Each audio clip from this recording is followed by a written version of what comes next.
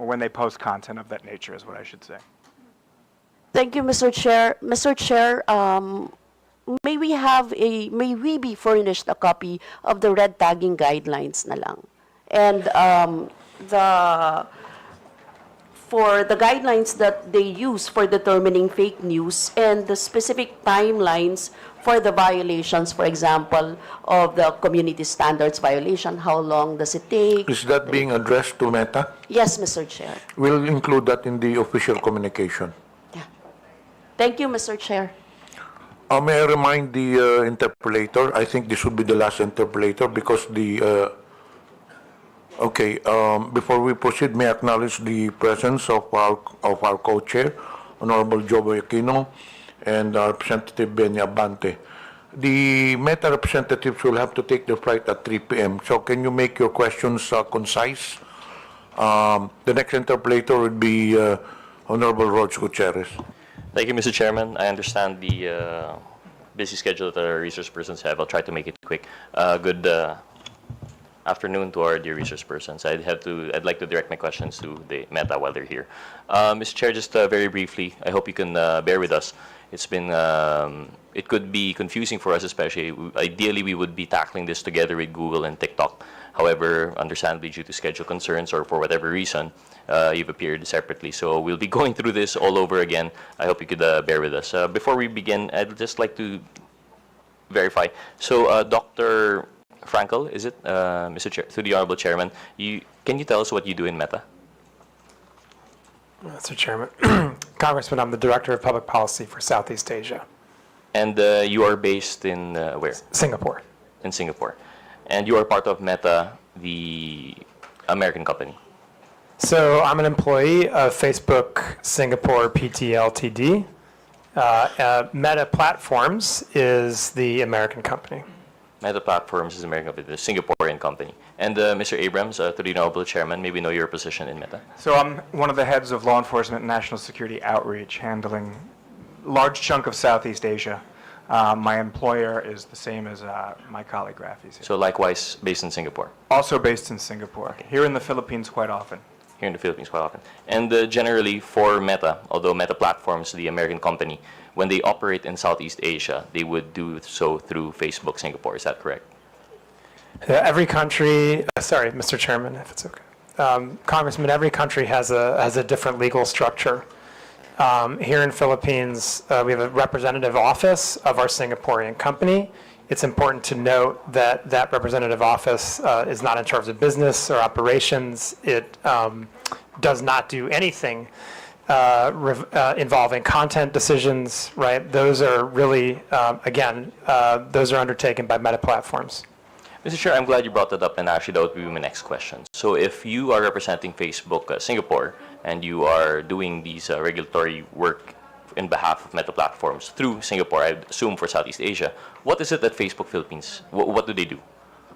If it's not anything to do with the support services or content regulation or the actual business of Facebook, Meta Platforms, sorry. It's actually very much about the business of Facebook. So we have sales and very robust sales and support team. Our public policy team, who's based here, while not involved in takedown decisions and data disclosure decisions, do work very closely with COMELEC and with DICT and with many NGOs. I think what we're trying to emphasize is that no decisions are made here. Those decisions are undertaken by our parent entity in Singapore or in the US. So this is really a sales and support office that exists here in BGC. I'd also say there are various programs that we run that are supported out of our Philippines office, including some of those I talked about earlier, which revolve around digital literacy. And the digital literacy programs with Digital Tayo that we've used to train over 6.5 million people. The digital entrepreneurship programs where we've trained over 60,000 micro, small, and medium-sized enterprises. Those are also examples of the type of work that our local team here has undertaken, and so forth. There's other examples. And Mr. Chair, just for the record, respectfully, sir, it's Meta Platforms, Inc. that controls all of our platforms. Okay. If that's helpful, Paul. Thank you for that clarification. And in fact, it is more helpful, so we have a better idea now. So Facebook Philippines is mostly in the business of, well, the business, which is sales, and I would assume this is advertising. Yeah, we're an ads-based business. So it's advertising. How about Facebook Marketplace? Is that also within the purview of Facebook Philippines?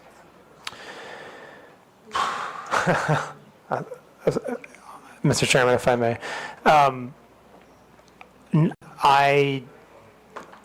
I want to check to make sure I get you the totally accurate answer, but I believe the answer is no. I think that Facebook Marketplace is, again, operated by the parent company in the United States, but I do want to qualify that by saying I definitely do want to check to make sure that's correct. Thank you. So I hope you understand where our confusion is coming from. So I would assume that Facebook Marketplace would be part of the business end of Facebook. So we would assume that that would be something within the purview of Facebook Philippines, considering that there would be regulatory requirements under the DTI and such. Mr. Chairman, if I may, this is where it does get a little complicated, right? I mean, to be clear, so there, there's no commerce that's taking place on Marketplace, right? And so but it doesn't mean that we don't comply with local law, right? We, as a global American company that lives up to the best legal standards in the world, we always want to comply with local law. So just because any of the platforms are being operated by an American company doesn't mean that we still won't comply with local law. Yeah, Mr. Chair, absolutely agree with you, and we are not implying any disregard for local law, but precisely, I think, if you've been listening to our fellow colleagues here, what we're driving at is accountability, which goes beyond just the legal requirements. So I hope you understand where we're driving at with this and why I'm asking these questions. We aren't implying that you aren't following local law. And in fact, we do appreciate all of these efforts that you've done above and beyond the legal requirements that we may have, such as your public outreach programs that you may have, and your facilitating the requests of some of our stakeholders in government. However, I hope you understand that what makes it very difficult for us is that when we have problems, it's very hard to reach Meta Platforms, Inc. So understandably, we are of the position that if we have any problems or anything that we have to relay, we have to go through Facebook Philippines. But as you can see from our previous hearings, they've been tossing us around left and right. We go to Facebook Philippines, they tell us to coordinate, they have no involvement with Meta Platform Inc. We go to Meta Platform Inc. and they say that, no, we're an American company, we won't be going there. So we're now trying to understand, for our purposes in crafting legislation, what legislation can we make given the very specific, special structure that social media corporations tend to have. I hope you understand, because generally what we're trying to regulate here now is within the purview of publication, for example, media. But unlike media, which would operate specifically within a country, we're talking now about, a foreign entity that would now be in the business, not just of, public expression, but also the commercial side of it and advertising. As you said, you're a ads-based business. So now we'd like to just differentiate. So going back to my question, I hope you'd bear with that. So Facebook Marketplace is not with Facebook Philippines. Facebook Philippines deals with the public outreach programs that you mentioned and the business side. So anything that has support for the Meta Platforms Incorporated in relation to content regulation and, for example, double-checking terms of use, if compliance with terms of use, these are not within the purview of Facebook Philippines. That much is clear, correct? Mr. Chairman, if I may. Okay. Thank you, thank you, Congressman. And now I understand where you're going with these questions. So let me just clarify again. The platforms, whether it's Facebook, Messenger, Instagram, Marketplace, they are operated by Meta Platforms, Inc. in the United States. So for the purposes of these hearings, we are the people that can come and address them. And I just want to clarify, and by the way, also, if you would like to have further discussions on regulation that you're considering, we're happy to do that. And I also just want to really, really clarify and emphasize a specific point. We always intended to come to these hearings. I really do want to make sure I say that and repeat it, because it's very true. We always intended to come to these hearings. We needed a little bit of time to make sure that me and Rob could get here. The other times, the dates we were given, there was just very short notice, and we had other commitments. We both have profiles that are regional. And so there was always an intention to come to this hearing and answer your questions and demonstrate the accountability, which we absolutely agree you deserve. We know how important our platforms are. We know that they service the vast majority of Filipino people. We know that they're used for commerce, for social connection, for business, for government affairs. We know how important they are. And we believe that we do have the responsibility to show up and answer these questions.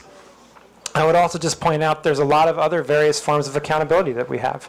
We publish transparency reports that look at how many government requests we've acted on.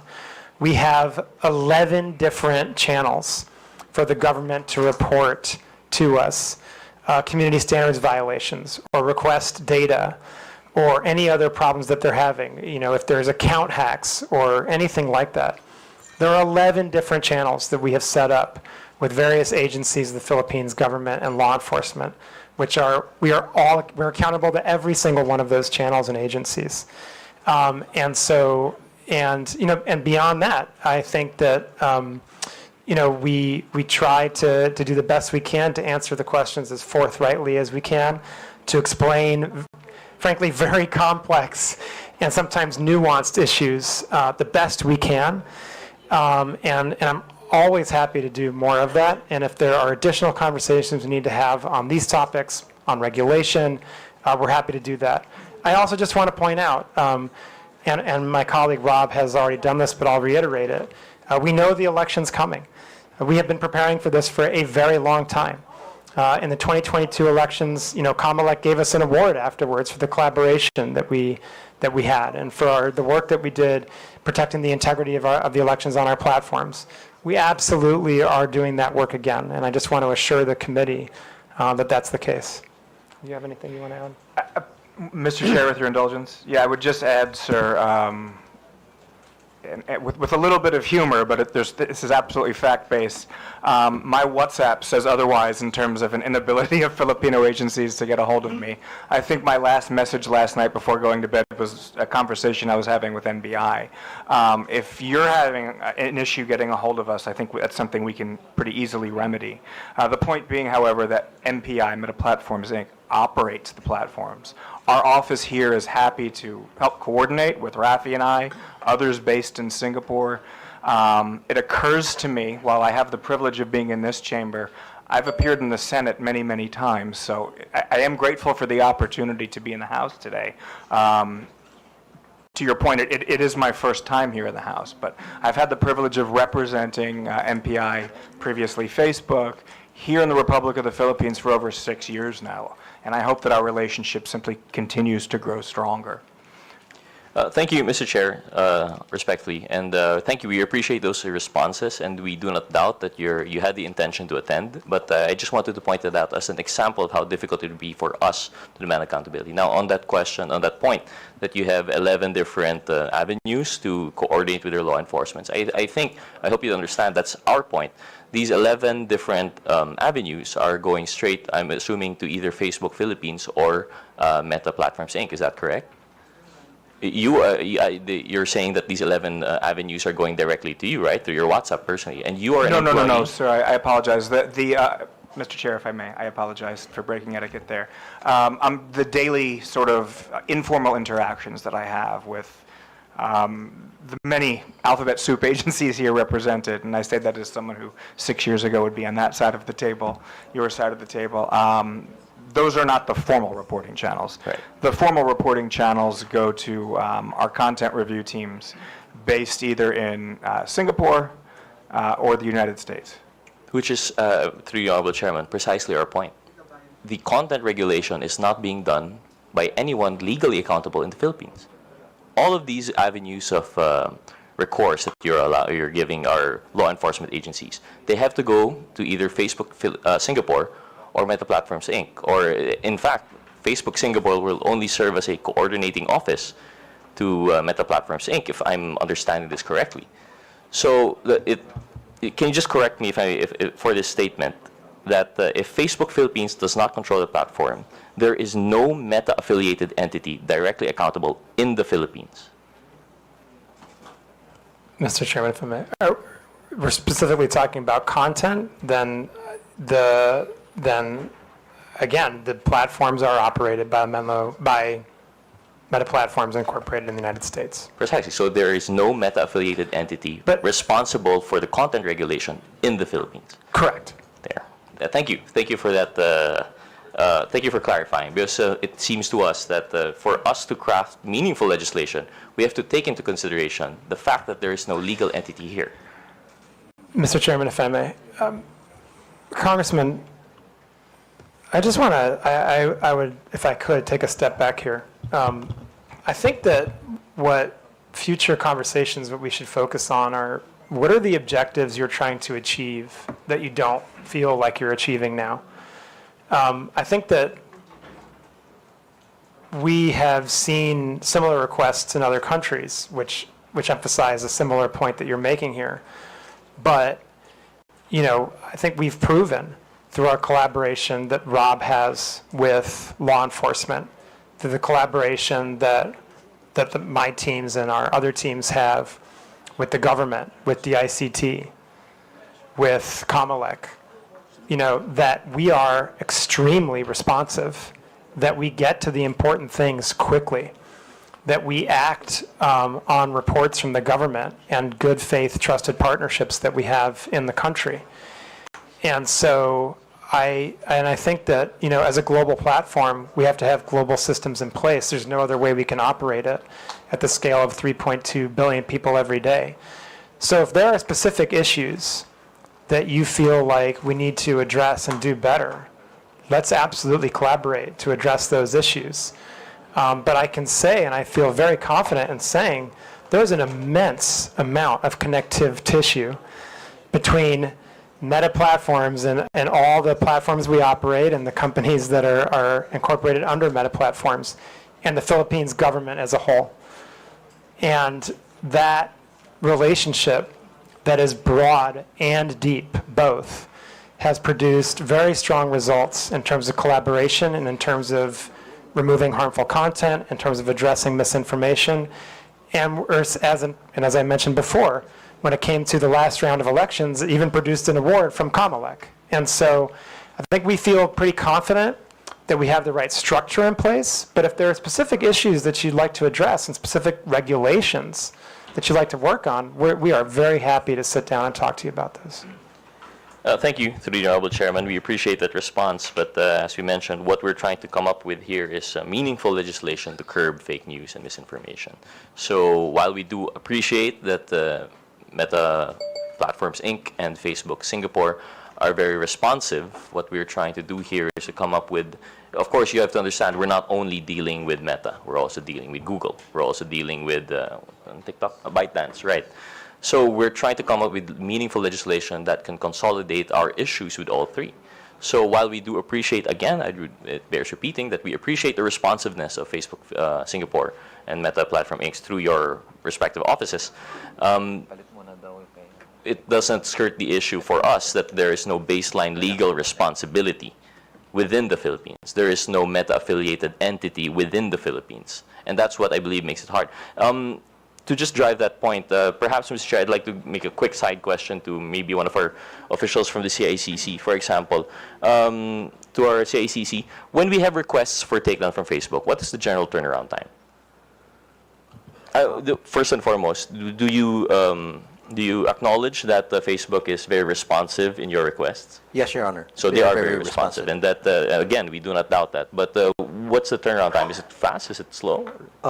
Usually, it will be from 6 hours to 24, most of the time.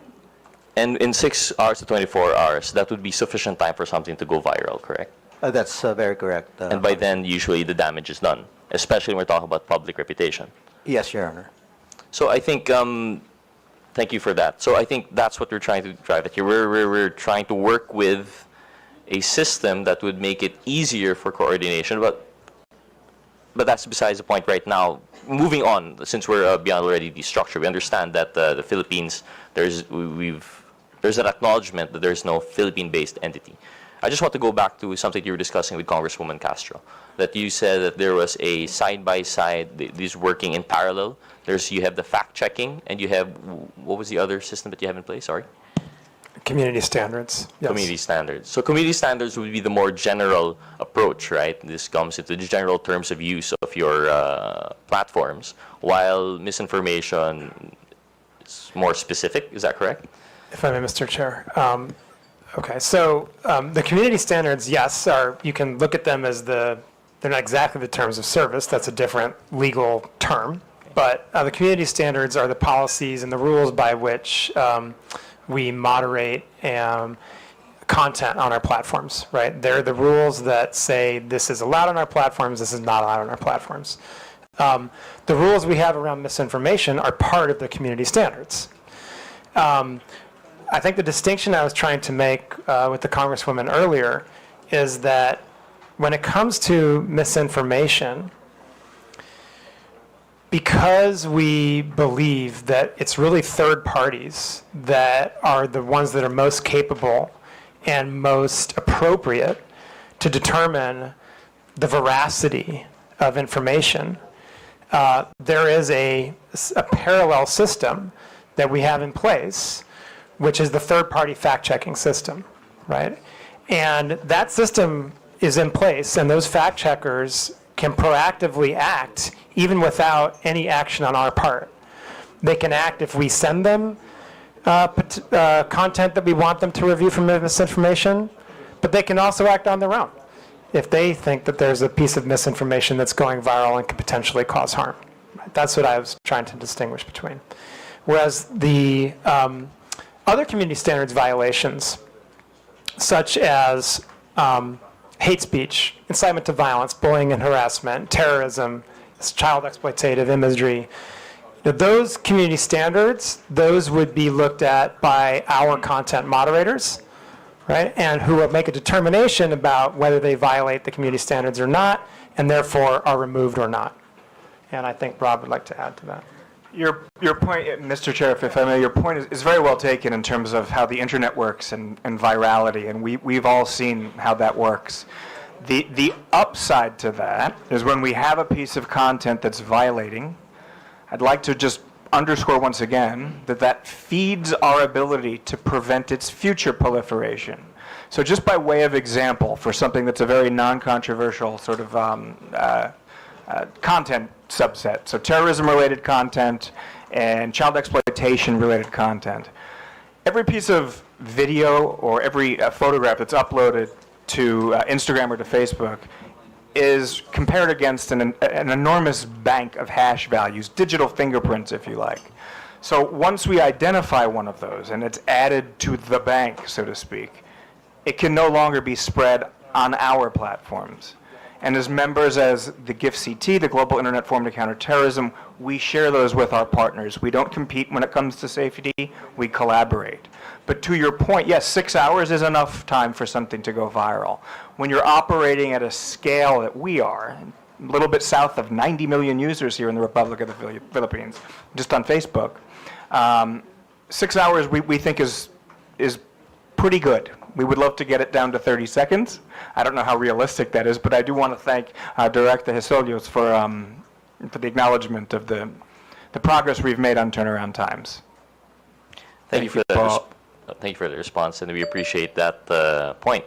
And I stand corrected. It's not just the terms of use. It's terms of use and community guidelines, which are two different things. But in general, these are the two pillars on which you would base that one part of the parallel operation in screening, and then the other, the misinformation, would be more specific, if I understand it correctly. So in relation to that, if we're talking about response times, and going back to the question of the representative process, I believe, so is there a pre-posting screening mechanism? Because, for example, what we've learned from ByteDance is that when you post a video, there's like this buffering, which isn't actually required to post their videos. But during that time, they're already screening it amongst, like you said, it's probably a digital bank of other prohibited content before it gets posted. So is that the same with Meta?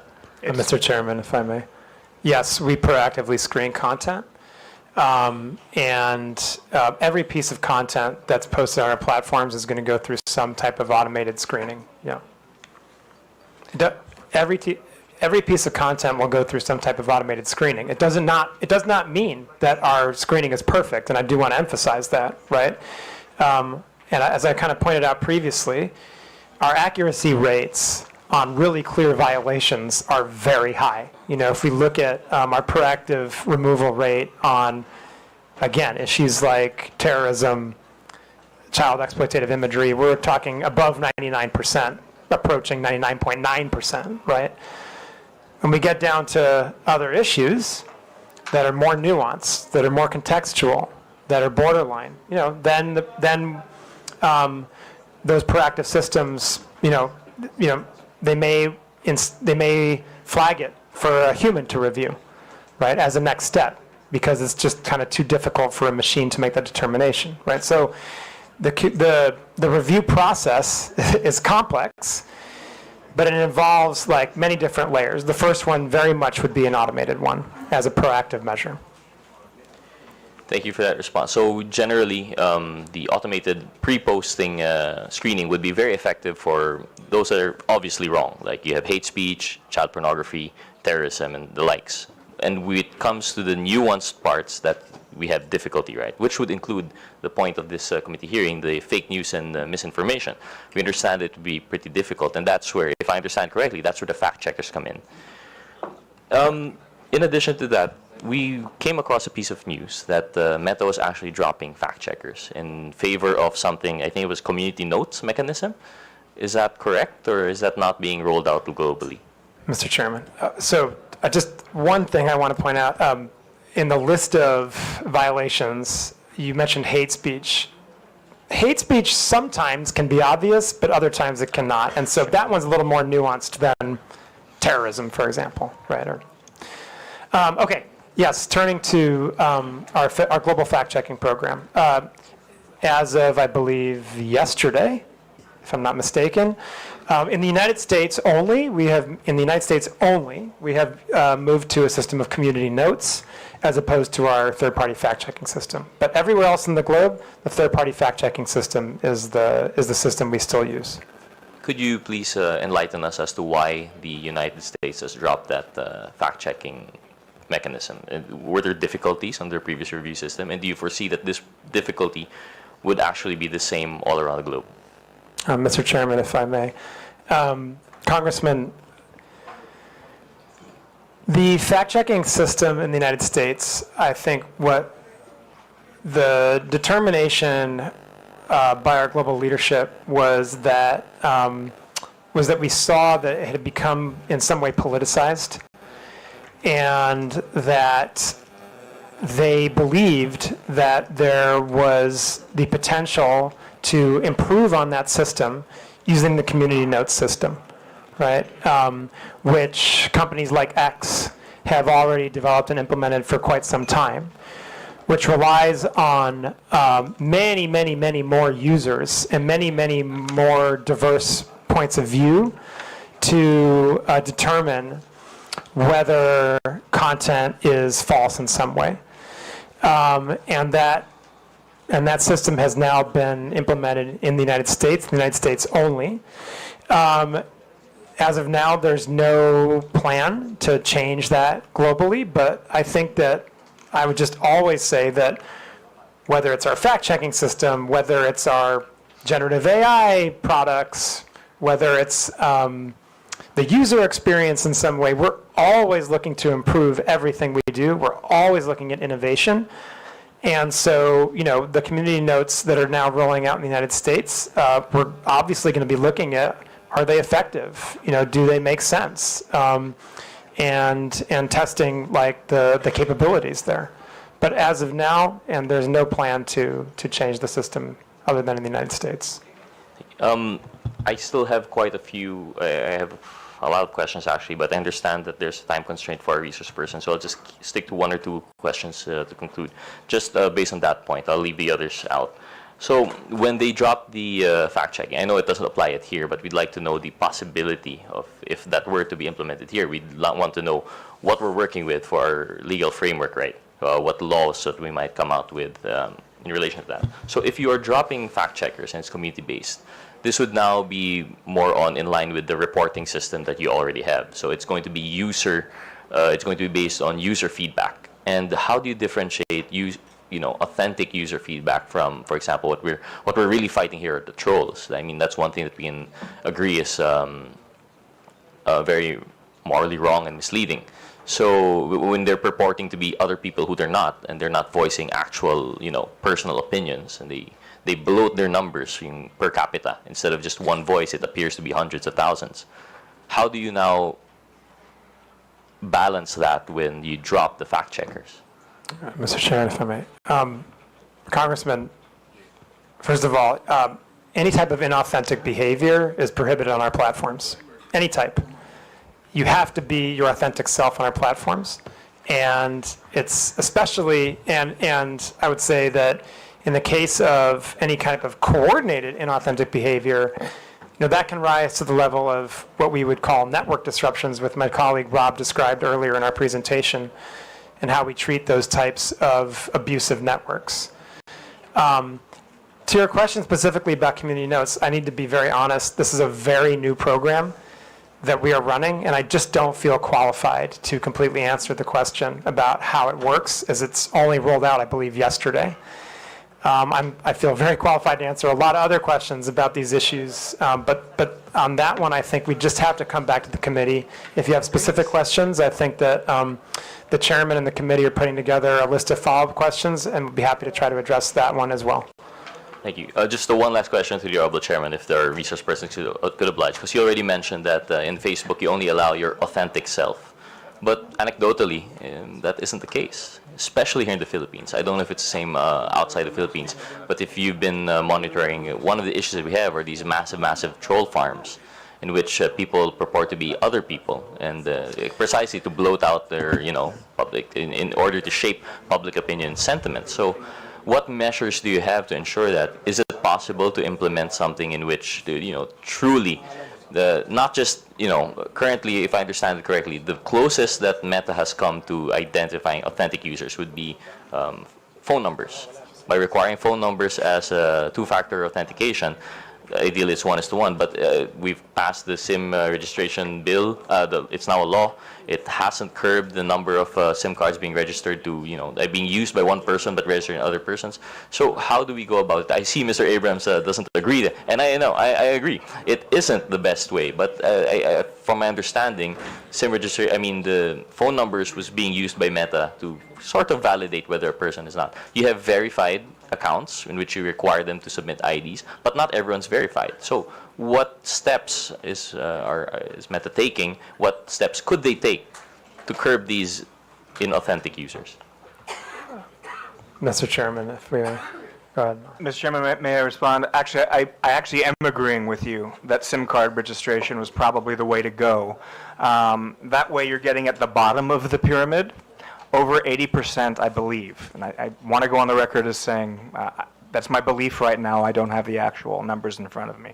Over 80% of our Filipino community of users uses phone numbers to register.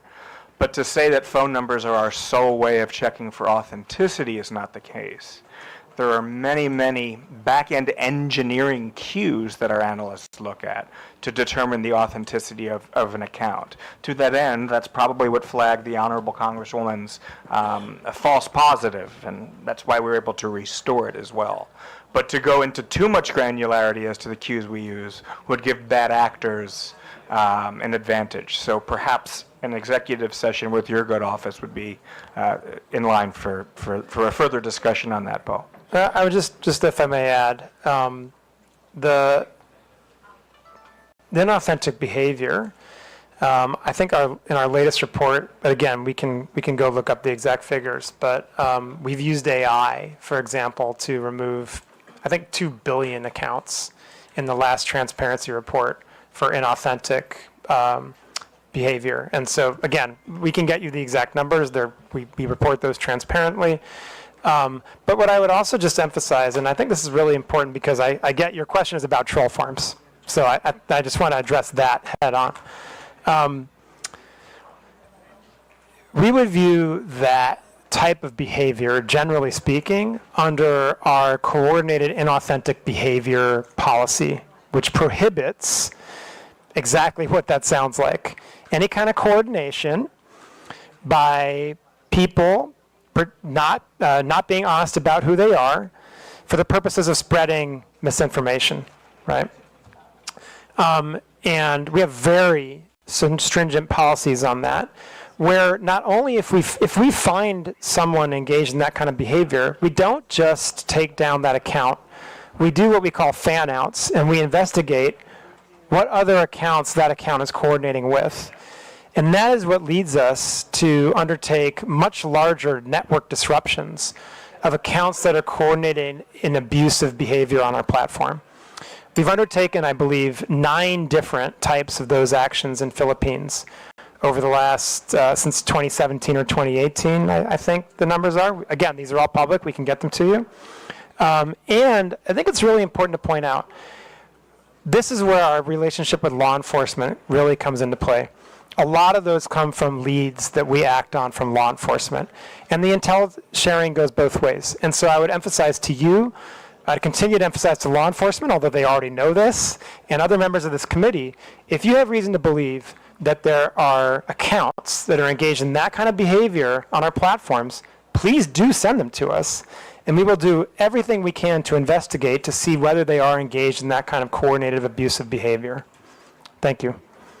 Thank you, to the Honorable Chairman. Actually, if you had the time and you stuck around with us, I think you'd see through our other resource persons in questioning later on that it is, while we do appreciate that you have the guidelines and the protocols in place, it doesn't seem to be all that effective. I understand the scale that you're operating, perhaps it's very difficult, but at least in the situation here in the Philippines, you'd see later on that it's very difficult. But I understand with the time constraint, I actually still have more questions, but given that we wouldn't want you to miss your flight, so I'll be yielding to the next interpolator. I'd like to thank Dr. Frankel and Mr. Abrams for their time today. Thank you very much, Mr. Chair. The last interpreter on the meta issue, Honorable Romeo Acop, you have the floor. Thank you, Mr. Chair.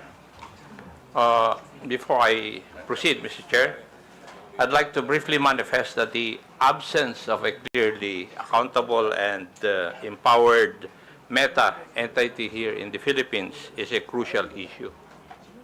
And I hope the Meta people would agree with that. As we have heard, Facebook Philippines does not control the platform, nor does it handle content regulation or policy enforcement. This makes it difficult for Filipinos to seek timely and effective recourse when harm occurs online. That is why we are exploring the idea of requiring accreditation or registration for social media platforms operating in this country to ensure that there is a readily accessible, responsible point of contact that understands and complies with our laws. It's a matter of accountability, Mr. Chair, not just for regulation, but for the protection of the Filipino people. And may I proceed, Mr. Chair? I'll touch on accountability, which was a little bit touched by the Honorable Gutierrez. May I ask, Meta, are you aware of the number of Filipinos who use Facebook and Instagram? Are you aware of the number? Mr. Chairman, if I may. Congressman, I assume you're referring to here in the Philippines or globally? Philippines. Yes, I think the last numbers that we've reported were over 90 million. 90 million. Over Filipinos. 90 million. Okay. And would you agree that you have a responsibility to these users to keep the space you provide them free and open? You have that responsibility, would you agree? Sorry, do we have the responsibility to keep our platforms free and open? Yes. Sir? Be tolerated. Would you agree with that also? Mr. Chairman. May I know why you are going to answer it carefully? Sir, yes, absolutely, sir.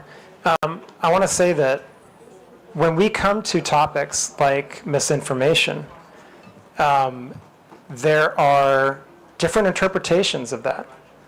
And this is why we rely on third-party fact checkers to be the authoritative sources of what is true or false and to make those determinations. So that we, as a neutral platform and one that is committed to providing, again, the best we can do to balance freedom of expression and safety, are not the ones making the determination about what is true and false. So I believe that we have the proper system in place where we rely on third-party fact checkers that are internationally certified to be the authoritative sources on what constitutes misinformation. And from that point, we have the responsibility to act on the findings that those third-party fact checkers provide to us. And if they provide us the finding that that's false, then we do have the responsibility, and it is in our community standards, to make sure we've reduced that distribution of the content and properly labeled it, so anyone seeing that content knows that they are viewing something that is false and that they can access the authoritative source of information so that they can understand what the real situation is. And I think that that's the way that we do our best to make that proper balance of providing freedom of expression, but also safety for the people of Philippines and indeed our global community. And again, I just want to emphasize, even then we will go as far as to removing misinformation if it's clearly false and can lead to physical violence or violates elections law. Right? In those cases, we will remove it.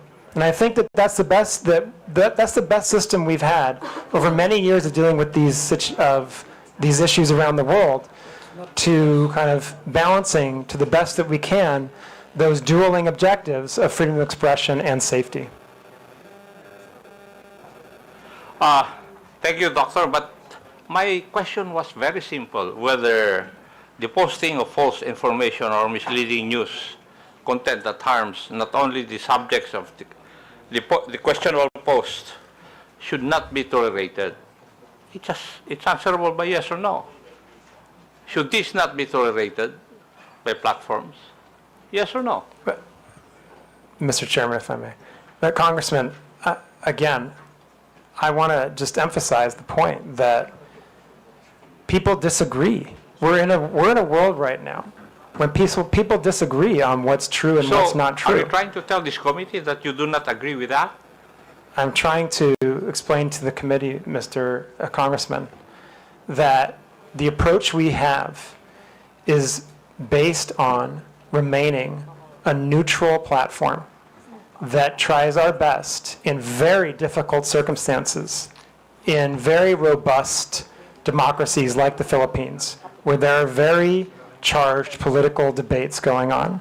We do our best to balance freedom of expression on the one hand and safety on the other, and that our view on the best way to do that is to rely on third parties to make the determination when it comes to true or false or somewhere in between. And we think that that's the best way forward. And Mr. Congressman, actually, I would say, I don't think you necessarily want us to be the ones that determine what's true and false. I don't think you would want us to undertake that kind of that kind of power, basically.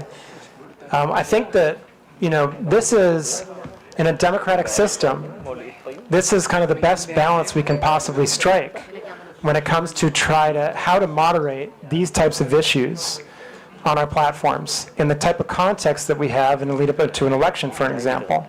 And I would just note again that we take our content moderation very seriously. We take our fact-checking program very seriously. We have 11 different channels between the government and our platforms to address any type of misinformation or other harmful content. We undertake network disruptions if we see that there's a coordinated abusive pattern when it comes to misinformation or disinformation or any type of foreign interference. And as a result of that, and I would just, again, in the last election cycle, we were given an award by Comelec for this work. And so I just have to continue to lean on that posture and on that approach as the best way that we can support the community that we have here in the Philippines. Thank you. But as we have discussed earlier, that there are systems and controls in place to remove posts that violate community guidelines. So we can both agree that some posts do not belong on the platform. Yes, Would we that can be correct absolutely also? agree. We can absolutely agree on that, yes. You can agree with that That already. there are some posts that don't belong on the platform? Yes, absolutely.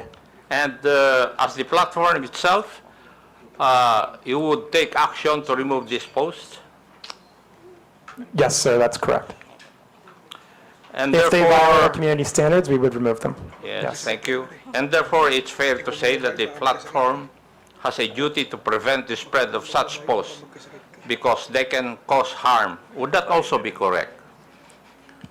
And Mr. Congressman, we have a duty to act on content that violates our community standards. And in some cases, specifically if it violates local law. No, That- Doctor, my point is that you have a duty to prevent the spread of such posts because they can cause harm. That's the gist of my question. We have a duty to remove posts that we're aware of that violate our community standards, yes. Thank you, Doctor. Now, could I say that you recognize that Meta bears some responsibility for what is shared and posted on Facebook or Instagram? Mr. Chairman, if I may. Sir, every individual user bears the ultimate responsibility for what he or she posts on our platforms. I think that it's That's- important to underline that That's a point. given. That's a given, okay. Now, Right. what As long I'm as- asking is whether Meta bears some responsibility for what is shared and posted on Facebook and Instagram. That's So- my question. Yeah, so what I would say is, we Do absolutely... you? Yeah, sir, if I may, we very much believe that we have a responsibility to provide a safe platform for our users around the world, including in Philippines. That's your obligation.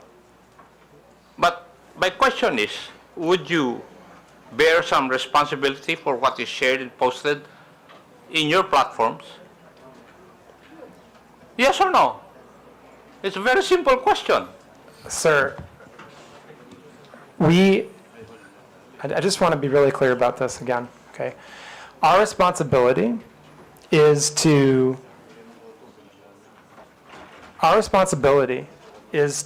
make sure that we are doing the best we can to balance between voice and safety, okay? And the ultimate Mr. Chair. responsibility, for the people, Chairman. for the content posted is the I people think that post the it. doctor is evading the answer to my question. Any Tom, Dick, and Harry will say that it's answerable by yes or no. Mr. Congressman, the ultimate responsibility lies with the user who posts the agree. content. But what I'm asking is if Meta bears some responsibility. I'm not asking whether you are the primordial entity to be responsible. No, I'm not asking that. My question is whether you bear some responsibility. Mr. Congressman, if I may, I believe I've answered the question that I think the user bears the responsibility for what they post on our platform. Now, we have a set of community standards that we do our best to uphold because we want everyone to have a positive experience on our platforms and a safe experience on our platforms. And that's what our community standards are for. That's what our fact-checking programs are for. That's why we take these hearings very seriously. That's why we have the 11 different relationships with the government agencies in the Philippines so that harmful content can be reported to us.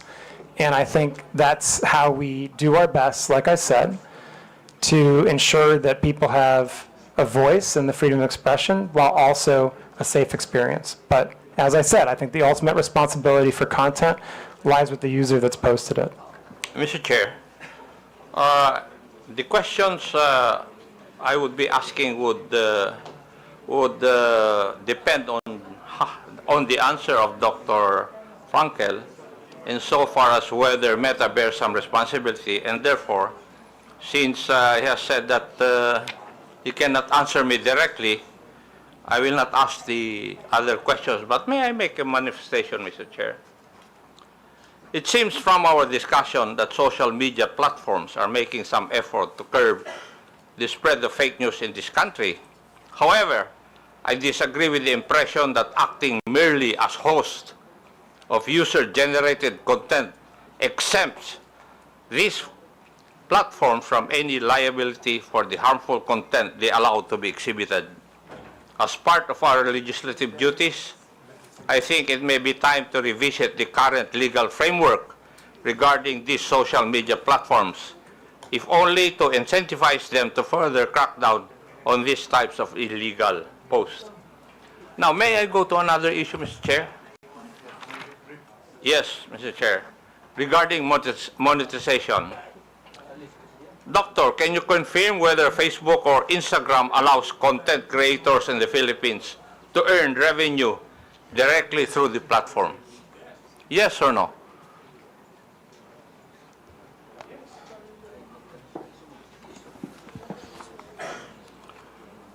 Congressman, I believe the answer is yes, but I want to make sure to check on that.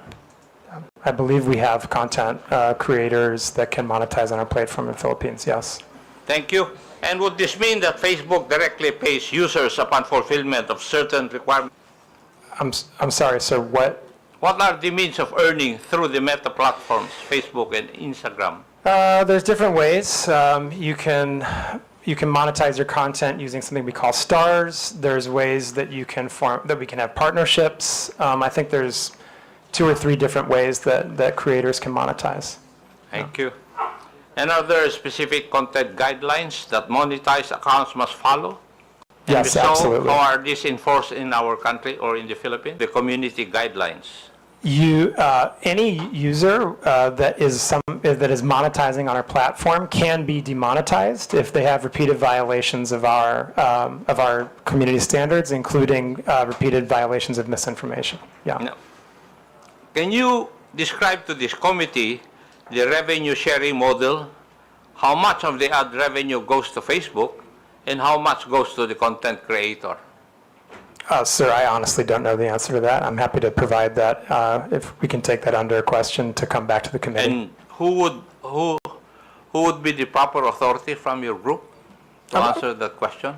We can come back to you on that. There's a few questions I think that we're going to put together as part of the follow-up to this, and we can happily add that as one of them. Thank you. Now, my last question, how does Facebook ensure that creators don't exploit the algorithm by posting inflammatory or misleading content just to gain more views and earnings? Mr. Chairman, again, if I may, as you pointed out, sir, we have policies that will demonetize pages if they engage in repeated violations of our community standards or if they engage in repeated instances of misinformation. For curiosity's sake, can you provide data available on how much content creators in the Philippines have earned through Facebook's monetization programs over the past years? Mr. Chairman, I'm sorry, I do not have that data. And who would have that? Again, we can take that question under advisement and see if we can come back with something, but that may also be subject to privacy, and so I would have to see what the exact question is and see if we can come back to you on that. Thank you. Thank you, Mr. Chair.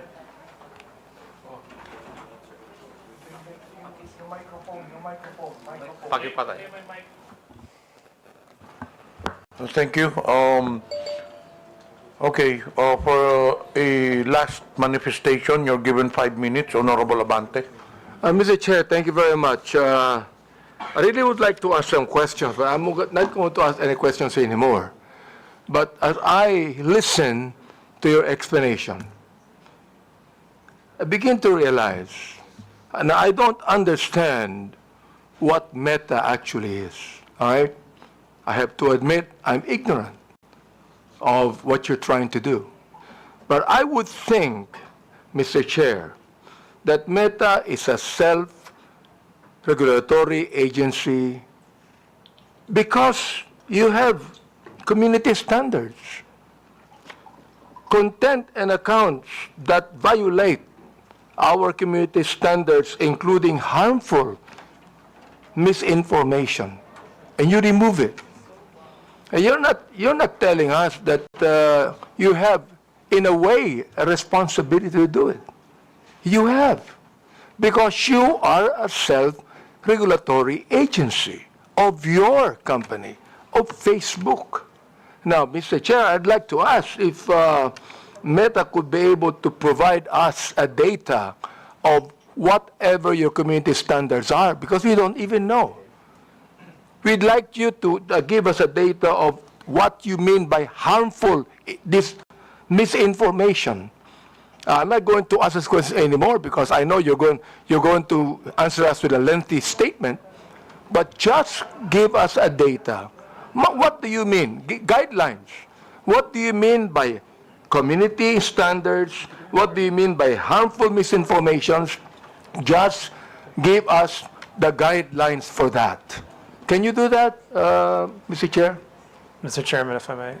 Congressman, our community standards are publicly published and available in Mr. Chair, I'm asking that you give us the data. Not being able to see it on public. We would like to ask you to give us the data. Anyway, Give us the guidelines for your community standards. there are many requests as per interpellation from the different congressmen. So we will incorporate all these requests, requesting data. Thank you. Including your Guidelines. request regarding the community's standard guidelines. There was a request also from Arlene Brosas. So we will incorporate this on our official communication, and hopefully you'll also to give us a feedback. Just one thing, Mr. Chair. Comparing the Philippines to different countries, do we have more misinformation here and violation of community standards? Do we have more of that than any country in the world? Do we have more? Mr. Chairman, if I may. Congressman, I think that I would have to go back and look at the statistics, but we publish our transparency report on community standards enforcement every 6 months. And our fact checks, again, are also very transparent. That information is publicly available, as is our community standards. All the information that you've just requested is publicly available information. So, Rob, Thank did you. you want to add Thank you. anything? You're asking, with your indulgence, Mr. Chairman, you're asking, obviously, Congressman Abante, a very important set of questions. The first thing I would say is just to reiterate, our community standards are readily available online. Number two, they're iterative. So in our consultations with your government and many others, they're revised with a lot of regularity. A lot of what we do is self-regulation, to be fair. But here in the Philippines, sir, if I may, we not only consulted with, we agreed to lots of legislation that has placed on us turnaround time burdens when it comes to certain types of harmful content, data disclosure burdens, not burdens, but obligations that we've agreed to, and we're beating turnaround times. We are largely compliant with data requests. I would hope, and I wouldn't dare speak for the law enforcement community here, but I would hope that they would agree that we are amongst, if not the most forward-leaning when it comes to protecting our Filipino community of users. And I absolutely think I understand that we're in the middle of an election cycle. Things are heated here at the moment, but that does not distract me or my team from our constant, everyday work in battling off-platform harm for our users. And not everything we do is self-regulating. We do a lot to follow local law. And reasonable people like myself in your good office, we're going to have disagreements along the way. I think the point is to keep these dialogues open. So with that, I do want to genuinely thank Congress for allowing us to be here today. Maraming salamat po. Thank you for that. Yeah, I would just emphasize, Mr. Chairman, we heard a lot of questions today, and very good questions, very fair questions. I hope that the answers we provided in the presentation were educational, informational, and I hope that we demonstrated, as Rob just pointed out, the very strong collaboration we've had with many different parts of the government, different administrations, Congress, on developing regulation and laws, implementing them, living up to our legal obligations here in Philippines, and again, being a platform that is a positive social net good for Philippines because it helps people build their businesses. It helps the economy grow.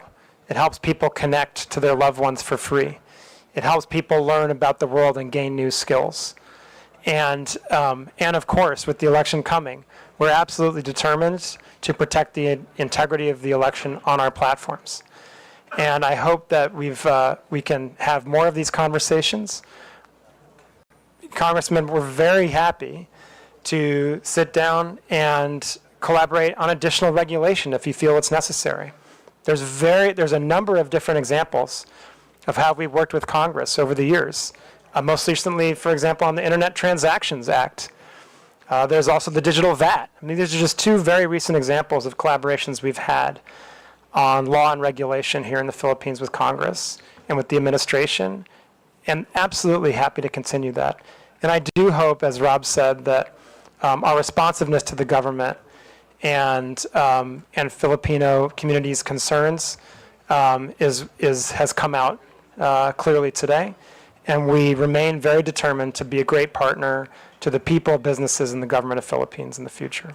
And thank you so much for the opportunity, Mr. Chairman, to present this today and to speak to the committee and the people of the Philippines. Mr. Chair, thank you for your statement, Dr. Frankel and Mr. Abrams. This is the very reason why we have this hearing, so we could be able to craft laws about what is happening right now. I'm so glad you said that you be compliant to every legal thing we have in this country. And thank you very much for that. And Mr. Chair, I'd like to assure Dr. Frankel that Mr. Abrams that we will, in my own capacity, talk to you about many of these things. Thank you very much. Actually, we still have many questions to Meta, but unfortunately, because of time constraints, we cannot do so. So in behalf of the committee, Dr. Frankel, Mr. Abrams, would like to thank you for attending the hearing. You are now excused. It's already 1 p.m. You go direct to the airport. You might miss your flight. Thank you very much. Thank you, Mr. Chairman. Thank you, committee. The chair acknowledges the presence of Senior Deputy Speaker Aurelio Dong Gonzales, Honorable Ernesto Junicio Jr., and present online, Honorable Arjo Ataide, Honorable Jonathan Flores.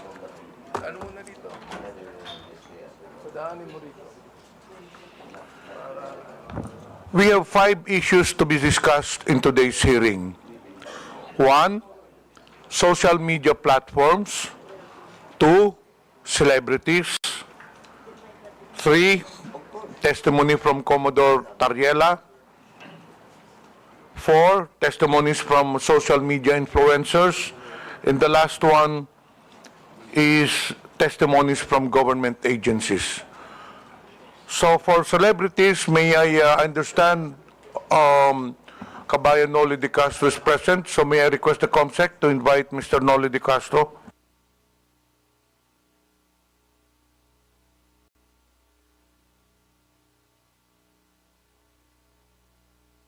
COMSEC, pwedeng maimbita natin si Mr. Noli de Castro so that we will have an orderly hearing and a smooth flow of discussion. We will tackle the issues as mentioned earlier by the chair one by one.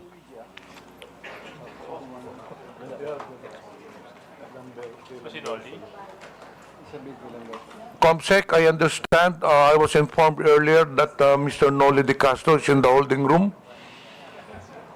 Yes, sir. He's on his way. Okay. Can we invite them?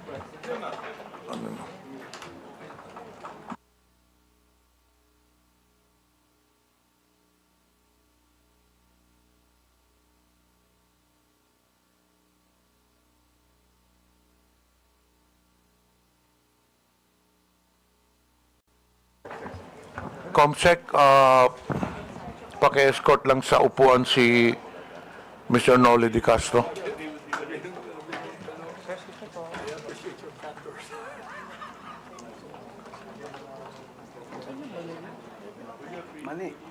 Thank you,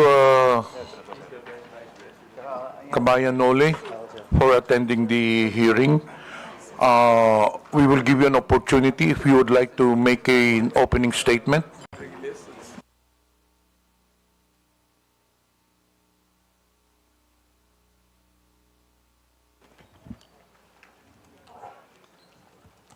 Good afternoon po, Mr. Chairman, and mga membro ng committee, at ang ating mga invited guest. Kanina po nanonood ako doon sa loob ng hearing ho ninyo. At sinusuportahan ko po itong initiative ninyo na labanan ng mga fake news. Kasama ho kami dyan. Yung mga misinformation at saka disinformation. Kasama na rito po ang deepfake. Naging biktima rin ho ako niyan. Marami sa aming mga broadcaster.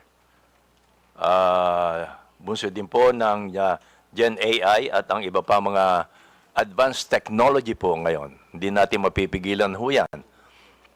Kanina, I'm sorry, hindi ninyo napag-usapan sa Meta yung advance ng technology. Kasi hindi ho talaga mapipigilan. Yung pinsala na dulot nito ay hindi lamang po sa aming mga personalidad and even to you, Congressman, kundi pa sa pangkalatan sa publiko na nakababasa, nakakita at nakakapanood po nito. Kailangan ng sabayang pagkilos para sa education ng publiko at sa aming media practitioners para mamulato ang mas nakararami tungkol sa masamang epekto ng fake news sa ating bansa at sa demokrasya. Kami ho sa media ay alam ko malaki rin ang responsibility sapagkat mas mabilis kaming ma-check ang mga fake news. At the same time, ma-check kaagad namin ang fake news. Although sana po ay naka-ready din ang mga government agencies na sagutin yung mga lumalabas na fake news, especially sa mga congressman din po. Thank you. Thank you po. Thank you, Mr. Noli Di Castro. As per our House rules po, all resource persons will have to take their oath. So, can you please rise? Comsec, please administer the oath. Comsec, please administer the oath. Please raise your right hand, sir. Do you swear to tell the truth, the whole truth, and nothing but the truth in this inquiry? Please reply. Before we proceed with Thank you, interpellation, Mr. the Chair acknowledges Honorable Geraldine Roman. The first to interpellate, Representative Kunghon, you have the floor. Thank you, Mr. Chair. Magandang hapon po, former Vice President Noli Di Castro. Good afternoon po. Gaya nga po ng sabi ng ating chairman, ni Kong Johnny Pimentel, ang peking balita ay walang sinasanto. Lahat nabibiktima, lahat pwedeng maapektuhan. At bilang public personalities, isa sa madalas na nagiging biktima ng fake news ay ang ating mga local celebrities at sikat na media personnel. Mula sa peking iskandalo hanggang sa maling impormasyon, lagi silang nadadamay ng di makatarungang paghuhusga. Dahil dito, may inimbita tayong mga ilang sikat na media personality para magpahayag ng kanilang karanasan bilang nabibiktima ng fake news. Mr. Vice President, I think it's fair to say na madalas po kayong nagiging subject ng fake news.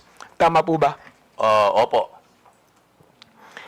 At dahil din po dito, nagkaroon po kayo ng pampublikong hinaing regarding sa mga fake news. Lalong-lalo na nung nakaraang linggo. Tama po ba? Opo. At base sa preliminary research na isinagawa po natin, isa sa mga peking balita na kumakalat tungkol sa iyo ay ang nausong quote card na pagkatapos na pagka-aresto ng dating Presidente Rodrigo Duterte, kung saan sinabi mo daw na the former President Rodrigo Duterte, Tatay Digong, did not start the war to kill. He started, nasa ano po yan, meron po tayong, pwede po bang pakilabas? Yan po Concept. ba?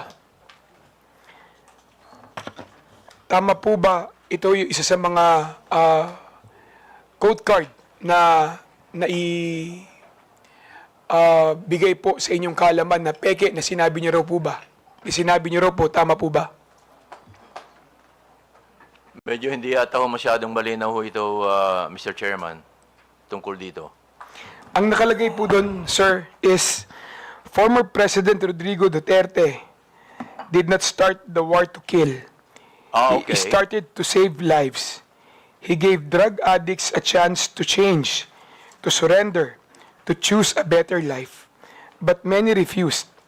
They kept using, kept selling, kept killing innocent people. So what a leader should do, let criminals destroy families or take actions to stop them. One addict lost is tragic, but thousands of innocent lives saved, that is justice. Duterte made the streets safe. Yan po yung mga nakalagay sa quote card na na-attribute po sa inyo. Opo. Pero hindi ho lahat totoo eh. Kaya kami ho, fortunately, kami sa media, sa mga broadcaster, nakokorek kaagad ho namin on the air. On the air. Once na lumabas yung fake news, nakokorek kaagad namin. In my case, meron po akong IG na ginagawang ko kagad doon ng word na malaki na in bold letter na fake. Tapos nakikiusap po ako sa aking mga kaibigan na may Facebook din, may IG, and other form na ipakalat naman nila na yung lumabas na ba na news item ay fake. Yun ang mga ginagawa ko para mabilis na nakakakalat yung information na that item ay fake. Thank you, Mr. Vice President. Mr. Vice President, nakikita niyo po ba yung nakalagay sa screen natin ngayon? Opo. Ito po ay galing kay ito po ay pinost, no? Ni JM, di ko alam kung paano i-pronounce itong Almine o Almine o Almine. Ayan, JM Almine. Nakalagay po dito, sabi niyo raw po na di ko binoto si PRRD dahil gustong-gusto ko talaga si VP Lenny. Aha. Familiar po ba kayo sa napabalita ang sinabi niyo daw po? Opo.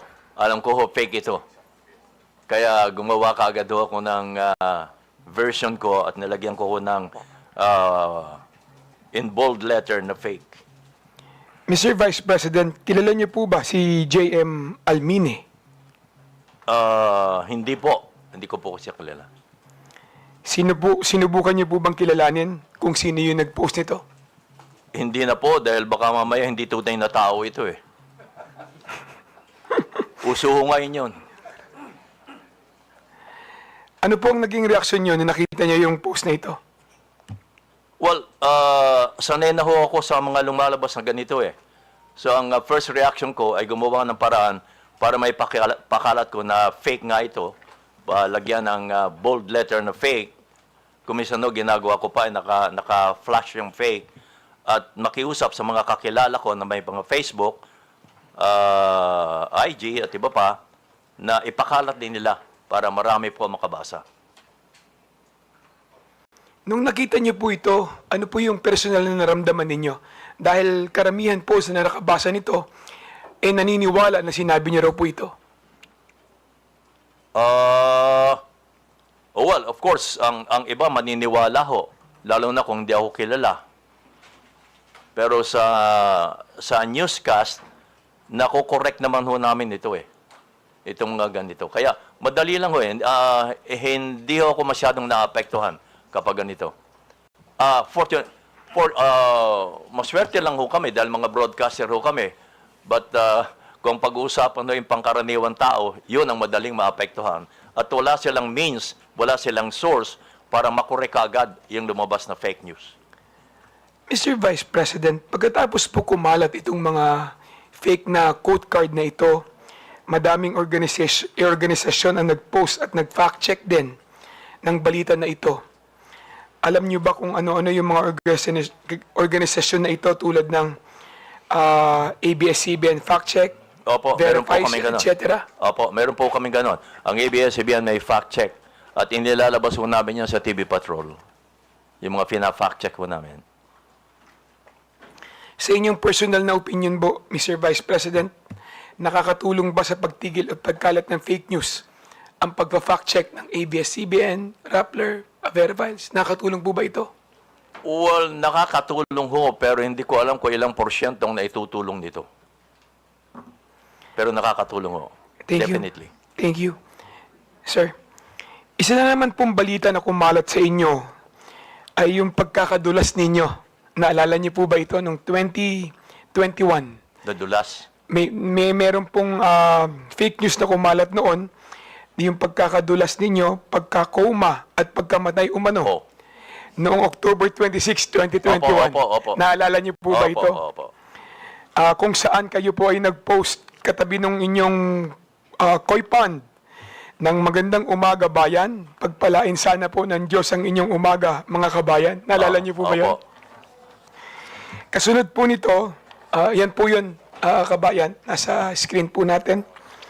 Kasunod po nito ay nag-post kayo ng isang video na may caption, miss ko na po kayo mga kabayan, abangan. Opo. Naalala nyo rin po yun. Pati po ang inyong anak na si Madam Kat de Castro ay nangangailangan pa mag-post upang patunayan na ang balita na yon ay fake news din sa inyong pagkamatay.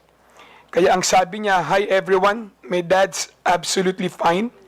We just had dinner." Ang post ni Madam Kat de Castro. Opo. Ano po ang inyong reaksyon nung nakita niyo na may kumalat na kayo ay pumanaw na? Well, sabi nga ho nila, kapag kayo nabalita na patay na kayo, ay masahaba ang buhay nyo. But isa pa ho, sabi ho namin kami mga personalities, bad news or good news ay publicity pa rin ho. Kaya kung may ganyan, ay pag-uusapan pa rin kayo. Pero may mga news naman na medyo masakit na.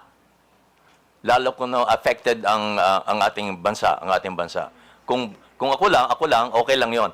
Pero pag affected na ho ang bansa, iba na 'yon. Mr. Vice President, yung mga tao sa paligid nyo, yung pamilya nyo, naapektuhan ba sa fake news na ito? Medyo ho, mas una silang naapektuhan kapag may mga fake news na involvo ako. Naniwala ba sila agad nung nakita nila yung balita na yan? Ay hindi ho, dahil alam mo naman nila ang nangyayari ho sa akin. Kaya hindi sila naniniwala kaagad. Kaya lang, nag-worry lang sila. Sir, yung mga taong hindi mo naman personal na kilala, tulad ng karamihan na yung mga viewers, na yung mga fans Opo. at supporters, ano ang naging reaksyon nila sa balita na yan? Well, ang nababasa ko lang ho, hindi rin sila naniniwala. Yung iba naman, nagko-condolence na. No? Lumabas ng balita na ako'y patay na. So, sinasagot ko sila, hindi ho, buhay pa ho ako. Yung mga ganon. Sir, sinubukan niyo po bang alamin kung sino yung nagpalaganap ng fake news na ito? Gusto ko ho lang alamin, pero wala akong means na alamin kung paano Kung ang meta nga, walang masyadong means para alamin Napansin ko kanina sa tanong nila, Congressman Gutierrez Sir, ni-report niyo po ba yung fake news na ito? I mean sa Facebook, sa Meta? Hindi na po. Hindi na po. Lately ko lang nalaman na kinakailangan pa palang i-report mo para umaksyon no sila. Kailangan pang i-report. Actually, pagkatapos nung kumalat na kayo ay pumanaw na, marami din po ang nag-fact check, no? Na organisasyon para siguraduhin na may tama yung kumakalat sa inyo na balita na kayo ay pumanaw na.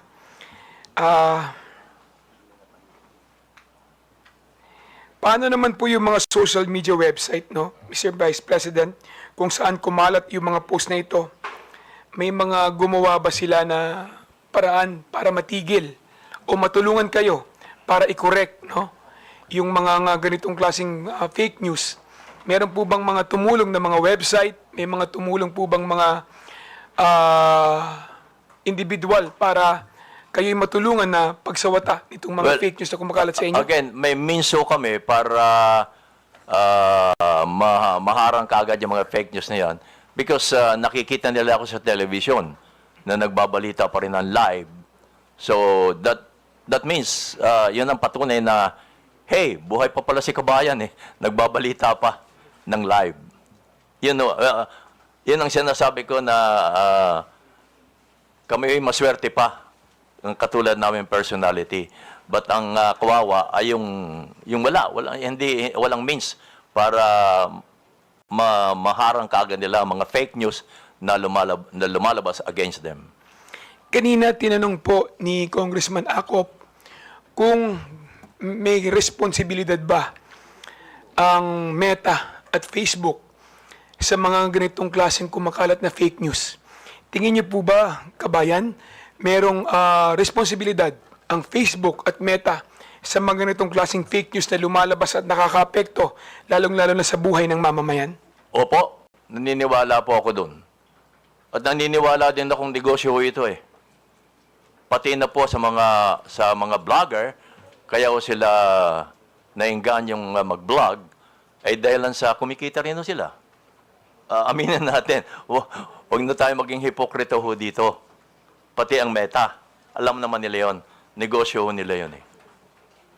So, tingin niyo po, hindi lang sa content creator o nag-post ang sole responsibility pagdating din po sa mga post na pinopost nila, pati rin po ang Meta. Opo. Meron tingin niyo, meron din pong responsibilidad Yes patungkol po. sa mga post na ilalagay sa kanilang platform. Mahalaga po yun. Dahil sila ang means eh, para may pakalat yun eh. Wala namang iba.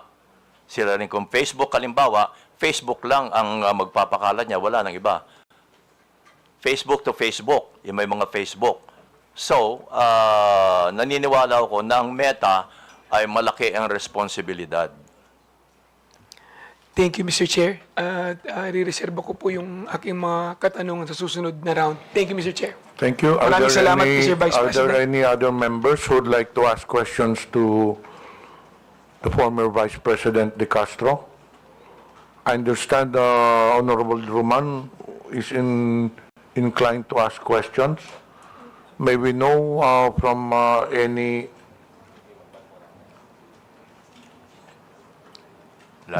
Nagpalista po si si General Honorable Roman. But it seems that Lumabas.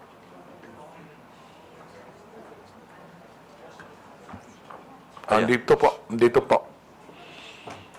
So the next interpolator is Congresswoman General Din Roman.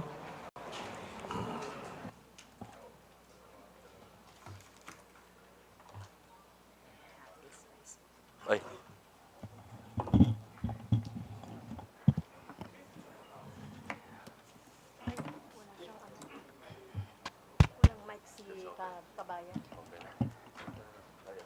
Hindi ko naman kayo interview. Magandang hapon po, Mr. Chair, ang aking mga kasamahan sa Kongreso at ang ating mga resource person. Today, we are celebrating the 4th TRICOM meeting, whose aim is to eventually eradicate fake news by means of state regulation. What have we established in these past 4 meetings? What has become obvious to all of us is that the different social media platforms lack a uniform regulation that would require them to, number one, establish a legal entity in our country. Ito po yung kadahilanan kung bakit ang ilang social media platforms po natin ay walang physical presence sa ating bansa. Wala rin po tayong isang regulation kung saan nasasaad na ang kanilang perang kinikita ay dinedeclare o binabayaran ng corresponding tax. Pero hindi ko na po panghihimasukan yan sapagkat yung aspekto ng taxation ay beyond our objective here in the TRICOM. Also, we do not have a regulation that will actually establish the duties and obligations of the different social media platforms in relation to the other stakeholders, such as the content creators. Paano po ba ang relasyon ng mga social media platforms sa content creators? Also to the advertisers, digital advertisers. Also to the government itself. It is this void that I think that our committee can be most useful to regulate the social media platforms. I know I am thinking ahead, but this is how we work. We look at the problem, analyze it, while toying with the possible solutions that come up from different members. So we can regulate social media platforms. But to actually regulate the area of content creation is potentially and most probably unconstitutional. In my research, I have discovered that any kind of state regulation over content creation should pass the strict scrutiny test that will be actually applied by the Supreme Court or any corresponding court if the constitutionality of this state regulation is questioned. So from a pragmatic point of view, mas mabuti pa sa puntong pa lang ito, alam na natin kung ano ang haharapin kung tayo ay magkakaroon ng state regulation over content creation. Why? Because content creation is the expression of our fundamental right to free speech. And this is guaranteed by the Constitution. We cannot regulate opinions. We cannot regulate how and what content creators should produce. But we can regulate social media platforms by empowering them and requiring them to act as gatekeepers by establishing guardrails. To give you an idea kung ano po ang magiging problema kung tayo ay magre-regulate ng content creation, ayun ho, mangyayari, magdedemanda to, question sa Supreme Court. At by default, actually, it will be considered as unconstitutional. Dahil automatically, we are dealing with a fundamental right, the right to free speech and the right to expression. And the government will have to state and prove and establish a compelling reason, which is rather difficult. So if you were to ask me, and this is something that I've been wanting to tell my colleagues, if we are to regulate, let's regulate the social media platforms. Mr. Chair, this afternoon, I would also like to report to the committee what has been going on in the past weeks. Actually, in the past TRICOM meetings, I have been proposing the establishment of a Digital Council of the Philippines. To recall, it is similar to the kapisanan ng mga broadcasters of the Philippines, to be formed among the stakeholders themselves by associations and groups of content creators, as well as the digital advertisers, as well as digital marketing firms, as well as the Global AI Council, as well as members of the academe, because the idea was to make the Digital Council of the Philippines a medium by which we can educate the public, in particular the youth, on the responsible use of social media and, most importantly, critical thinking. We also wanted representation from the DICT in the Digital Council of the Philippines, as well as the NBI and the PNP. So the idea is basically self-regulation. It has worked for the advertising world. When commercials are submitted to the scrutiny of the Ad Standards Council to see, based on their own code of ethics and standards, if the commercials are fair and true. So, depende po sa findings ng Ad Standards Council of the Philippines, ay aaprubahan ng isang commercial o hindi. Sa kapisanan ng broadcasters ng Pilipinas naman, sa aking pagkakaunawa, ito po ay hindi government-controlled. Ito po ay self-regulating. And they came up with their own code of ethics and standards, which is to be followed by its members. And they also have their own redress system.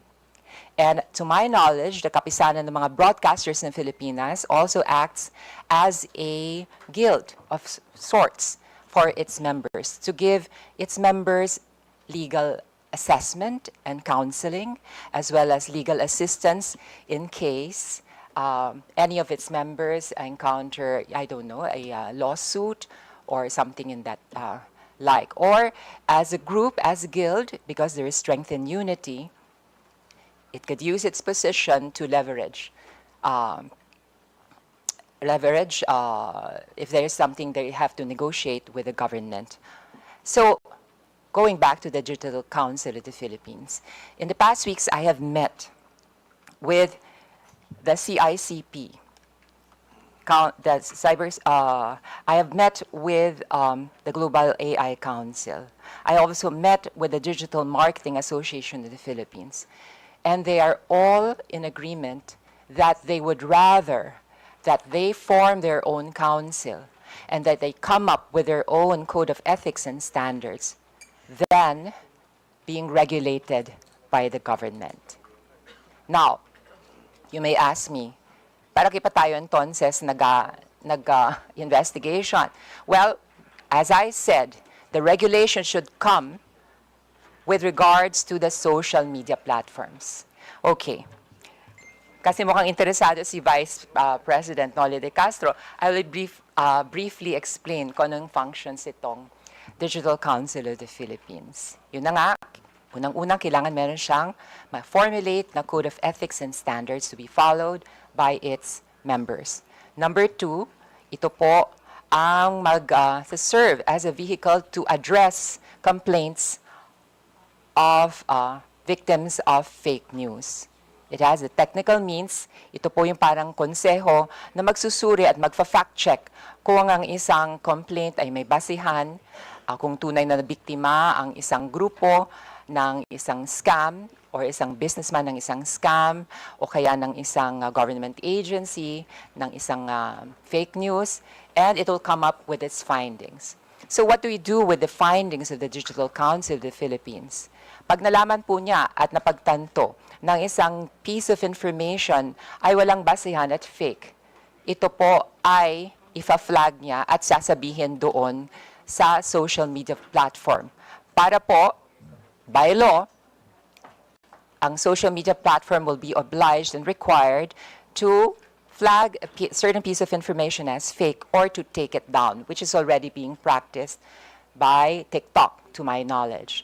And also by some other social media platforms that have community annotations, community notes, no, na nagsasabi itong informasyon na to ay lacking information o ito'y walang basihan. So this is a way of administering justice without stepping on the constitutional right to freedom of speech or expression. Kasi sa laban po sa fake news, ang kalaban po natin talaga dyan, syempre, of course, is the piece of news itself. Ako po ay naniniwala kapag ang isang piece of information ay walang matibay na pundasyon na nakapatong at nakasalalay sa katotohanan, ito po ay babagsak. Pero kailangan nga lang ho ay mag-cooperate ang ating mga social media platforms. Maaring tanong po ng iba dyan, paano mo ma-ensure na lahat ng content creators ay magiging miyembro nitong Digital Council? Pero hindi po ito ang pangarap ng Digital Council of the Philippines.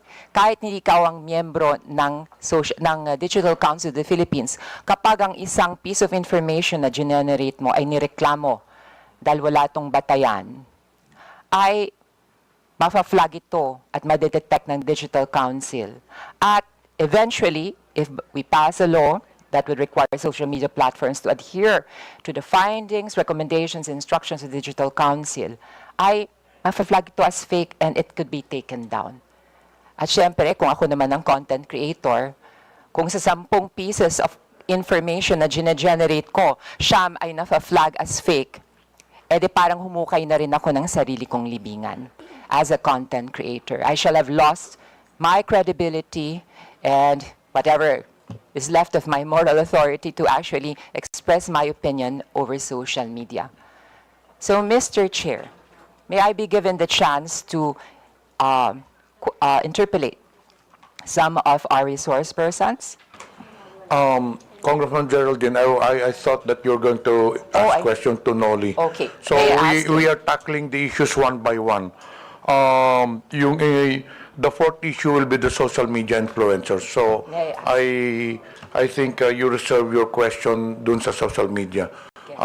The resource person that we are now asking question to is former Vice President Noli De Castro. May I have the pleasure of interpolating our former Vice President and fellow journalist, Yes po. Noli De Castro. Kumusta po kayo, Mr. Mabuti Vice po, President? mabuti po. Yes. Kayo po bilang isang mamamahayag, gaano nyo pinahahalagahan ang ating constitutional right to free speech and expression?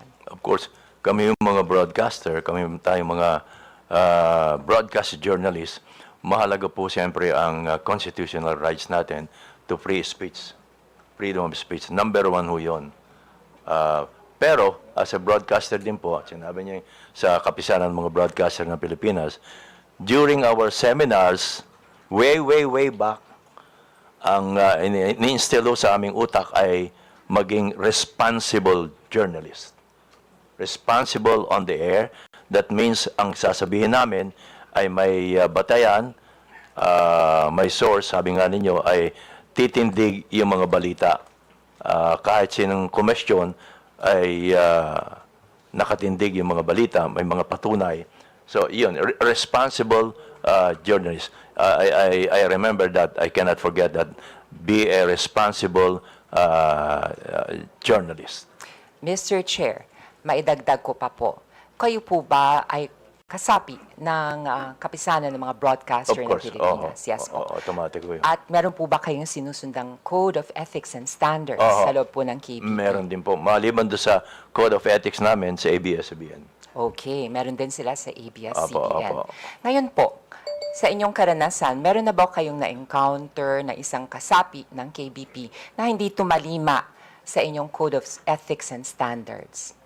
Well, unang-una ho, hindi na kinakailangan dumaan pa sa KBP pag may ganon. Yung mismong station ang nagdidisiplina sa kanya tungkol diyan. Kasi kumisan, inaamin ko rin naman na may mga broadcaster na may mga political leanings. Lalo na ho ngayon, malapit ng eleksyon.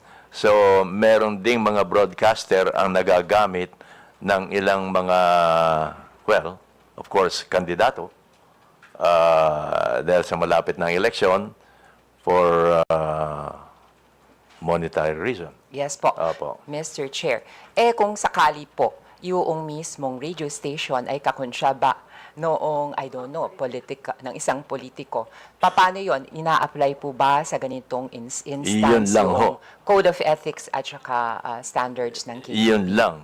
Baka ho mamaya ay utos din ng istasyon. Opo. Pero po, ang sabihin ko, doon po, meron po bang in that case, i-apply ang KBP? Meron dapat to magreklamo ang isang kandidato sa kapisanan ng mga broadcaster ng Pilipinas. Okay po. Mr. Chair, nais ko rin tanungin si Vice President Noli De Castro at ito ay related sa kanyang karanasan bilang mamamahayag. Kung kayo po ang tatanungin, gusto niyo po ba magkaroon ng ahensya ng pamahalaan na magre-regulate ng content o kaya ng balita na inyong binibigay? Medyo pumapasok ko doon yung freedom of expression freedom of speech. Doon pumapasok. So, sa madalit salita po, Mr. Chair, hindi kayo sang-ayon? Hindi ho, pero pwedeng i-regulate to in some sense. Hindi ho yung pure regulation. Yes. Mr. Chair, for the information of our resource persons and my colleagues, there is already a law that actually addresses the problem within the world of journalism. And this is the 2012 Cyber Libel Act. Basically, we have the freedom of speech and expression. But there's just like any other right, this is not absolute. Absolute. The state can regulate in order to protect public interest. But in regulating the freedom of speech, which is a basic constitutional right, it has the obligation to use the least restrictive means. At may dadagdag ko pa po, pagdating po dito sa pag-regulate ng free speech, it's parang, it's a lost cause basically. Kasi iko-question talaga yan sa Supreme Court. Ganun po ang mangyayari. So maitanong ko po sa inyo, Ms. Kabayan, na pakinggan niyo po briefly yung aking sinasuggest na Digital Council of the Philippines. Kumbaga ito parang self-regulatory, pero magfa-fact check din po siya. Tapos, yung findings niya ay ipapasa po doon sa different social media platforms katulad ng Facebook, ng Instagram, ng X, ng TikTok. At nakabase po doon sa findings, pwede po nilang i-flag, pwede po nilang i-take down yung content. So, in other words, so, ang naturang mga platforms ay member din ng Digital Council Yes of the po, Philippines. maaari po silang member ng Digital Council of the Philippines. At yun nga ho, sinasangguni ko na maaari po tayong magkaroon ng isang batas para obligahan itong mga social media platforms na i-flag itong mga pieces of information na matutuklasan na fake. Opo, dahil malaga po ang sa hearing ho kanina at yung mga guests mula sa Meta, importante talaga ho yung mga platforms na sila ang mag-control, ika nga, or mag-monitor ng mga lumalabas sa iba't ibang platform nila. Yes po. Mr. Chair, matanong ko rin po kay Kabayan Noli de Castro, naobserbahan niyo po ba na depende kung ano yung social media platform, ay maaaring silang magkaroon ng parang community guidelines sa isa na kakaiba doon sa iba. Kumbaga, Facebook meron siyang sariling guidelines, ang Twitter may sarili siyang guidelines. Sa inyo pang karanasan at obserbasyon ay nakikita niyo po itong ganitong sitwasyon. Well, nakikita ko dito halos pare-pareho lang ang mga ang Twitter, ang Facebook, ang Instagram, pare-pareho din ng nilalaman nila. Opo. Ang content po nila and the way they disseminate information, Mr. Opo. Chair. Opo. But for the information of everybody, in the past 3 TRICOMs, we have already established na minsan, katulad ng TikTok, meron siyang redress system. Pwede po niya i-take down yung news. Minsan nakakalusot nga lang ho. At yung fact-checking, hindi naman po ginagampanan din ng Facebook. Parang i-report po ng isang piece of information. Paramihan po ng report. Kahit totoo na po yung news, pero natalo sa dami ng trolls ng kabilang kampo o kaya ng kabilang bando, iti-take down ito. So it's not really on the basis of what is true or what is fair. It is on the basis of gaano karami kang magre-report, di ba? Parang popularity contest. So ito po ang problema nga natin. So with that, Mr. Chair, I would like to conclude by asking, would you agree to the idea of a Digital Council of the Philippines? Yes po, Congressman. Itong Digital Council of the Philippines, just like kapisanan ng mga broadcaster ng Pilipinas, ito ho ang maaaring, kasi sabi nga ninyo ay hindi ho tayo pwedeng maglabas ng batas dahil makikwestiyon hanggang Supreme Court. So itong Digital Council of the Philippines, ang pinakamabilis na maaaring kumestyon sa mga content providers na lumalabas, lalong-lalo na ang mga fake news. Maraming salamat, Mr. Chair.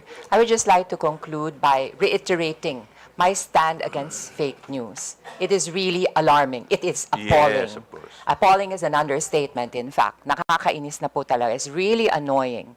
Especially na ngayon, maraming political developments, it's election time, iba-ibang paninira. And I have also observed, it is also, katulad ng isang araw lang, meron akong isang constituent na halos mabiktima ng perang scam. Ginamit ang deep fake ni Mr. Ramon Ang as well as ni Katunying.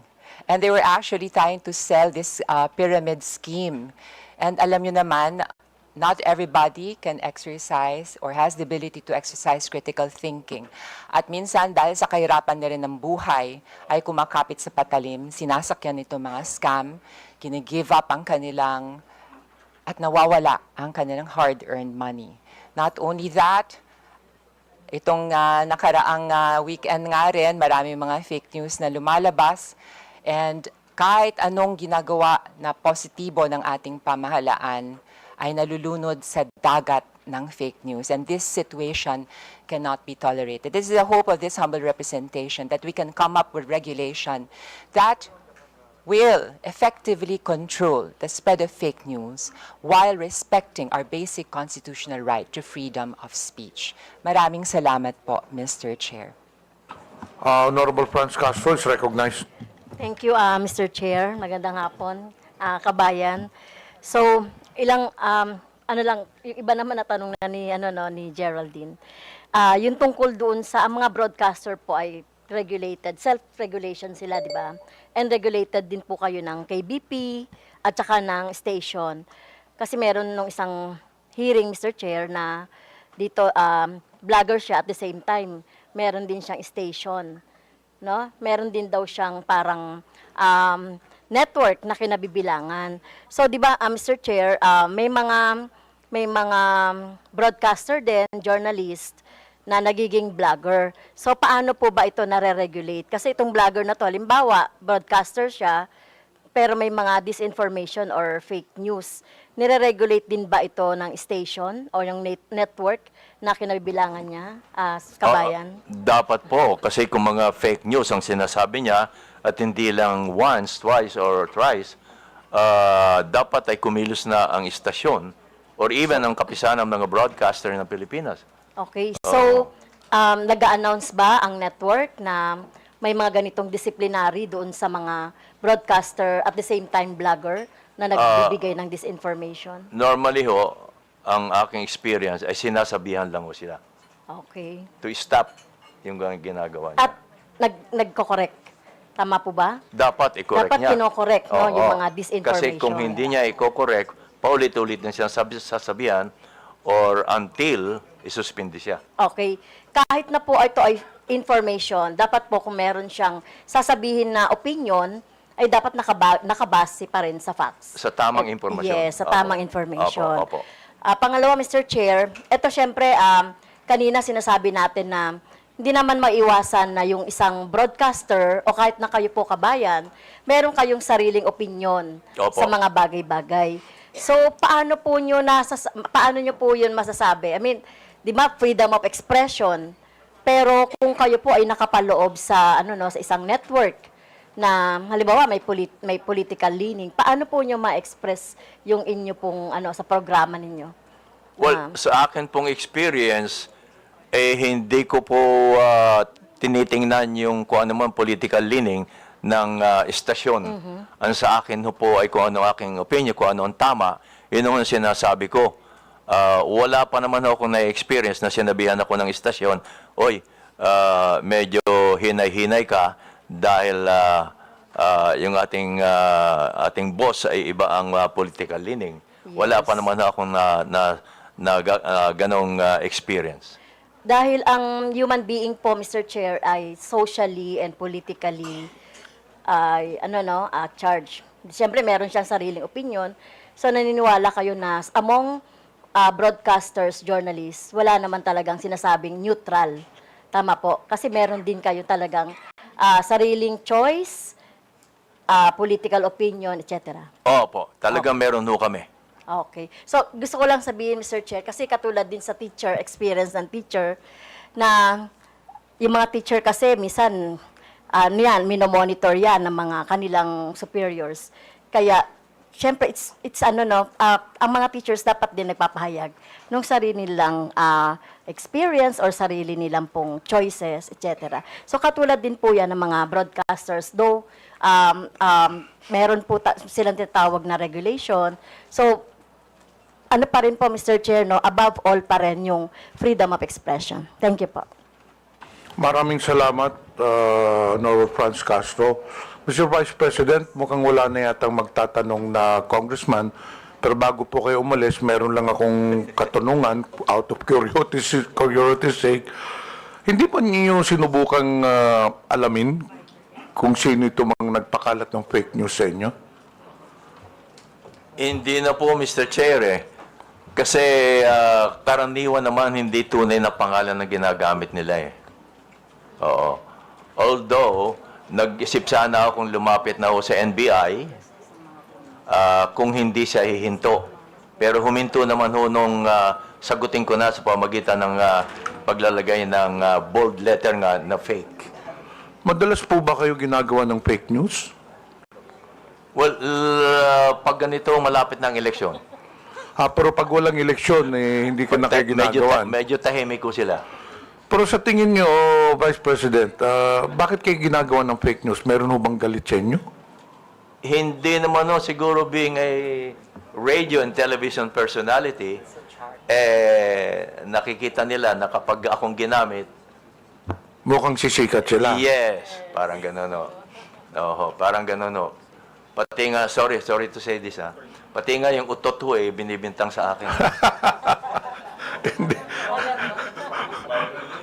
Nag-viral ho yun Sikat ho talaga kayo You're well known all over the country. So probably some of these, I would say, bloggers are taking advantage of your popularity.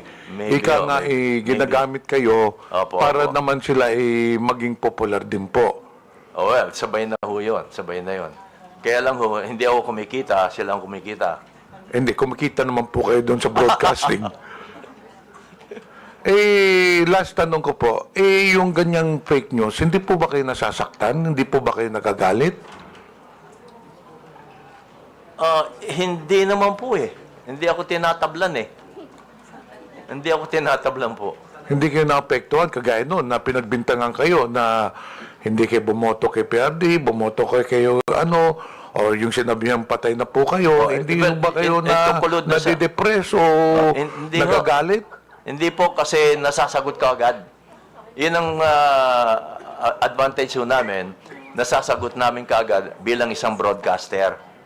Oo. Pero sa pangkaraniwan tao nga po, sabi ko nga, baka mahihirapan nung sila dahil hindi kaagad nila masasagot. Wala silang means para masagot kaagad. Alam nyo, Vice President, you're very well known sa broadcasting industry. And I believe that you are liked by the people around the broadcast industry. Pero nakikita mo kahit na magandang ang ikangang image mo sa broadcaster industry, wala ka namang kinakalaban, wala ka nang kinakaway, pero meron talagang mga tao na gusto lang talagang sirain ang isang tao. Hindi po ba? Kahit kayong mga congressmen, ganun din. Lalo na po kami, lalo na po ngayong eleksyon. Kahit maganda ang ginagawa ninyo, dahil sa mga fake news ngayon, iba ipalalabas nila. Sabi nyo kanina, hindi kayo naapektuhan kahit na anong fake news ipalabason ninyo. Ano bang pwede nyo i-advise sa amin? Kasi kami naapektuhan minsan Ay sagutin ka agad doon nyo. Ganun po ba? Sagutin ka agad. So, kailangan sagutin ho namin. Opo, na may mga kaibigan naman ho kayong may mga YouTube doon, may mga Facebook, gaya ng ginagawa ko nga bold letter, at kung minsan nagpa-plus pa, fake. Tapos pinakikiusap ko sa mga kaibigan na ipakalat. Yan kasi hindi naman kayo pwedeng o kaya, tumawag ko kayo sa mga broadcasters, sa mga broadcast journalist. At ipakiusap nyo kung pwedeng ma-interview kayo para ipaliwanag nyo itong lumabas na balita. Siguradong tatanggapin naman po kayo. Basta open lagi po. Yan ang pinakikiusap ko sa mga government agencies na open lagi sila kapag may lumalabas na balita. Kasi kung minsan ho ay kumakalat na yung balita ng mali, hindi kaagad nasasagot ng mga government agencies. Sa tingin po ninyo, kailangan ng Kongreso gumawa ng batas para mapigilan ang paglaganap nito mga fake news, para naman maprotektahan yung mga reputasyon ng mga tao. Kasi nakita naman ho ninyo, marami yung mga personalidad nasira rin ng reputasyon because of fake news. Tingin nyo, kailangan ho natin gumawa ng batas? Baka ho magandang pag-aralan itong kay Congressman na Digital Council of the Philippines. Para lahat ng Facebook, YouTube, member ho dito, para kung meron ng reklamo tungkol sa mga post na hindi maganda o hindi totoo, may papasok agad dito sa Digital Council of the Philippines. Kasi po, I don't know, Congressman, Mr. Chairman, baka ho kumisan pag may batas, napapalusutan pa ho eh. Tama po. Palusot pa ho pa sa batas. Umaabot ho hanggang sa Supreme Court. Baka ho dito, baka makatulong itong pag-aralan ho nating mabuti ang Digital Council of the Philippines. Baka ho mas may ngipin ho ito para mapigilan ang pagkalat ho ng fake news. Actually, Mr. Vice President, pagkatapos po nitong hearing na ito, meron na ho kaming mga proposed legislations Opo. to counter this fake news. So hindi na po ako magtatagal, Mr. Vice President.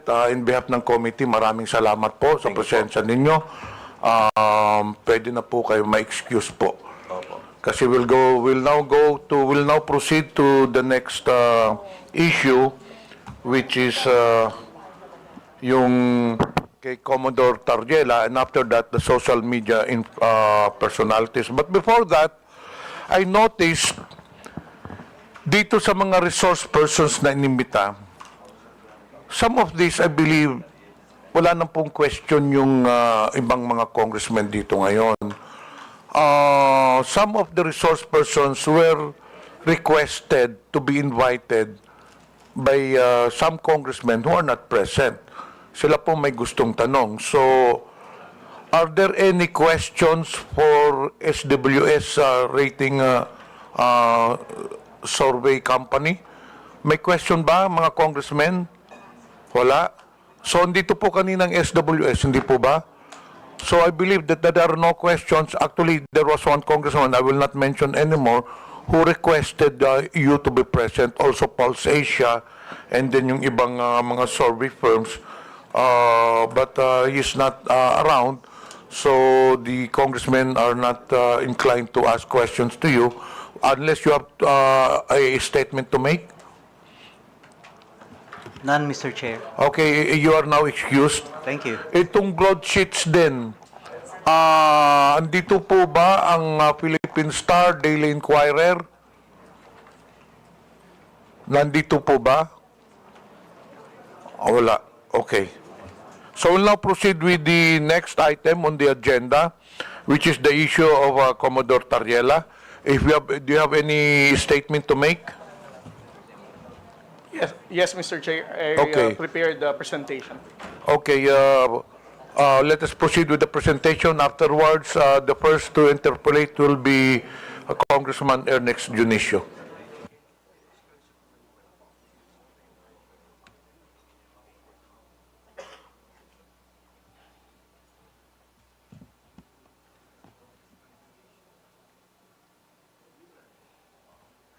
Mr. Chair, can I proceed? Pakilapit lang po yung mikropono. Mr. Chair, can I proceed already? Yes, please proceed. Thank you, Mr. Chair. Isang magandang hapon po sa ating lahat.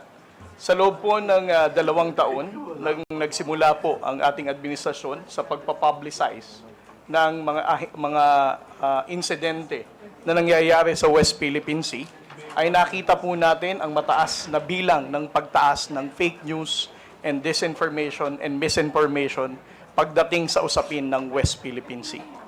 Sa loob po ng 2 taon na inanalyze po namin ang mga fake news, peddlers, and trolls na nagpapakalat ng maling informasyon. According to our analysis, we can actually came up with 3 levels of fake news purveyors in terms of social media platforms. The first one is what we call the initiators. Ito po ang mga kilala po nating social media influencers na nagbibigay ng maling impormasyon pagdating sa usapin ng West Philippine Sea.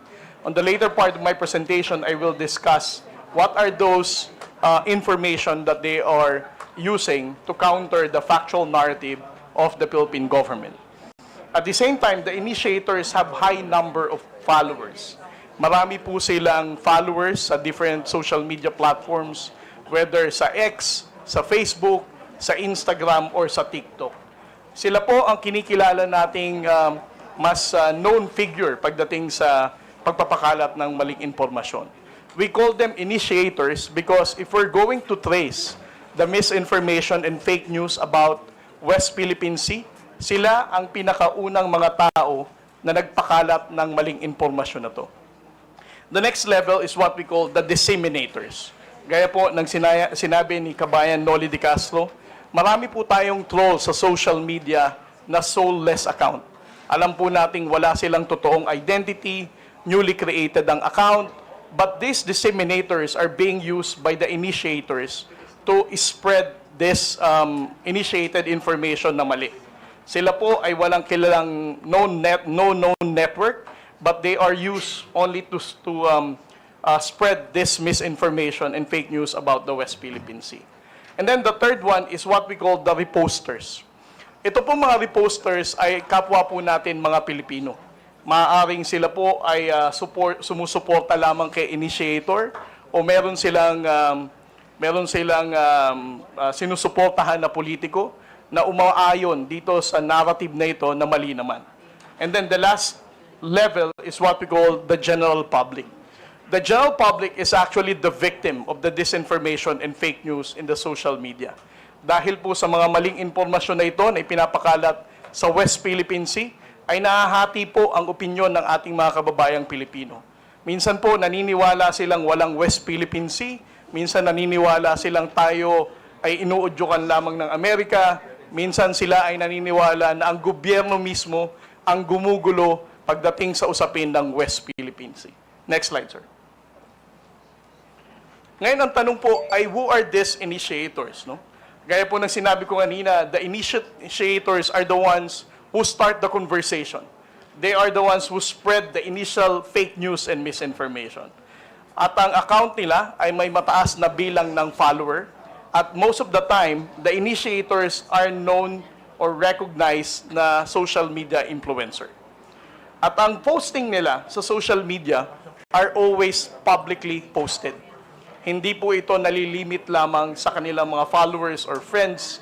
Intentionally, their postings are made public so that it can be easily shared ng kanilang mga disseminators at ng kanilang mga followers. Next slide.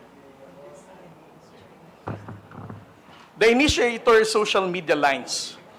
Over the course of time and analyzing the lines of these initiators who spread fake news in the West Philippine Sea, it can actually be divided into 6 parts. Ang una sa lahat is yung sinasabi nilang, we do not have legal basis in our fight in the West Philippine Sea. Ilang beses na po nating narinig yan. Later, I will discuss all of this, how they make use of these lines as a way for them to mislead the Filipino people. Second, ang West Philippine Sea ay hindi natin primary concern. Ito daw ay hindi dumudugtong sa sikmura ng ordinaryong Pilipino, kung kaya't ang ordinaryong Pilipino ay hindi dapat makialam sa isyu ng West Philippine Sea. Pangatlo, Philippines is one escalating the tension in the West Philippine Sea. Sinasabi po nila na ang Coast Guard or BFAR or other agencies of the government are the ones responsible for the escalation of tension in the West Philippine Sea. At ang pang-apat po is the fear-mongering, ang pananakot po sa ating mga kababayang Pilipino na kapag patuloy nating tinindigan ang laban natin sa West Philippine Sea, ay magkakaroon po ng gera. At ang panglima po, ang Philippines is only dictated by the United States. Ilang beses na rin po nating narinig ito na ang nangyayari sa West Philippine Sea ay galing lamang po sa pag-uudyok ng Estados Unidos. And the last part is that the West Philippine Sea spokesperson, kasama ko po si Jonathan Malaya at ang iba pong mga akademya na dumidepensa sa paninindigan natin sa West Philippine Sea, has always been a victim of disinformation and fake news. Next slide, sir.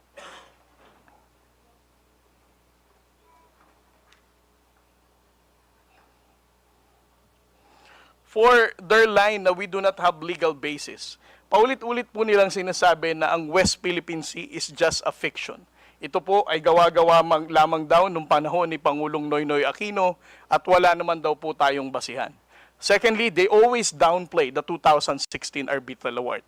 Hina-highlight nila na despite of the 2016 Arbitral Award, which is internationally recognized as a landmark victory for the Philippine government, they always downplay this, saying it is very difficult for this current administration to get the support of the international community because it cannot be reinforced. The second one is, we're the one escalating the tension. Kung makikita po natin ang mga posting ng mga tao na to, lagi nilang ang sinisisi ay ang Philippine Coast Guard. Kami daw po ang bumangga sa China Coast Guard. Kami daw po ang dahilan kung nagdala ng mga isda doon, kaya nagkaroon ng gulo sa Baho de Masinloc. Instead of criticizing the aggression and unlawful activity of the Chinese Coast Guard, Philippine Coast Guard po ang nilalagay nila sa kanilang mga posts trying to distort the reality of what's really happening in the West Philippine Sea. Next slide, sir. At ang narrative na ang Pilipinas po ay inuudyukan lamang ng Amerika. Ito po ay paulit-ulit din nilang sinasabi, ang West Philippine Sea ay gawa-gawa lamang daw po ng Amerikano. Ang Amerika din daw po ang nagdikta ng naratibo natin pagdating sa usapin ng West Philippine Sea. At ang kanila pong favorite line, the transparency initiative of the Philippine government is actually dictated by Mr. Ray Powell, na paulit-ulit din binabanggit ni Mr. Mark Lopez sa kanyang social media posts. And then the next one is, West Philippine Sea spokesmen are pro-US and accepting bribes. I have been a victim of disinformation and fake news. Sinabi nilang CIA ako, sinabi nilang pro-US ako, sinabi nilang pumunta ako sa bahay ni Speaker at meron daw akong 3 black bag. Sinabi rin nilang tumatanggap ako ng $4 million as part of my talent fee sa US Embassy. Panglima po, WPS is not our primary concern. They are confusing the Filipino people by saying poverty is the main issue of the Filipino people and not the West Philippine Sea. Kanila pong binibigyan ng confusion ulit ang mga kababayan natin para sabihin they should not care about our fight in the West Philippine Sea. And then the last one, sir, is fear-mongering. There will be war. Ilang beses na po nating narinig ito sa ating mga social media trolls. Sinasabi nilang kapag patuloy na pinanindigan ang ating laban sa West Philippine Sea, ay maraming mamamatay na Pilipino, hindi kaya ng Armed Forces of the Philippines na tindigan ang pakikipaglaban sa China. Pero simula po na naging Pangulo, si Pangulong Bongbong Marcos, for almost 3 years now, he has been standing firm of not surrendering a square inch of our territory to any foreign power. Pero wala naman po tayong digmaan na naririnig pa. And then the last one, sir. Next slide. Next slide. Kung makikita po natin ang posting netong tinatawag nating mga initiators, there are actually 3 intersection points na common sa kanila. Una, they always counter our position in the West Philippine Sea. Secondly, kung titingnan din po natin ang posting nila, they also defend Alice Go and the Pogo. Third, they are also denying the presence of Chinese spies na nahuli ng NBI noong mga nakaraang buwan. Just to give you an example, I would like to share with you the posting of certain Miss Ana Malindog Uy. I'm not saying that she is the one really managing this expose because I don't know her personally, but this is actually a public post. She said, with regard to Pogo, ano daw ang sabi ni DASA, upgraded ang Pogo seriously?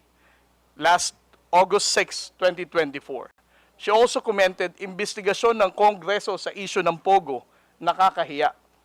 And then when it comes to the issue of the spies, last January 29, 2025, she also posted, "Do we really think that a superpower like China would send someone unqualified to spy on the Philippines?"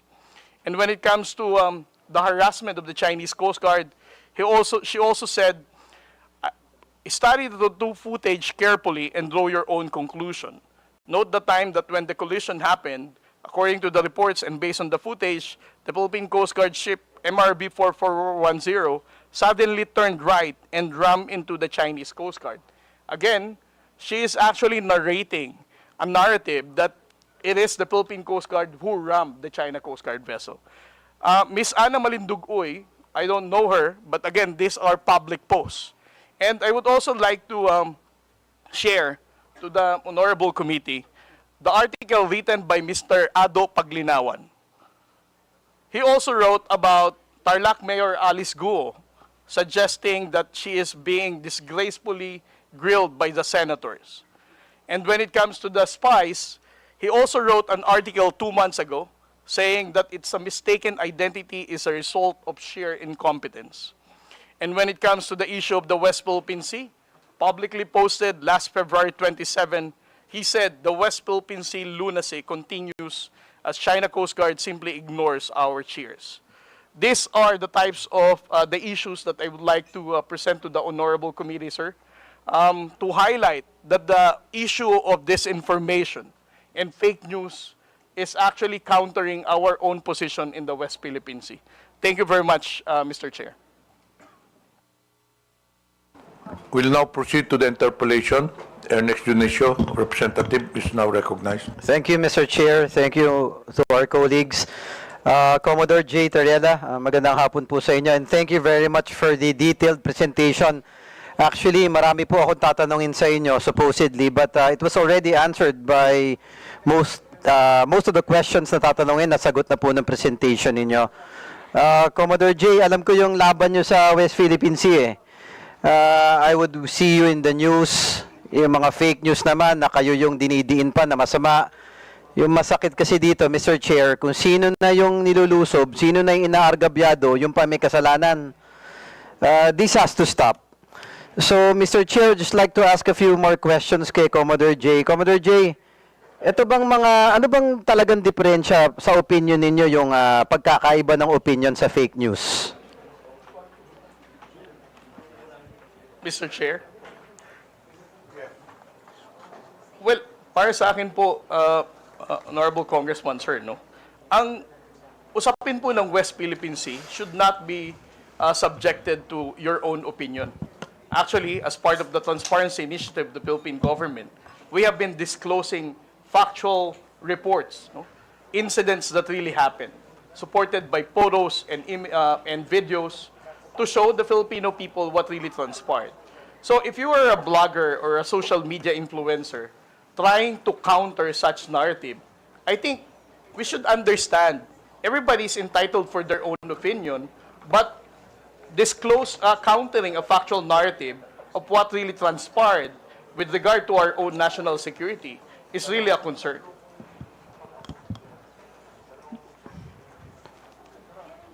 Yes, thank you for that. Mr. Chair, kasi yung West Philippine Sea, in my humble opinion, di lang naman kasi to geographic location, it's a symbol of our sovereignty. If I remember it correctly, Commodore J, di ba, nung last hearing natin, meron pa nga na nagkiklaim na lumalabas sa mga fake news na yung Palawan pagmamayari ng China. Tama po ba? Yes, sir. Yeah, it's very alarming, Mr. Chair, lahat ng nangyayari na to eh. So, alam ko nag-imbestiga na kayo dito, Sir Commodore J. Ano po ba mga naobserbahan nyo? You mentioned kanina mga initiators. Ano ba to? Mga Pilipino ba to? Chinese? Or we don't know for certain? Well, right now, Mr. Chair, what we have are only public posting of social media accounts. Just like what the former Vice President mentioned, we cannot really ascertain whether these people are the ones managing those accounts dahil hindi naman talaga natin alam kung sila yon. Mr. Chair, may nabanggit po kanina na si Ana Malindugoy. Yes, Mr. Chair. Do we know, Mr. Chair, does this committee have any information na Bisita po ba natin siya ngayon or Filipino vlogger po ba to? Or... Sino? Si Mark Lopez? Hindi po, si Ana Malindoguy, mentioned by Commodore Tariela earlier, Mr. Chair. Comsec, did you invite this personality? Unfortunately, she was not included. Is that a female? Yes, Mr. She Chair. was not included in the invitation to the resource persons. Maybe, Because there- thank you, Mr. Chair. Maybe it would be prudent since Commodore Tariela mentioned some posts that are very detrimental for our sovereignty and for the safety and security for our country, that probably this individual, be it true or not, we can try to find out through the committee and have this person invited and probably shed more light to the posts that was shared by Commodore Tariela, Mr. Chair. Comsec, please take note. This individual will be invited for the next hearing. Moving on, Mr. Chair, yung 2016, as mentioned by Commodore Tariela, yung arbitral award. In my humble opinion, ito napakalinaw na na pagmamayari ng bansa natin, yung kinokontest ng ibang bansa What I don't understand is bakit kinokontra pa to. Commodore Tariela, ang gusto ko lang malaman, meron po ba tayong specific Filipinos identified who are, masasabi natin na pro-China?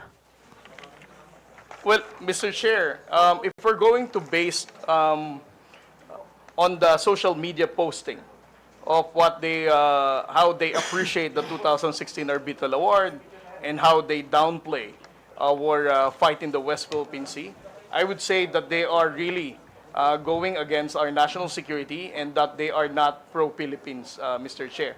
However, I would also like to add that what is difficult for us on the Philippine Coast Guard is that we cannot really identify whether these people who are using such accounts are those actual people named with that social media account, sir. Thank you. Mr. Chair, I'd like to request that all the information that has been presented by Commodore Tariela, also yung mga vloggers na hindi naman natin ma-determine kung tao ba o Pilipino ba, baka makuha natin yung mga handle nila and maybe NBI or someone from our government can really check. Mr. Chair, this has to stop. We have to find out who these people are. Baka mga Chinese to o kung hindi man, baka mga Pilipino na napinagkakalulo yung bansa natin. This has to stop. This is the reason why we have this hearing, to shed light and to stop the fake news na nakaka-apekto na do sa sovereignty ng ating bansa, Mr. Chair.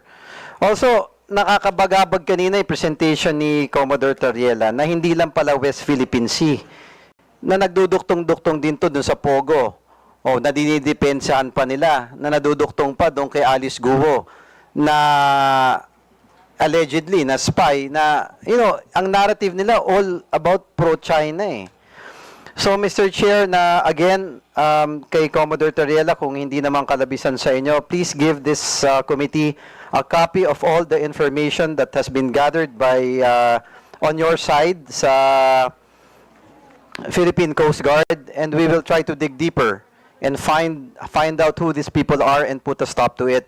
It will also give guidance to us on the laws that we will be making to determine, Mr. Chair. Ito na nga yung pinag-uusapan last hearing tsaka ngayon with what Congressman Rog was saying earlier, na importante talaga na naka-register yung mga tao sa account ng mga social media Anyone can simply make an account, gagawa ng false claims, kung ano-ano, tapos ini-influence yung mga Pilipino.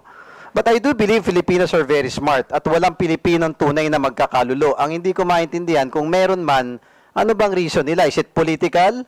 Or is it because of monetary gains? But there should be no Filipino na dapat ipagpapalit mo yung bansa mo para sa mga idol nyong politiko o para lamang sa pera, kapalit ang sovereignty at security ng ating bansa. This has to stop. So again, Mr. Chair, may I manifest that we really have to find out who these people are. We will not stop. The committee will not stop. And again, ako lang, simple manifestation, Mr. Chair. To Filipino vloggers, minsan nakikarried away tayo sa mga nababasa natin o napapanood. Last hearing, tinanong ko yung mga vloggers natin, sinabi naman nila na walang naniniwala sa kanila na ang Palawan parte ng China. Yun ang pinapakalat online eh. Ako yayayain ko lang yung ibang vloggers natin, no? I know masipag kayo mag-post o gumawa ng iba't ibang content. Why not do a content that will protect our country? Why not do a content, meron kayong mga following meron kayong mga taong naniniwala sa inyo. Isn't it prudent enough for a Filipino na kung gagawa ka na lang ng content mo, it's to fight for our country. Sometimes nalulungkot ako kay Commodore Tariela, tinitira pa ng ibang tao na tuta daw ng Amerika. Tapos yung Amerika, minsan tinitira na yun daw may gusto ng gulo. No. Let's try to dig deep. Sino ba nang gugulo sa Pilipinas? Sino ba ang pumapasok? Sino ba ang aggressor? Mr. Chair, enough is enough. Kami sa Tondo, mga batang Tondo, hindi kami papayag sa mga taong ganyan. So, Mr. Chair, again, I appeal sana sa mga kaibigan nating vloggers, if you are true Filipinos, let's all work together. O i-prove natin na maka-Pilipino tayo at makabansa tayong Pilipinas. Labanan natin ang negative news ng China and let's stand for our country. One flag, one country, and one Filipino. Thank you, Mr. Chair. Thank you.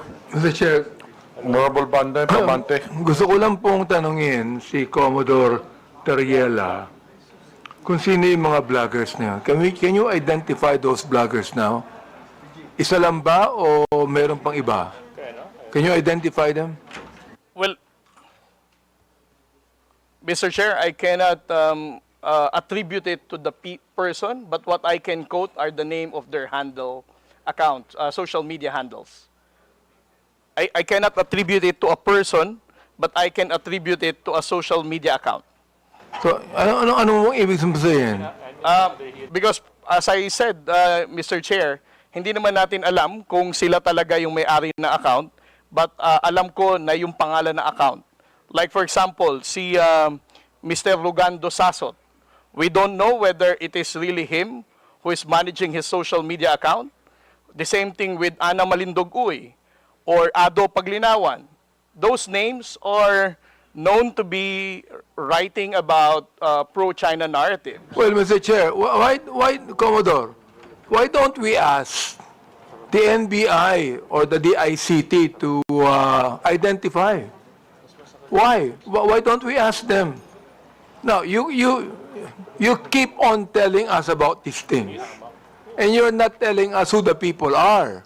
So why don't you ask the NBI or the ICT to identify those people who they are? Because they can be identified. Oh, it's up to you because you're the one being bashed in this case. Perhaps even your statement here can even be treasonous. Why? Because these are Filipinos who are actually siding with China. Oh, saying things that are against our own sovereignty. So, Mr. Chair, I would like to ask to Commodore Tayela to ask the NBI and the ICT to finally identify these people. And if you do that, Mr. Chair, we're going to invite them here so they could be able to shed light to what they're saying. And also, let them realize that this committee is now crafting a bill that will regulate these things. Akala ba ng mga vloggers natin, malilibre sila lahat sa mga bagay na yan? No. There should be certain regulations on this, Mr. Chair. Do you know why? Because freedom of expression is not absolute. Are there any further questions with regards to this issue from the members? Mr. Chair, I would like to ask Commodore Tayela if he's willing to ask the NBI and or the ICT or the Department of Justice to finally identify these people. Yes, Mr. Chair, on the part of my office, I will be forwarding the report and the post of those known social media influencers that we have identified that are countering the factual narrative of the Philippine government when it comes to the West Philippine Sea. I believe we have the presence of the NBI resource persons. Andito po bang NBI? Ano mo nga yung anong pwedeng gawin dun?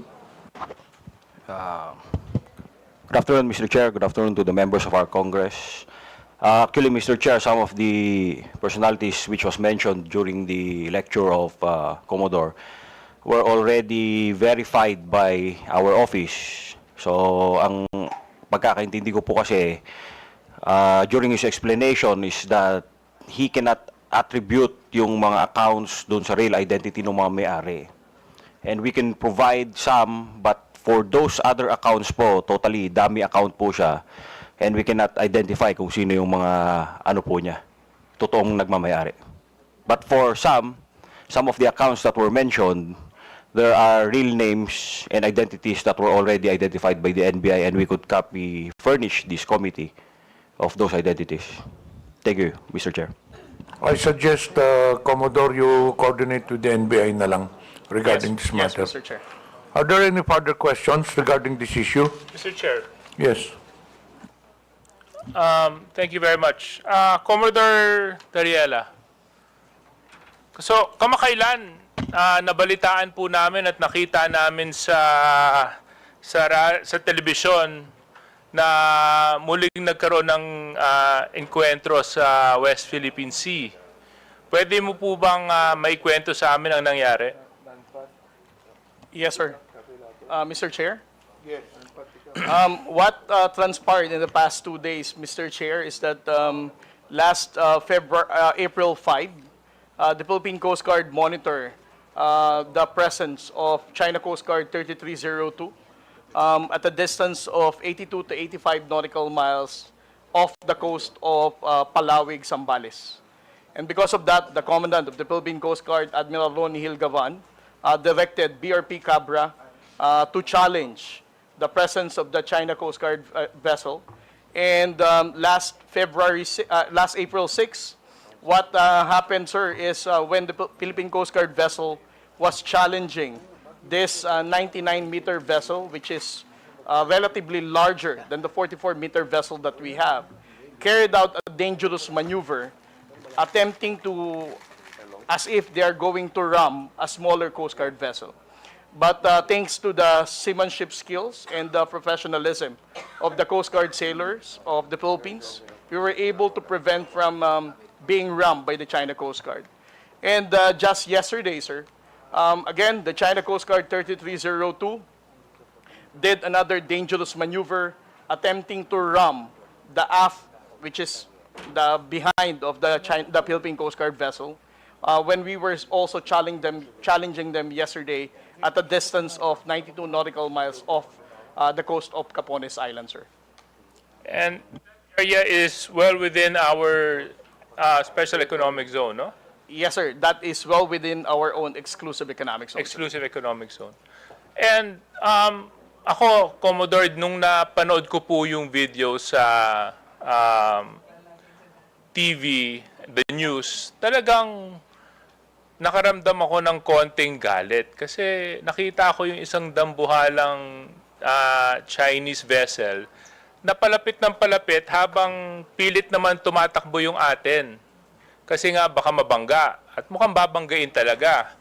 At buti na lang kamo, magaling yung ating mga seafarers nakaiwas.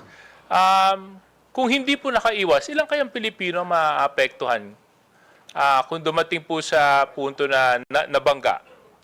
Well, we have to understand, sir, na ang barko na to is almost double the size of our BRP Cabra. So you can just imagine the impact nung bilis nung barko na yon sa pagbangga ng mas maliit na barko natin. Parang to describe it, parang isang Wigo na Toyota na kotse binangga ng isang 6x6 truck. So that is the reason why the Philippine Coast Guard has to run away for them not to be rammed by the China Coast Guard. Kung sakali pong nabangga tayo, definitely ang mga crew po ng Philippine Coast Guard vessel ay nasa harm's way na po. At tayo po ngayon siguro ang nagpapanik, how can we be able to rescue our Coast Guard personnel, sir?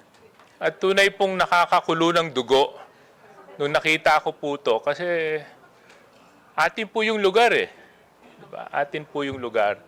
At dito po sa hearing natin ngayon, napakahalaga po na ma-address po natin yung mga fake news na lumalabas laban sa issue ng West Philippine Sea.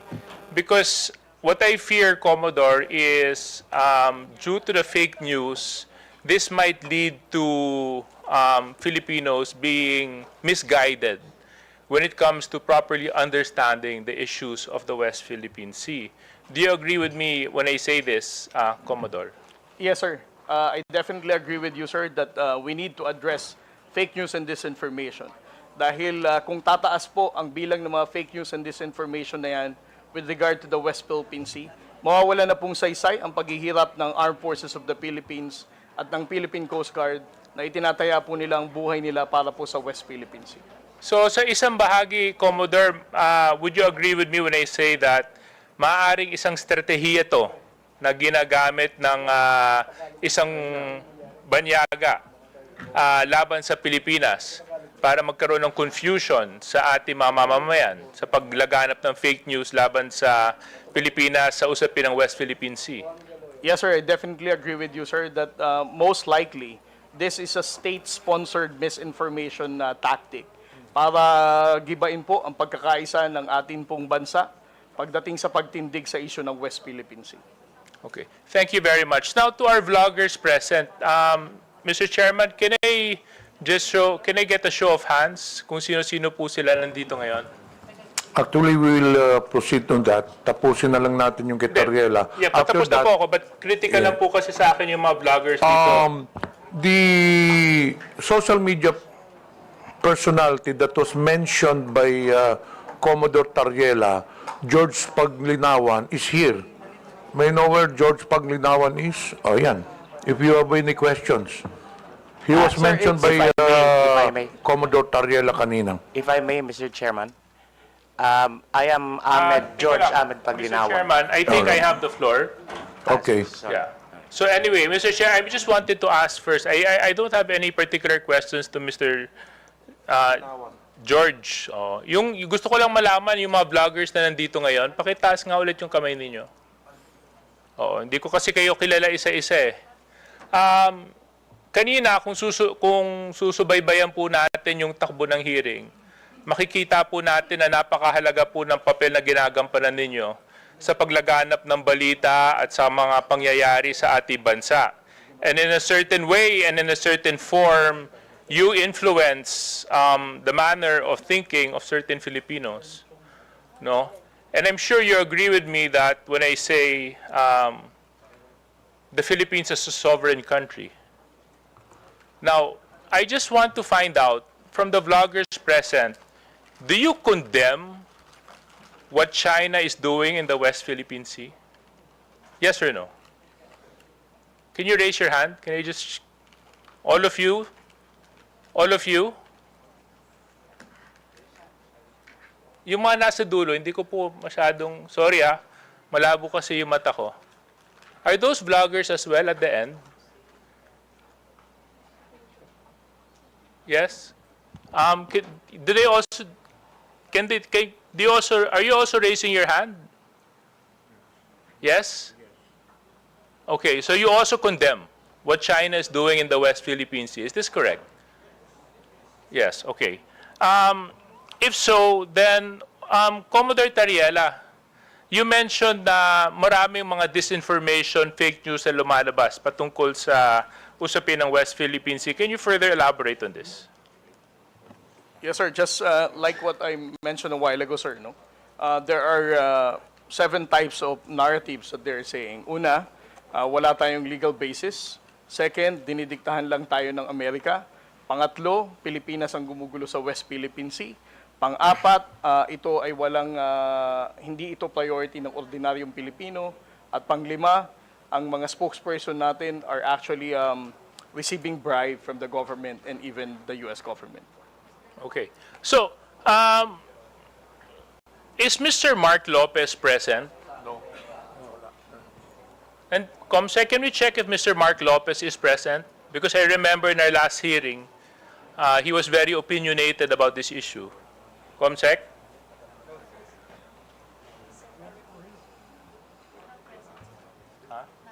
Not present. Okay, not present. So, Since he's not present, siguro I'll just reserve my questions for him when he decides to present himself. For the vloggers na nandito, dahil kayo naman, inamin nyo rin na kinukondenan nyo yung ginagawa ng China sa West Philippine Sea. Siguro ipapakiusap ko na lang sa inyo sa pamamagitan ng boses ninyo at sa pamamagitan ng kakayahan ninyo, baka pwede nyo lang suportahan ang Pilipinas. Pwede nyo suportahan ang ating pamahalaan. Pwede nyo ipakita sa pamamagitan ninyo na maski ano man ang hindi natin pinagkakasunduan, Pilipino at dugong Pilipino pa rin ang nangangalaytay sa ating lahat. At yun po ay dapat pinaglalaban natin. I think for our armed forces right now, this is very important that we show that the country is in full support in protecting the rights and the sovereignty of our country. That's all, Mr. Chairman. That's the only questions I have for Commodore Tayera. And baka pwede pong humabol ng isang pakiusap. Alam mo, campaign period ngayon eh. Kami mga kandidato nakikiusap. Baka pwede ko ipakiusap sa inyo. Sana maging boses din po kayo sa Twitter, sa Facebook, sa TikTok o anumang medium ang ginagamit ninyo na let's support the Philippines and let's support our claim to the West Philippine Sea. Maraming salamat. Mr. Chair, Yes, Honorable Abante. gusto ko lang po sabihin kay Commodore Tayel, saka yung NBI, no? Because you mentioned na these are dummy accounts, di ba? Dummy accounts po ito. And you also mentioned that it's possible that they are being used by the Chinese, no? To speak against the West Philippine Sea. So, Mr. Chair, gusto ko lang pong i-manifest dito, kung dummy accounts yan, walang pinagkaiba yan nung panahon ng hapon. Oo, yung makapili na mayroong bayong, mayroong bayong hindi nagpapakilala. Oo, walang pinagkaiba yan sa mga makapili. Kaya yung mga vloggers natin dito, na mga makapili, palagay ko, merong kalalagyan din yan. Siguro, no? NBI. Meron din, ano? So, it means that you could be able to really identify those makapili today. No, NBI. Kaya, no? Mr. Chair, if I may. Yes. Yes, Your Honor. As long as makumpleto po natin yung mga verification. But still, we depend on the information na kayang ibigay sa atin ni Meta as well as yung kayang ibigay ng mga telco sa atin na information. Kasi ang point po natin dito for purposes of identifying attribution is that we could determine kung sino yung gumawa ng account. Yun po ang ating basis po.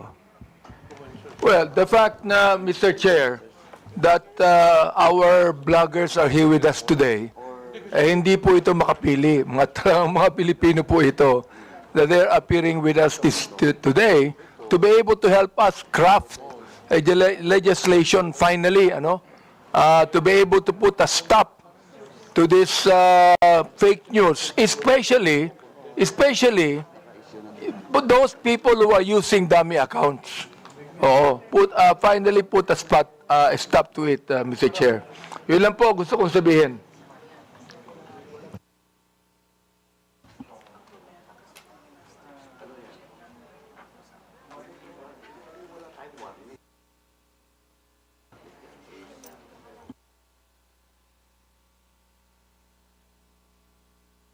Tutuloy ko na. I will continue. Okay, Yeah. Chairman Abante, please continue. Mr. Chair, thank you. Andito po pa si Miss Joey Cruz. Miss Joey Cruz, andito po ba? Yes, Mr. Chair. Okay, Chairman. Asan po siya? Ayan. Gusto ko lang po alam nyo, sa totoo lang, marami po akong natatanggap na bashing eh. Hindi ko pinapansin. Hindi ko pinapansin yon. Katulad ni Kabayan, hindi ako naiinsulto, hindi ako nababagabag, hindi ko pinapansin, wala namang katotohanan yun eh. Ano? Kaya hindi ko pinapansin yan. Alright. Ngayon, ang gusto ko lang pong sabihin kay Miss Joey Cruz, in one of your blogs in YouTube, you directed this statement sa akin. No? Akin mismo. Unang-una, hindi naman kita kilala. Hindi naman kita kaaway. Wala naman akong ginawang masama sa'yo. Tama ba ako, Mr. Chair? Meron po ba akong ginawang masama sa inyo? There is no personal action. Kaya nga, Mr. Chair, sagutin mo lang ako. Meron po ba akong ginawang masama sa inyo? No Meron ba wala? None, Mr. Chair. Wala. Wala akong ginawang masama sa inyo, ha? Pinapatunayan nyo yan, ha? Pangalawa, hindi nyo ako kilala. Tama ba, Miss Joey Cruz? You do not know me personally. Correct, Mr. Chair. And Mr. Chair, I do not even know Miss Joey Cruz personally. Am I right? Correct, Mr. Chair. But, you made a statement against me. O ito, babasahin ko, ha? O, ang sabi mo, ganito, kung abante, paswelduhan ka ng taxpayer, gago. Tinawag mo akong tinawag mo akong gago. Oh, bakit? Ba't mo ginawa sa akin yun? Gusto mo ba akong umiyak ngayon sa'yo? Sabihin ko, ba't mo ginawa sa akin yun? Bakit mo ako tinawag na gago? Bakit po, Mr. Chair? Please, yes. Mr. Chair, and I think it is already established that we do not know each other personally. Ano po yung pakilakas nga po? Hello, Mr. Chair? Mr. Chair? Okay. I think it is already established that we do not know each other personally. Therefore, the statement was said based in a not personal way, but it is an observation of my reaction Mr. Chair, on meron ka pang salita. Your observation is that I'm gago? Is that your observation? This pertains to the public function as I perceive it, Mr. Chair. No, public what? Public action, Public Mr. Chair. action. So you mean that is the public that is actually telling me that I'm gago? No, Or Mr. is it Chair, you? the statement Let me came ask from you, me. Mr. Chair, is it you? Yes, Mr. Chair. So you were the one that said that, right?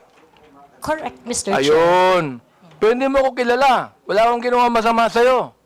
Yes, Mr. Chair. It What is your already right to established. tell me that I'm gago? Because I am a citizen of What the is your Philippines. right to tell me I'm gago?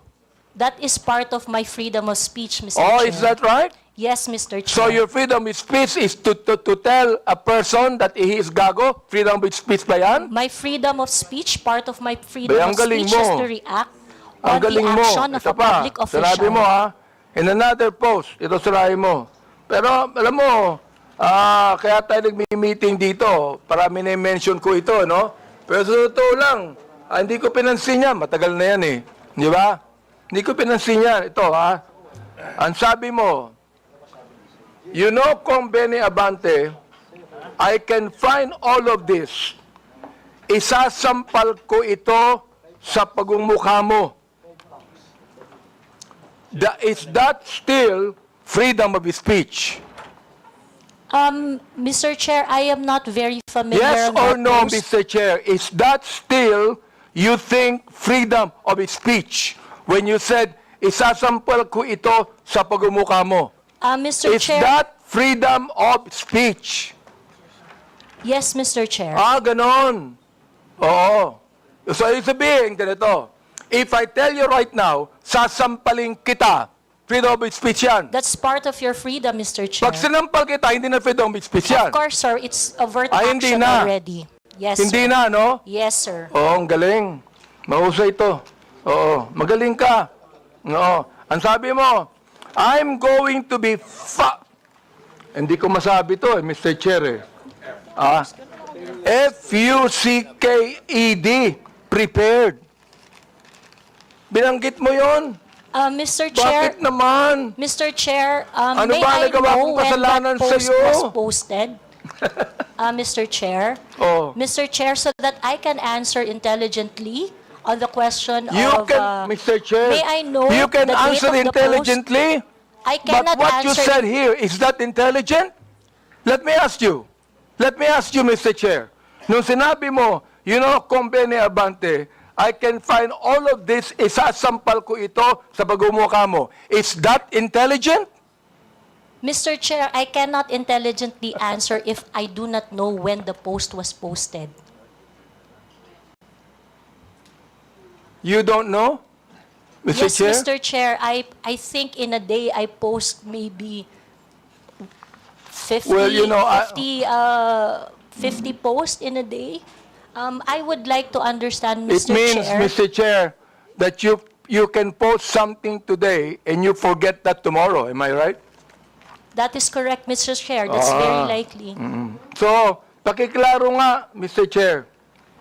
Ano yung isasampal mo sa pagmumukha ko? That is why, Mr. Chair, for me to intelligently answer your question, I need to know when it was posted. Well, we are going to get the date when this was said. Thank you, Mr. You would Chair. be able to know. Thank you. Kaya, pinapakonfirm ko lang yung statement na yan eh. Ibig sabihin, do you believe, hindi ko na sabihin ang freedom of speech. Do you believe that this falls under protected speech? I'm so sorry, Mr. Chair. May you please repeat Do the you question? believe that this falls under protected speech? Mr. Chair, like I said earlier, I would like to know first the context of the post. But rest assured, Mr. Chair, that when I post in my platform, I make sure that it is a reaction on the news or public action. As a political observer, I always practice... Ms. Cruz, is this a political statement? You were saying a political observer. Is this a political statement? Do you believe that using profanities, insults, and malicious accusations online represent fair and respectful, intelligent discourse? Except as part of your statement, Mr. Chair, the malicious imputation you said, I accept that. The rest that you said, yes, it is part of the healthy public discourse. It is part of what, Mr. Chair? Healthy public discourse. Therefore, pag binanggit natin using profanities, insults, and malicious accusations, that is, anong tawag mo doon? Part of the healthy discourse, Mr. Chair. Healthy discourse. Healthy discourse ba yun? Yung Yes, profanities, Mr. Chair. Yes, Mr. insults, and malicious statements, healthy discourse sa'yo yun. Yes, Mr. And that's Chair. the reason why, Mr. Chair, that we should now actually craft a legislation to put a stop to Ms. Joey Cruz, who seemed to be intelligent, and a woman using profanities, malicious insults, saying it is healthy. Yes, Mr. Chair, I stand by my statement. Everything you said, except the malicious imputation, which I do not do, is part of a healthy public discourse. It is part of my freedom of speech. In fact, it is recognized under the Universal Declaration of Human Rights Act that I should be able to express my opinion without interference. Ms. Joey Cruz, I am the chairman of the Committee on Human Rights, and this is not recognized.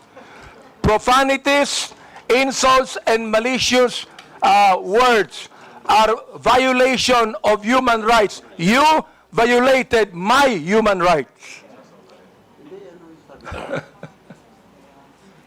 Mr. Chairman, Mr. Chairman, Mr. Chairman, may I inquire, sino po yung sa tabi ng research person? Please identify yourself. Are you the lawyer of Yes, Your Ms. Honor. Cruz? I'm Attorney Mark Anthony Manuel. I'm the counsel for Ms. Cruz, Your Honor. Have you entered your appearance here? Yes, Your Honor, please. So Mr. please Chair. be reminded that you can only give legal advice to your client, and you ask the chairman. Yes, Your Honor. Please sit, not in the resource person at the back. You are not allowed to sit. At the back, you sit at the back. Yes, Mr. Lawyers are not allowed to sit beside the resource persons. And please be advised that ask permission by the chairman. Yes, yes. Also sit Mr. at the back. Yes, Mr. Do Chair. not sit beside your client. And rest assured that I am only advising my client as And to then, her so legal ask the rights. chairman the permission before you give the advice. Yes, Mr. Chair. Also sit at the back. Thank you, Mr. Chairman. Thank you, Mr. Chair. Attorney, please comply. Are you through, because no, actually, Mr. Chair, I'm just starting. wait, we are still on the issue of, I would like to finish the issue on Tariela, then we can go back to your interpolation. Honorable Junicio, are you still asking questions? You're done. Honorable Tariela, do you still have any statement to make? Nothing more left from me. Okay, we'll now proceed to the next item on the agenda. This is with regards to the issue on social media personalities. Mr. Chair, if there are no other congressmen that have questions for our resource person, Commodore Tariela, maybe we can excuse him because he has more important issues at stake, which is national sovereignty. So, kung wala na po magtatanong sa kanya, baka pwede na po natin siya ma-excuse sa hearing na ito. You are hereby excused since there are no more questions. And more on that, there are some resource persons here that I believe wala na mga question ng mga congressman. May I ask if AMLA resource persons are here? Attorney Arpon, Attorney Titanco. From the members, do you have any questions to AMLA? There are none, so you are hereby excused. To COMELEC, pakitaas pong kamay. To the members, do you have any questions with COMELEC? None? You are also excused, all the resource persons in COMELEC. Dun sa mga broadsheets are already excused. Dito sa kay Miko David, Digital Marketing Association of the Philippines, I think you can stay put since we will be discussing next the social media personalities. Okay, we'll now proceed on the issue on social media influencers or personalities rather. May I request that all social media personalities take the microphone and introduce yourselves one by one, starting to the nearest to the chairman. Good afternoon, Mr. Chair. I am George Ahmed Paglinawan. I am a lawyer. I am not Ado Paglinawan, the one that was mentioned by the Commodore Tariela. I believe there is another person who is named Ado Paglinawan, and I'm sure that that is not me. Thank you. Okay, next. Yes, my name is Darwin Salcedo, known as Boss Dada in YouTube and Facebook. Next. My name is Dr. Richard Tesoro Mata. I'm a health blogger, pediatrician. Okay, sige na. Next. Good afternoon, Mr. Chair. I'm Glenn Ang Chong, a lawyer, certified public accountant, and former member of the House of Representatives in the 13th Congress. Next, please. Good afternoon, Mr. Chair, and my name is Zain Batalya. I'm the person behind I Am Sean Wayne. Yes. Good afternoon, Mr. Chair. I am Manuel Mata Jr., also known as Coco Locoy in social media. Coco Loco? Coco Locoy, Mr. Chair. Good afternoon, Mr. Chair. I'm former PDEA agent Jonathan Morales, behind Agent Tambayan, Your Honor. So you're now a blogger also, Mr. Morales? Di ba resource person ka sa Senate before? Yes, sir. Mula po nung tinigil yung PDEA Lex, nag-resort na po ako doon sa... You're a former PDEA agent? Yes, Di Your ba? Honor. Yes, Mr. Chairman. Blogger ka na ngayon? Yes, sir. Okay, next. I am Vivian Rodriguez, better known as Vivian Velez as my screen name. I was not invited in this committee hearing, but I was mentioned the last time, the last hearing. So I'm Okay. here. Anyway, this is a public hearing. Anyone is welcome to attend the hearing. Next. Good afternoon po, Mr. Chair. I'm Alvin Montero. I'm not a blogger, or I'm not a journalist. Thank you. Good afternoon, Mr. Chair and honorable members of the committee. My name is Claro Ganyak. I'm a retired professor. I'm not a blogger. I just express my opinions in social media. Okay. That's it. Thank you, Next. sir. Good afternoon, Mr. Chair. Ako po si Elijah San Fernando, isa pong manggagawa at unionista, kilala sa TikTok at Facebook bilang Eli San Fernando. Next, please. Good afternoon, Mr. Chair. My name is Maria Florinda Princess Duque, or better known as Pebbles Duque. I am now a law student. Next, please.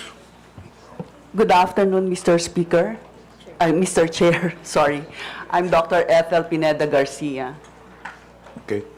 I think there are some vacant seats. Pwede na pong kunin yun. Yes. I am Trixie Cruz Angeles. I am a lawyer. Next, please. May I continue, Mr. Chair? Wait, meron pa yata dito sa... Kompleto na po ba ang mga social media personalities? Who is Vicente Cunanan? You're also a social media personality? Okay, so you can now proceed with your interpellation. Thank you, Mr. Chair. Again, Ms. Cruz, do you believe that freedom of expression is not absolute? Yes, Mr. Chair. You do. Of course, I'd like Mr. to ask the other bloggers if they also believe that.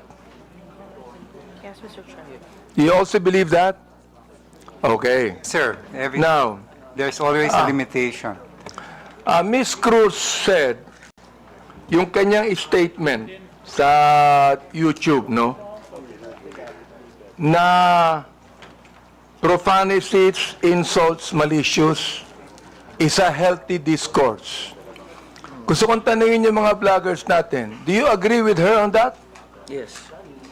That profanities, insults, and malicious accusations is a healthy discourse and a part of the freedom of expression? We would like to ask every blogger to answer me yes or no if they believe in that. Mr. Chair, can I be recognized? Yes.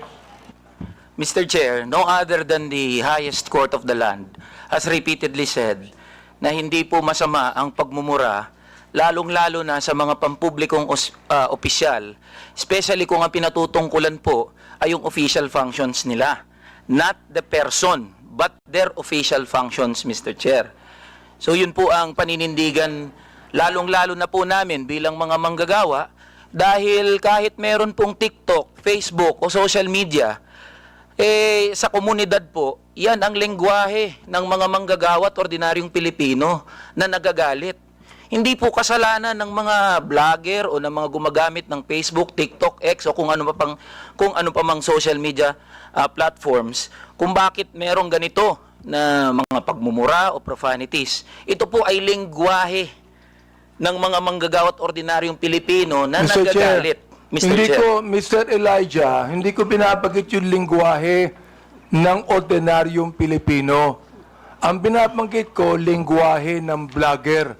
Hindi ka ordinaryong Pilipino. Mr. Chair. Tatandali lang, kasalala pa ako eh. Alright. Hindi ka ordinaryong Pilipino. Tama, mali? Ordinaryong Pilipino ako, Mr. Hindi, Chair. hindi ka ordinaryong Pilipino. Vlogger ka eh. No, I'm a manggagawa ako, Vlogger Mr. ka. Chair. Lahat pa ng ordinaryong Pilipino, vlogger? Mr. Chair, manggagawa ho ako Andali lang, na may andali lang. platform ho. Andali So, lang. ordinaryong Pilipino ho ako, Andali Mr. lang. Chair. Mr. Vlogger ka Chair, eh. point of order. We have our rules here. I think the resource person cannot answer without being recognized by the chair. Sorry, Mr. Chair. Okay, to all reminder to all resource persons, let the interpolator finish his line of questioning in his statement, and resource persons can only talk when the chair recognizes them. Okay. Nabanggit mo kanina na yung profanities, yung insult, yung malicious accusation, kung yan ay sinabi sa kanyang, anong tawag doon, functions bilang public official, okay yun. Yung sabi mo, di ba? But not on a personal basis, correct? Ayan. Yes, Mr. Chair. Sabihin natin, naniniwala ako dyan. Pero, hindi naman niya sinabi yan sa akin on my public functions, official functions. It is a personal accusations on me. Mr. Elijah. Mr. Chair, can I be I cannot speak on behalf of Ms. Joey, Mr. Chair. Inaano ko lang yung sinabi mo. Yes, Mr. Chair. Okay, now I'd like to ask Ms. Joey, Ms. Cruz, are you insulting me on my public official functions, or it is a personal accusation on me? It's not a personal accusation, Mr. Chair, and I think we have agreed early on that we do not have any personal relationship. So Yes, that that's is right. just- Pero ito, ang sabi ni Elijah, okay lang yon kung yan ay sinabi in my official functions as a public servant. Alam mo ba yung official functions ko? Yes, Mr. Chair, and Alam mo. So therefore, hindi ka naniniwala sa aking official functions, kaya tinawag mo akong gago. no, Mr. Chair, the observation that I uttered to describe your performance of your official action, that is my observation. That is what I felt. Well, inobserbuhan mo ba yung aking official functions? Yes, Mr. Chair. Inobserbuhan mo I watch your hearings. Since I won in 2019? No, Mr. Chair. I closely monitored your performance as a congressman in the 19th Congress. And you hated me for that? No, not really, Mr. Hindi, Chair. gago. Just in the Binagit mo 19th sa akin Congress. gago, so you hated me. Mr. Chair. Ano ba ibig sabihin nun? Binanggit mo, gago ako. Binanggit mo, isasampal ko ito sa pagmumukha mo. Binanggit mo, I'm going to be... Hindi ko babanggit eh. Okay. If you prepared, binanggit mo yun eh. May I respond, Mr. Chair? Therefore, you hated me. Hindi pwedeng sabihin mo sa akin na you love me. Is that the person that you said that you love me? I love you, and because of that, isasampal ko ito sa'yo. May I respond, Mr. Chair? Yeah, go ahead. Sige, Mr. Chair, go ahead, respond. At the very most, I do not like your performance as a member of the 19th Congress. But hate is such a powerful word because we established earlier that we do not have any personal relationship or any personal Mr. Chair, affiliation. binanggit mo yung human rights. Yes, binanggit Mr. mo yan Chair. kanina, di ba? Correct, Mr. Therefore, Chair. Mr. Chair, you violated my human rights. Why? Because when you said those profanities, those insults, yung gago, yung isasampal ko ito sa pagbubuka mo, you violated my human rights. You did. May I respond, Mr. Chair? Teka, Mr. Chair, hindi ako nagagalit sa'yo. Okay? At wala akong pakialam sa'yo. Kahit na anong sabihin mo, okay lang sa akin. Alright? Pero itong ating pinag-uusapan ngayon, merong kinalaman sa mga legislation na aming gagawin later on. That is why I am asking you right now. Sapagkat napakahalaga nito. Kapag binabanggit mo, if you're saying that using profanities, insults, and malicious accusations online represent fair and respectful discourse and a healthy discourse, Therefore, you're telling us that the freedom of expression is not is absolute. You can say anything you want, and that is freedom of expression. Yun ang sinasabi ko, Mr. Chair. May I respond, Mr. Chair? Pag binanggit mo, if you said that freedom of expression is not absolute, therefore, there are certain things that you cannot say. Yun ang ibig sabihin nung freedom of expression is not absolute. May limitation yun. Di ba? Oh. Go ahead. You can answer now. Okay, thank you very much, Mr. Chair. Mr. Chair, in the universal thoughts and ideas, there would always be a limitation. The freedom of speech is not absolute. And the limitation of freedom of speech is well defined. Under the law, under the jurisprudence, there are things that you cannot say. There are things that Mr. Chair, you what cannot... jurisprudence are you talking about? Supreme Court decisions, Your Honor. Can you tell me what law? Example of law that limits your Yes. freedom of expression. For Can you example, tell me Mr. the Chair, jurisprudence? yes, Mr. Chair. For example, Mr. Chair, there is, I cannot specify the specific law, Mr. Chair. There but is a law on libel. Yeah, law There on is libel. a law on slander. There is a law. Is it okay, Mr. Chair, if I give my example? Okay, thank you very much. One example, and I think this example is very demonstrative, is very illustrative of the limitation of freedom of speech. Right now, it is election, midterm election, and it is not allowed that people are going to campaign on the day of the election day. That is a clear prohibition to express on the part of the citizen to say whatever they want to say on that Teka, election day. Mr. Chair, ano po ang connection nung binabanggit mo? I'm asking you about the jurisprudence. I just told you that there is a law against on libel, on cybercrime. What you said today is libelous. What you said here is libelous. Why? Mr. Because Chair. there is a malicious intent. When you use profanities, when you use the word gago, there is a malicious accusation, and that is libelous. Mr. Chair, if that is your assessment of And that kind of listen, statement, you not will only have your... libelous, Mr. Chair, dali lang ha, not only libelous, ha, that is also unjust vexation on my part. May I respond, Mr. Chair? Go ahead. Okay, Mr. Chair, if you think that you are violated by my exercise of my freedom, you would have your right and No, be no, in court Mr. Chair, so that, don't so worry. that the maliciousness of Mr. that Chair, statement don't can be worry. I'm sorted not out going in the to charge proper you in court. authority. Don't worry. I'm not going to charge you. If I charge you in court, matatalo ka eh. Pero hindi. Oo. Unjust vexation to. Alam niyo ba yon?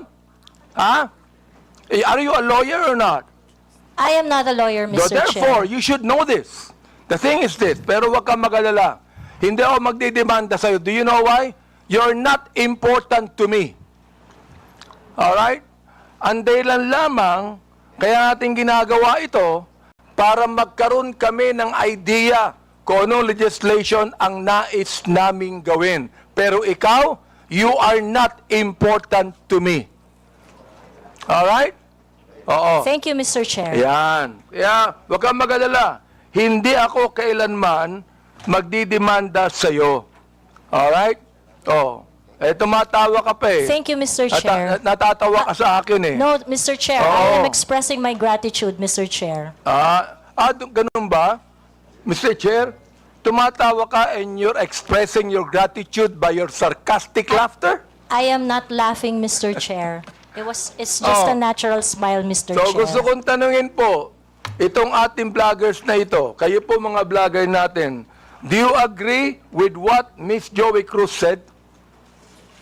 Every one of you could be able to answer, if you agree. I have a lawyer there. Attorney Trixie.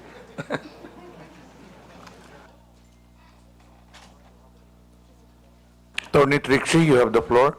Thank you, Mr. Chair. I disagree with Ms. Joey. I believe that there is, instead of a limitation on the freedom of speech, I believe that speech is either protected or not protected. Thank you very much. Those that are covered by the law, such as the law on inciting to terrorism, inciting to rebellion, and so on, are unprotected speech. And those that are not covered by any limitations by the law are protected speech. The Supreme Court has said that expressions of frustration are protected speech. And therefore, although we differ, Ms. Joey and I, on the approach to the problem, we agree on the solution. Okay, let me ask the other bloggers that we have. Each of you could be able to answer and tell me if you agree with Ms. Cruz on that. Your Honor, Mr. Chair, I am Dr. Mata. I'm a bit forgiving on those things sometimes, Mr. Chair, because sometimes people are so expressive that we tend to say things. Then I could cite, Mr. Chair, your example on the last hearing. You mentioned something as well. I won't mention it now, but you said it's something, but I know it was withdrawn as well. So there's no, I'm not affected by what you said, because sometimes you're just, in your emotions, you tend to say things, which you said, T-A-N-G-A, but it's okay, Your Honor. Mr. Chair, let me answer that, no? When I say T-A-N-G-A, binalik ko lang sa kanya eh. Siya ang unang nagsabi. Siya ang unang nagsabi. Para bang pinukul ka ng balisong, nasa lubong yung balisong, binalik mo sa kanya. Kaya ako binanggit. Hindi ako ang unang nagsabi. Ang unang nagsabi, yung vlogger mismo. Ibinalik ko lamang sa kanya. Ngayon, ako ang masama. Samantalang yung vlogger na nagsabing tanga ang gobyerno, hindi masama. Nung ako ang nagsabing tanga, ako naman ngayon na masama. Ano ba talaga, Mr. Chair? Yes, thank you for your explanation on that, Mr. Chair. Mr. Chair.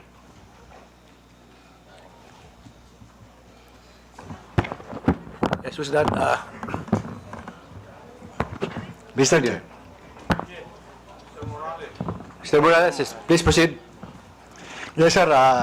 Doon sa kay Miss Joey Cruz, ang ko lang, bilang isang dating tauhan ng gobyerno, wag lang sana tayong magpakita ng anumang kagaspangan para hindi tayo napapansin ng publiko. Yun lang po. Ano yung ibig sabihin? Huwag lang magpakita ng kagaspangan para hindi makita ng publiko. Yes, Your Honor, Mr. Chairman. Yun lang po. Kasi kung magpapakita tayo ng kagaspangan at makikita ng publiko yung hindi na ayon na kilos ng isang public official, talagang makikita po tayo. At yun mapapansin ng publiko. Huwag naman sana tayong masasaktan. Sinong tinutukoy mo, Mr. Chair? Your Honor, yun pong mga gumagawa ng kagaspangan. Yun po yun. Sino nga yung tinutukoy mo? Hindi ko po alam. Siguro po, maaaring kayo po, Your Honor, mawalang galang na po, nasa inyo po yun kung sino po yung mapapatungkulan nun. Mr. Chair, ano ba yung kagaspangan na narinig mo? Sino nagsabi ng kagaspangan? Your Honor, ito po bilang isang dating tauhan ng gobyerno. Nagiging maingat dapat ang isang tauhan ng gobyerno habang siya ay nanunungkulan. Katulad ng pagnanakaw, pag-aabuso sa tungkulin, pagmamalabis. Yan po yung isa sa mga dapat na tinitingnan natin. At kung tayo man ay tauhan ng gobyerno, dapat ginagampanan natin ng buong husay, buong giting, tulad ng mga alagad ng batas na handang ialay ang sarili niyang buhay para lamang doon sa sinumpaang tungkulin. Mr. Chairman, Your Mr. Honor. Chair, tama yung binanggit ni ni Mr.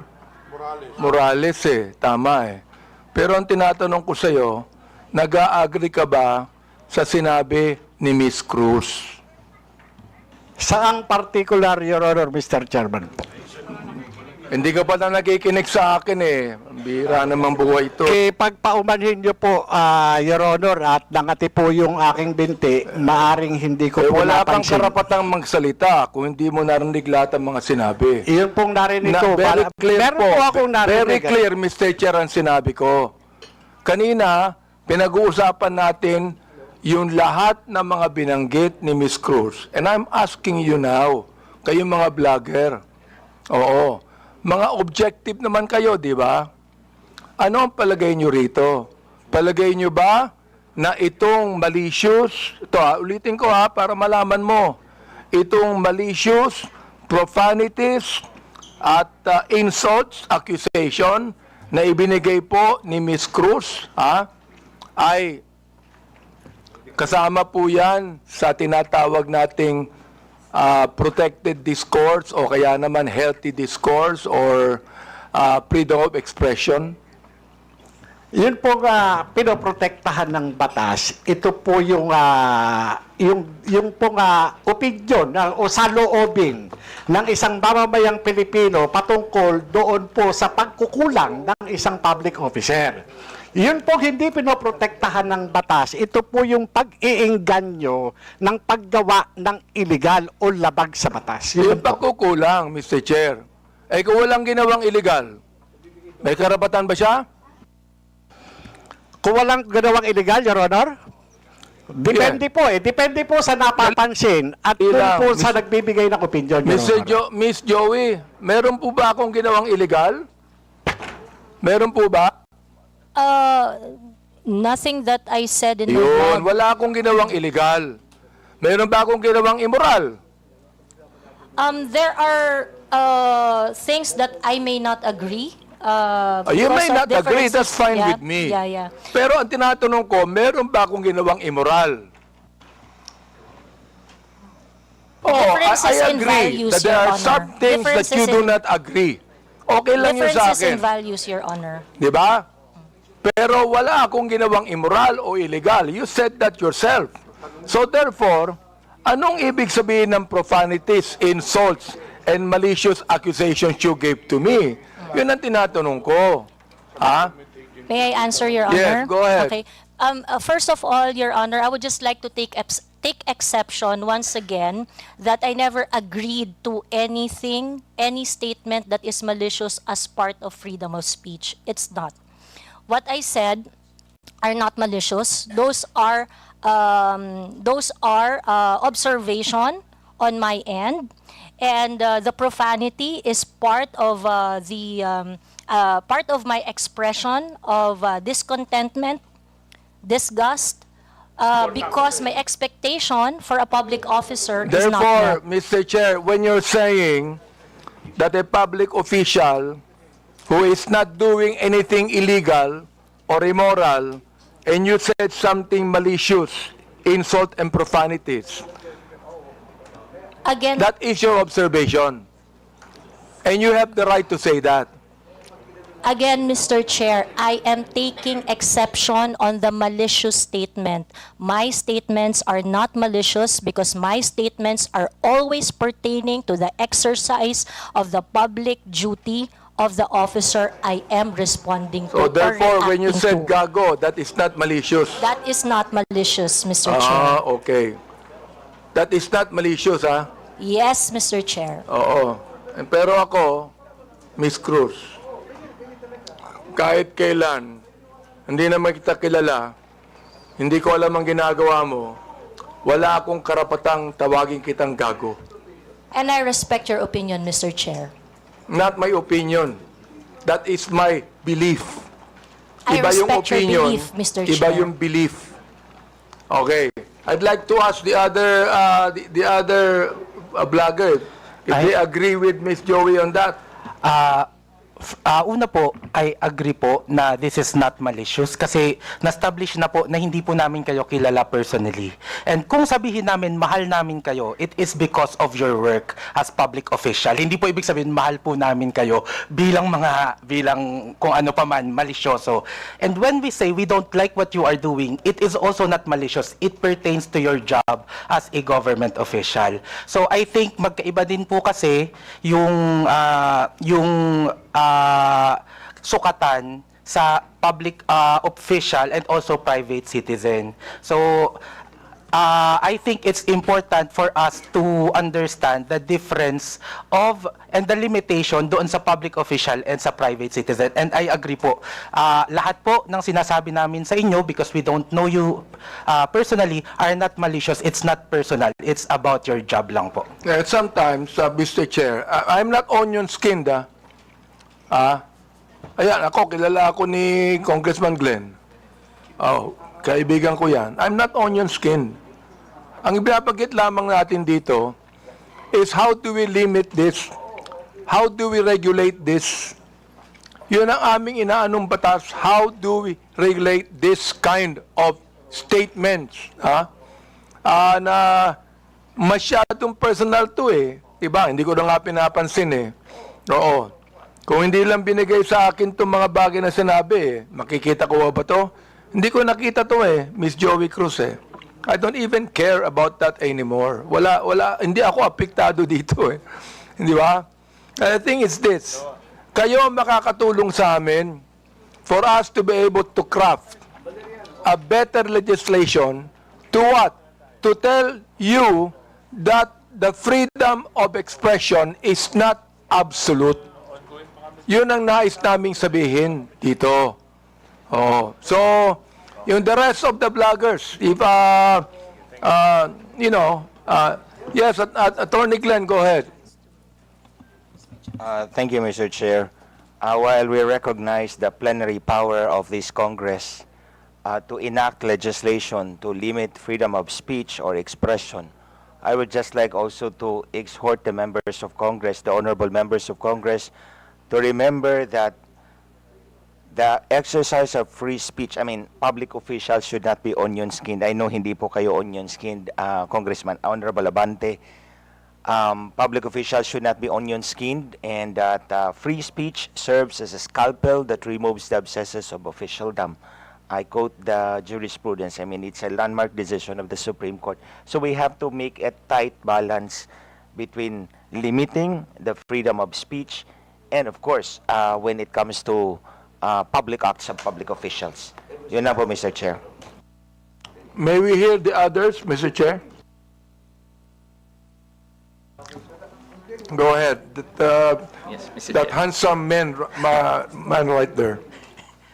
Ako po, Mr. Chair. May I be recognized po? Mr. Chair, sundan ko lang po yung binanggit po ni Attorney Trixie about protected speech. I don't know the specifics of what Ms. Joey said. Be that as it may, Mr. Chair, kung yung pong mga binanggit niya ay nakapatungkol po sa official function, then it is warranted.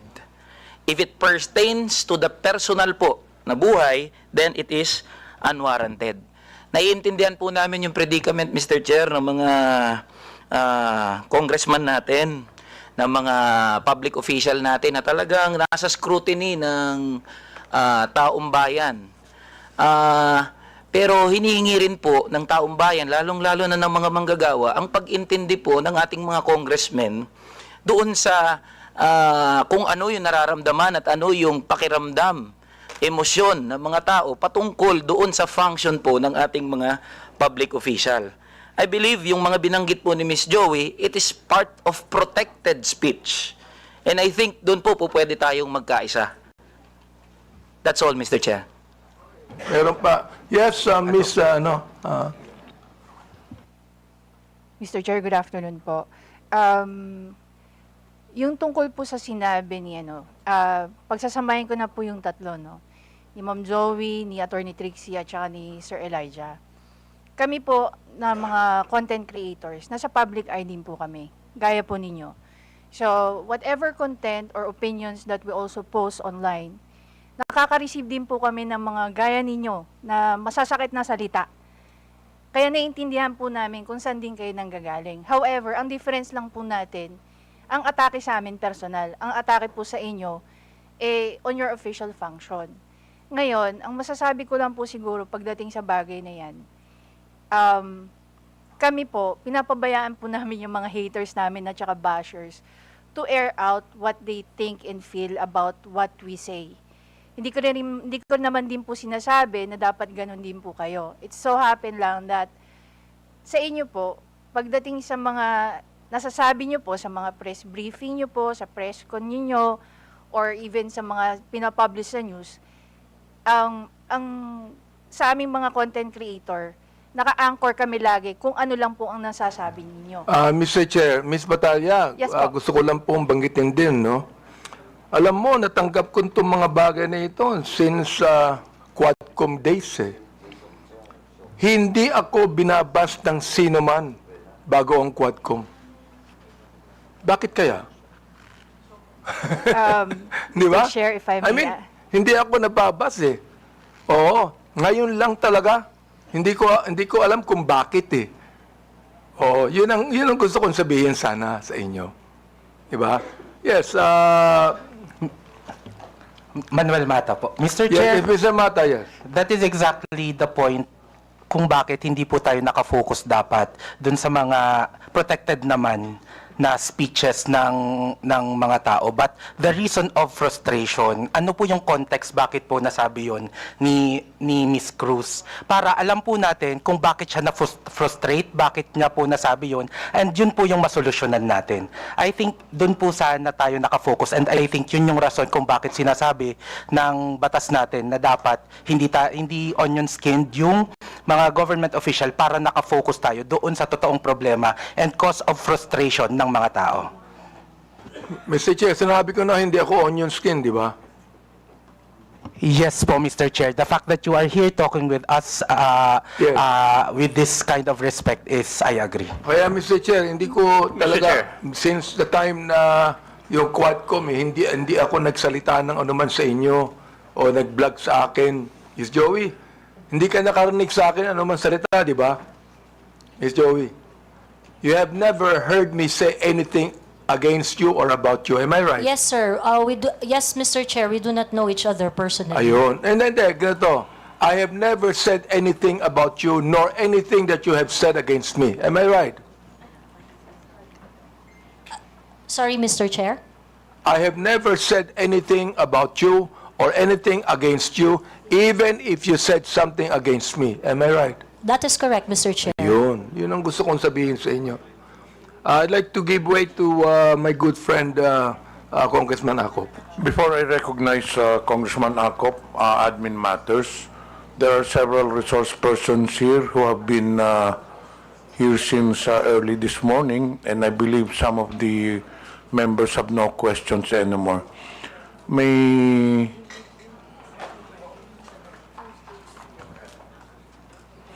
andito po ba si Attorney Kirsten Bautista? To the members, do you have any questions with regards to the Department of Justice? Meron po ba tayong tanong sa Department of Justice? Palagay ko meron po, Mr. Chair. Meron, okay. Sa BIR, may tanong pa po ba tayo? I do have some questions to the BIR, Okay, Mr. later. Chair. Okay. Andito pa po ba ang PIR? Okay. So, hindi pa pwede po kayong umalis. Okay. Sino pa ba ang... Sa NBI, may tanong pa po ba tayo? Do you have any questions sa NBI? Kayo? Baka meron pa, Mr. Chair. Bonus lang Okay. ulit. Sa PNP, meron po ba kayong tanong sa PNP? Yes? Okay. What about sa KBP? Kay Attorney Rodolfo Larbar, who is a KBP legal counsel, and Attorney Mark Tolentino. Do you have any questions with KBP? But of course, you are free to stay, no? If you want to stay. May tanong po ba tayo sa KBP? Wala? Kung walang tanong sa KBP, then KBP is allowed to be excused. But as I've said, you're free to stay. Sa Digital Marketing Association of the Philippines, kay Mr. Miko David, may tanong pa po ba tayo? Anyway, you can stay, but you're allowed to be excused. Sa Global AI Council, Mr. Antonio Mauricio, andito po ba? Your Honor, umalis na, Your Honor. Okay. Sa Press 1 Philippines, andito po ba ang Press 1 Philippines? Do you have any questions? Yeah. Meron. Okay, we'll now proceed. What about Scam Watch Pilipinas, Mr. Joseph? Wait to Congressman Acop for a while, but I still have last question. Mr. Chair, I just want to ask some clarificatory questions. Please proceed. Kung sino po yung nagsabi na dapat maintindihan po natin yung mga tao na because of their frustration ay nakapagsasabi po ng hindi tama. Gusto ko lang sabihin na yung frustrations wouldn't give you the right to violate the law. Hindi po nakapagbibigay ng karapatan sa isang tao na mag-violate ng law because of his frustrations. Because there are avenues, legal or provided by law, para ma-express nyo yung frustrations ninyo. That is precisely the reason why the freedom of expression is not absolute. Thank you, Mr. Chair. Okay, thank you. Before we proceed, may I know if Ms. Vicente Cunanan has taken her oath? Wala pa. Please rise. Comsec, please administer the oath. Please raise your right hand. Do you swear to tell the truth, the whole truth, and nothing but the truth in this inquiry? Please respond with I do. The oath has been administered, Your Honor. Thank you. Honorable Abante, you have the floor. Mr. Chair, meron po bang ibang vloggers na gustong magsalita tungkol dito? Do you have any statement to the social media personalities regarding the issue on Ms. Cruz? Ms. Cruz, just curious, are you a voter of Honorable Abante? No, So Mr. you're not a Chair. registered voter in the district of Honorable Abante? No, Mr. Chair. And as you have said earlier, you do not know him personally. Yes, Mr. Chair. And he does not know you personally. Correct, Mr. Chair. So, bakit na nyo naisip na atakihin si Honorable Abante? Just curious. Because the action is not really limited. The performance and the performance of Congressman Abante being part of several committees that affects national issues. But why are I you got to know interested him. particularly, specifically to Mr. Honorable Abante, considering that you are not a voter of Honorable Abante? Ano pong interest ninyo? The issues that he tackles in his committee memberships and chairmanships are issues that are affecting the Philippines at large. So in short, you have something against him because you have singled him out. There are 314 congressmen here, pero mukhang ang paborito mo si Honorable Abante. That is incorrect, Your Mr. Chair, Honor, paborito Mr. din niya sa Chair. Ace Barbers. Because there are other congressmen that I give my observations to, and it's not limited to Honorable Congressman Abante. So he's not singled out, Mr. Chair. Mr. Chair, palaging sinasabi ni Ms. Cruz yung observation. I hope, Ms. Cruz, you know, okay lang yung observation. For example, like, I hate Congressman Abante. Okay yan. I do not like Congressman Abante. Okay yan. I don't agree with Congressman Abante. That's fine. Pero yung tatawagin mo kung gago at isasampal mo sa... Teka, gusto ko nang tanungin. Gusto kong malaman, ano ba isasampal mo sa akin? Sabi mo isasampal ko ito sa bugumukha mo. So, pakiklaro nga sa committee ito kung ano yung isasampal mo sa pagmumukha ko. like I said earlier, Mr. Chair, I would like to know when that was posted. And perhaps, it's very likely, Mr. Chair, That I was posted posted such... on YouTube. Mr. Chair, it's very likely, Mr. Chair, that I said something like that. We And are that's checking it now. Very likely, the one that is going to be slapped on your face is, it's very likely that I'm referring to facts. Oo It's nga. very likely that I'm referring Mr. to Chair, facts. talagang hindi ko akalain, sasabihin niya sa akin to kung ang, Mr. Chair, kung ang misis ko magsasabi niyan, tanggap ko yan. Pero si Miss Joey, hindi ko naman po siya kilala talaga Ito pa, mayroon sasabihin ako sa inyo. Gusto kong tanungin din naman yung ating mga researcher dito ng Press One. So what do you think of Miss Cruz? What do you think of her statements? Everything that she said? Mga researcher po kayo ng Press One. Can you say something about that? Press One, can you please answer? Mr. Chair, we were confined with the facts as researchers. So I think as long as if Miss Joey Cruz is giving her opinions and her opinions alone, I think it is beyond our capacity it is beyond our capacity because she is entitled to her own truth. But again, if it's something to do with the known facts, I think we can debunk what is being said. Ayun po. Yun po, Mr. Chair. Okay, may I ask Mr. De Guzman? Yes, Mr. Chair. Well, in my opinion, Mr. Chair, it's basically as a reputation management practitioner, I think in that aspect, it's not really a matter of freedom of speech, but it's a matter of, number one, respecting for others. Number two, it's a matter of an ethical practice, whether you're a journalist or even a content creator, because basically your audience has a wide range. They are not just limited to a particular segment who would understand, unless, of course, that's the type of brand that you want to project. So you will really break those ethical rules, those courtesies, and the respect. So that's my personal opinion, Mr. Chair. Mr. Chair, can I ask the rest of the bloggers if they would like to say something? Yes, go ahead. Hello. May I? No, I don't agree with how you stated it, sir, which allegedly she said.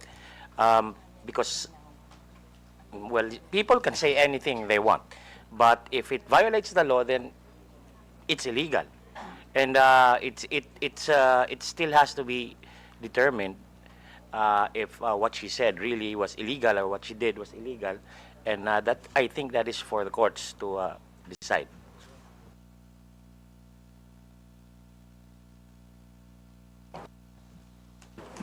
I think we have already heard the other Mr. Chair. bloggers.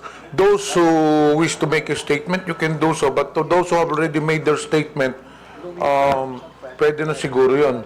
Mr. Chair, Permission to speak. gusto ko lang pong sabihin kay Miss Joey, yung batas tungkol sa unjust vexation. Supreme Court has defined unjust vexation as any human conduct without violence that unjustly annoys an innocent person. Yan. Yan ang batas. The elements of unjust vexation are: there is human conduct that unjustly annoys or irritates another person.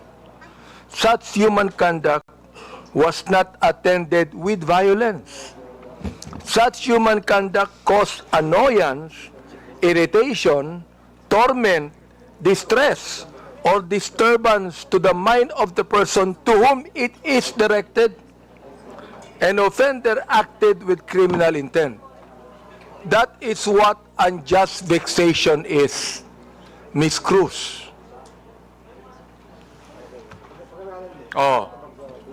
If I say, Miss Cruz, I was irritated by what you said, I was annoyed by what you said, even without violence.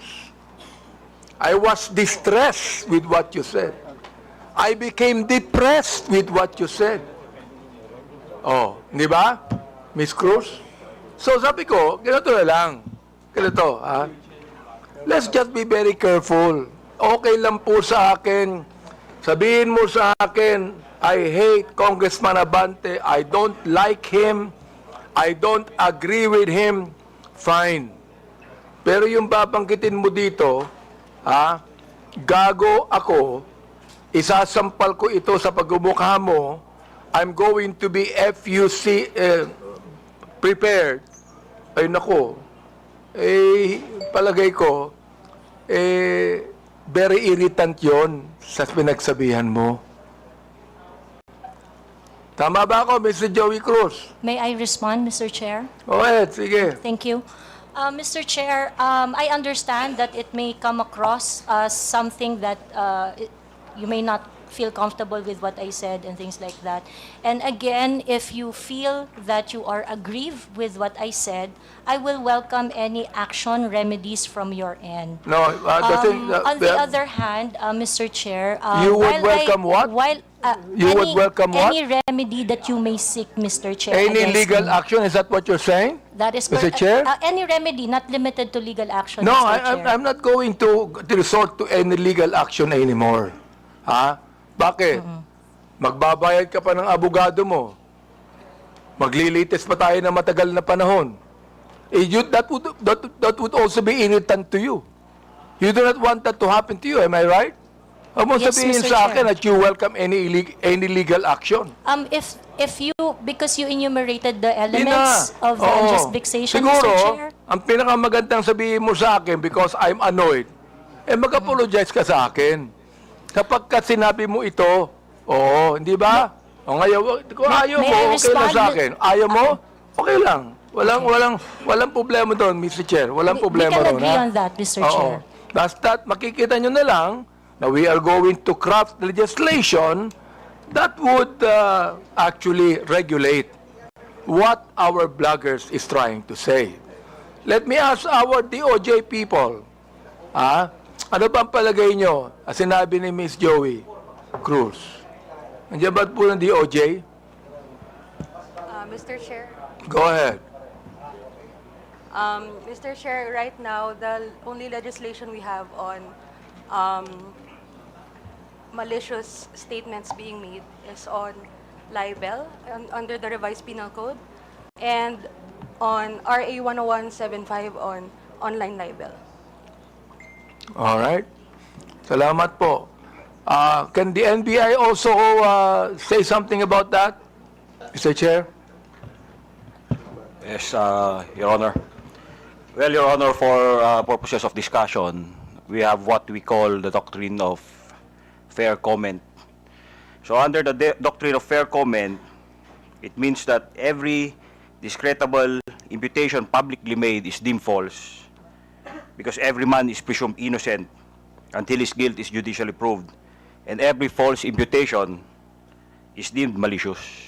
So under this doctrine, as a general rule, when the discreditable imputation is directed against a public person in his public capacity, it is not necessarily actionable. What we are talking here is whether or not it is actionable or not actionable.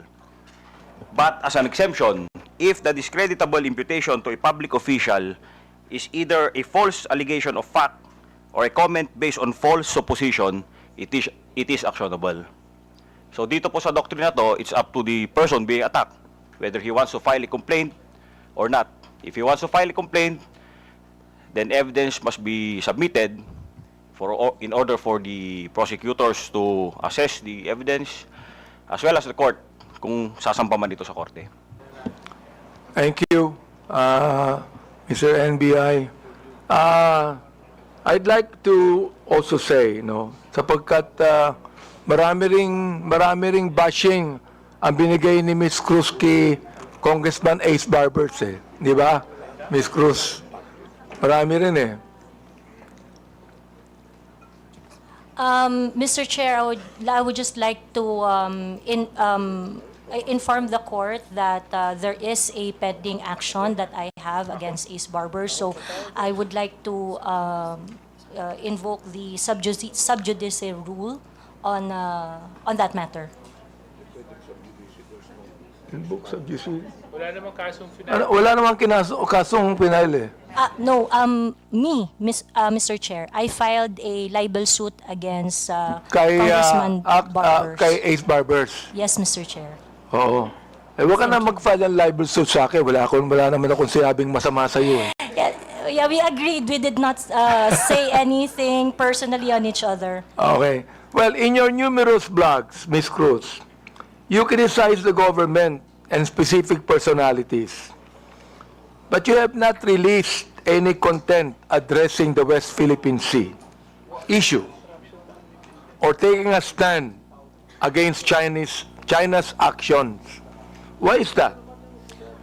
It is something that is beyond my competence, I would say. It is something that I do not know much. Although I would like to correct you, sir, that you said I did not release any content, but I actually do. In those contents, when I'm going to talk about the West Philippine Sea, the South China Sea, I talk about it in such a way that I try to figure out the issues, the facts, and ask. My platform is very interactive. And so my platform is always visited by professionals, professors, experts on their fields, real people doing their real job, sharing their 2 cents on what is going on. So whenever I'm going to talk about the South China Sea, international relations and things like that, it is always an interactive one, an exchange of idea from different point of views. Thank you, Mr. Chair. What is your, Tito, gusto ko lang tanungin, what is your current source of income, Ms. Cruz? We have a family business, Your Honor. Family business. Well, That is correct. are you monetizing your social media content or receiving compensation for your blogs? Yes, Mr. Chair. You are. Yes, Mr. Chair. So it is also some kind of a business to you. It is really not, Mr. Chair. In fact, if you're going to look at my vlog, it's very unprofessional. I do not have a studio. It is very casual. I do not have regular time. I'm going to vlog whenever. But how many followers do you have, Mr. Chair? On YouTube, I think I have around 79,000.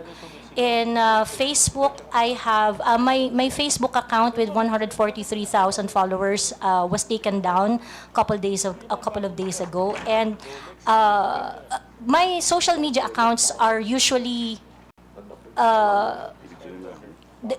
they don't really last that long because it would usually be reported or taken down. Well, ilan po yung social media account ninyo, Ms. Cruz? I have TikTok, YouTube, and Facebook. So, ibig sabihin nun, you're getting money out of that. Parang sa'yo, that's a source of income, correct? It is a source of income, but Good. it is not a job for me because I can not vlog if I want to. Ano yun, Mr. Chair? I do not have to vlog if I want to. Mr. Chair, I do not have specific schedule when I do vlog. Sa akin, So, let me advise you, Ms. Cruz. Huwag ka na mag-vlog kasi naiinis ka din eh. Naiinis ka din. Hindi pwedeng hindi ka mainis sa sinasabi mo eh. Di ba? Naiinis ka din. Mr. Chair, I'm Naasar ka actually... din. Tama ba ako? Naasar ka rin. Nai-stress ka din dun eh. Not really, Mr. Chair, because I'm a very... I grew up in a household with very political orientation, so it is something that I really like doing. So Mr. Chair, did you grow up in a household where you curse each other? No. My parents are devout So you Catholic. did I'm the not only grow one who up curse in a household. I am the only one who curse in our household. You are the only one that curse. Yes, that is correct. Well, you know, you're a grown-up person. Sana tinuruan ko ng bata ka pa ng magulang mo. Ako tinuruan ako ng bata ng magulang ko eh. Nawag akong magmura eh. They did, Your Kaya hindi ako Honor. nagmumura eh, Mr. Chair. They did teach me. So, tinuruan ako teach ng me magulang that, Your ko ng Honor. bata ko wag magmura eh. Kaya hanggang ngayon, hindi ako nagbumura eh. They did teach me not to curse, Your Honor, but they also taught me how to be your authentic self. Ah, ganon. Okay ka. In one of your posts, you said, ito nakakaawa ang mga pulis under BBM administration. Can you elaborate on that? What led you to the conclusion that you said that? Oh, that is a series of posts on the memorandum that is circling around saying that policemen would have to react on official PNP pages. And I think it is so unfortunate that apart from the regular duties and responsibilities of a policeman, they are being asked to do such kind of menial task. I think it's something that they do not have to do. I vehemently disagree with that kind of policy, so that's why I felt I commiserate with the policemen. You what? You commiserate? Yes, Your Honor. So when you commiserate, you can tell the policeman, police patola kayo, wala kayong kwenta. Is that how you commiserate? I never said that, Mr. Chair. Nabanggit mo yun eh. Mga pulis, wala kayong na-solve na problema. Nabanggit mo yun.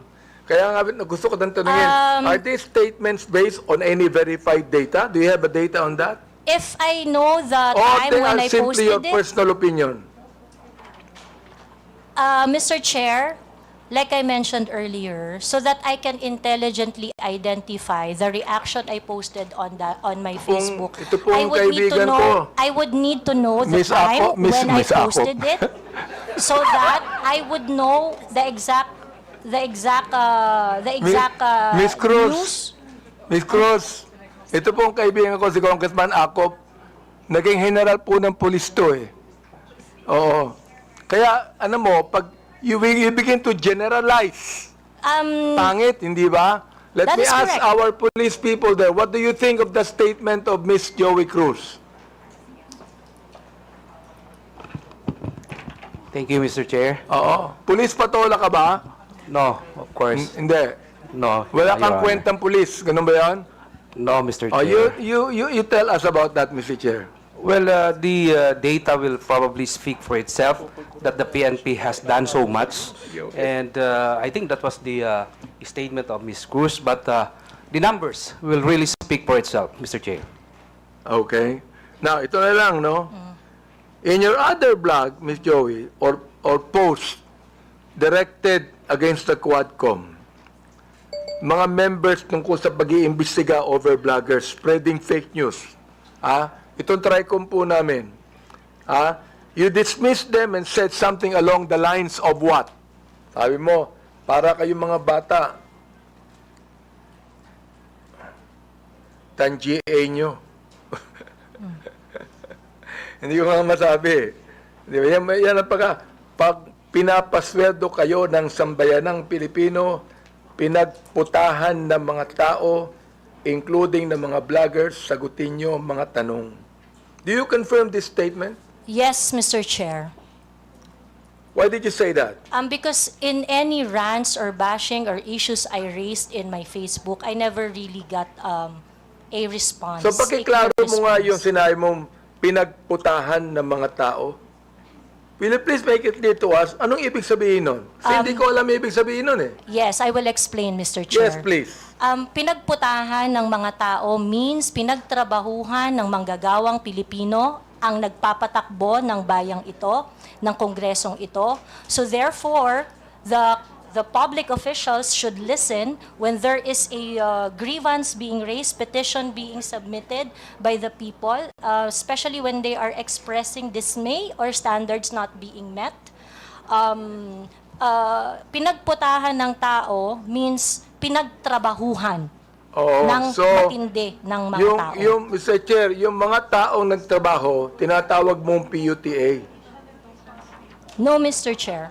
Ayun ang nabanggit mo eh. And Mr. Chair, sa Katagalugan po, ang ibig sabihin po niyan, dahil nga po ang tao ay nagtatrabaho, ang isang hardworking na tao ay nagtatrabaho ng long hours, they would always express ng frustration dun sa kanilang pang-araw-araw na challenges. So that is why, ganun po ang Bulakenya po ako, Mr. Chair. I would just like to inform so that you would also have a proper context on my vernacular. Mr. Chair, marami kong kilalang Bulakenyo na hindi ganyan ng mga salita. Yeah, marami po. Marami rin po Please, ako.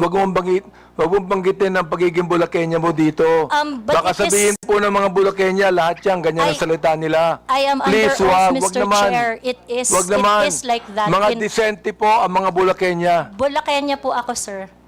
So I can speak for Oh. my people. Isa ka, Mr. Chair, sa Bulakenya hindi disente. Now ito ha. Last question, Mr. Chair. Yes, can you wrap it up? We still have other issues. Given your consistent use of offensive language, not only against me, against others, for example, personal insults, unfounded allegations, you cannot even verify it with your data, do you believe your actions are still protected under freedom of expression? I take exception, Mr. Chair, Or on have you crossed the alleging line unfounded accusations because Or have you crossed the line into abuse of your right? I understand my right, Mr. Chair, and I understand that I have no right to abuse my right. Good. So, ibig sabihin doon, you have no right to use abusive language against a person you do not even know personally. Using profanity is not necessarily abusive, Mr. Chair. Well, you made that in a personal way. So, let the people judge it. No, because Correct, a lot Mr. of people Chair. are watching Agree. now. Let the people judge Mr. it. Chair. So, siguro, yun na lang, Mr. Chair, ang mayatanong ko kay Ms. Joey, siguro ngayon, makakilala na kami ngayon, siguro magiging close na kaming dalawa. Baka kayo ng sunod na love team. Kung ako, please recognize. Thank you, Mr. Chair. May I know if Mr. Vicente Bencalo Conanan is present this afternoon? Yes, she just took her oath. Would he be the same as Miss Pebbles Conanan? Yes Same. po. Your Honor, Yes. Thank you. I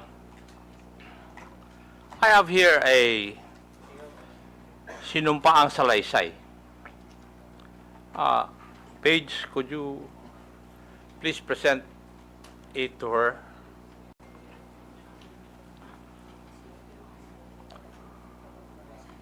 Would that be your affidavit? Subscribed and sworn to? Pakitignan yung dokumento na binigay po sa inyo. Yung po ba ay affidavit po ninyo? At pirma nyo po ba yun na andyan?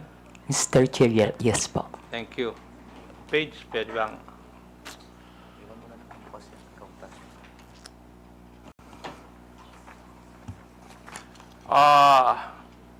Would you mind if I just call you Pebbles in this hearing? Mr. Chair, thank you po.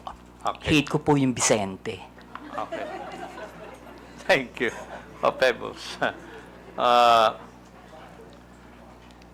Pebbles, tong sinumpa ang salaysay mo ba is ginawa mo ba ito ng kusang loob at wala pong pumilit po sa inyo na gawin at pirmahan ito?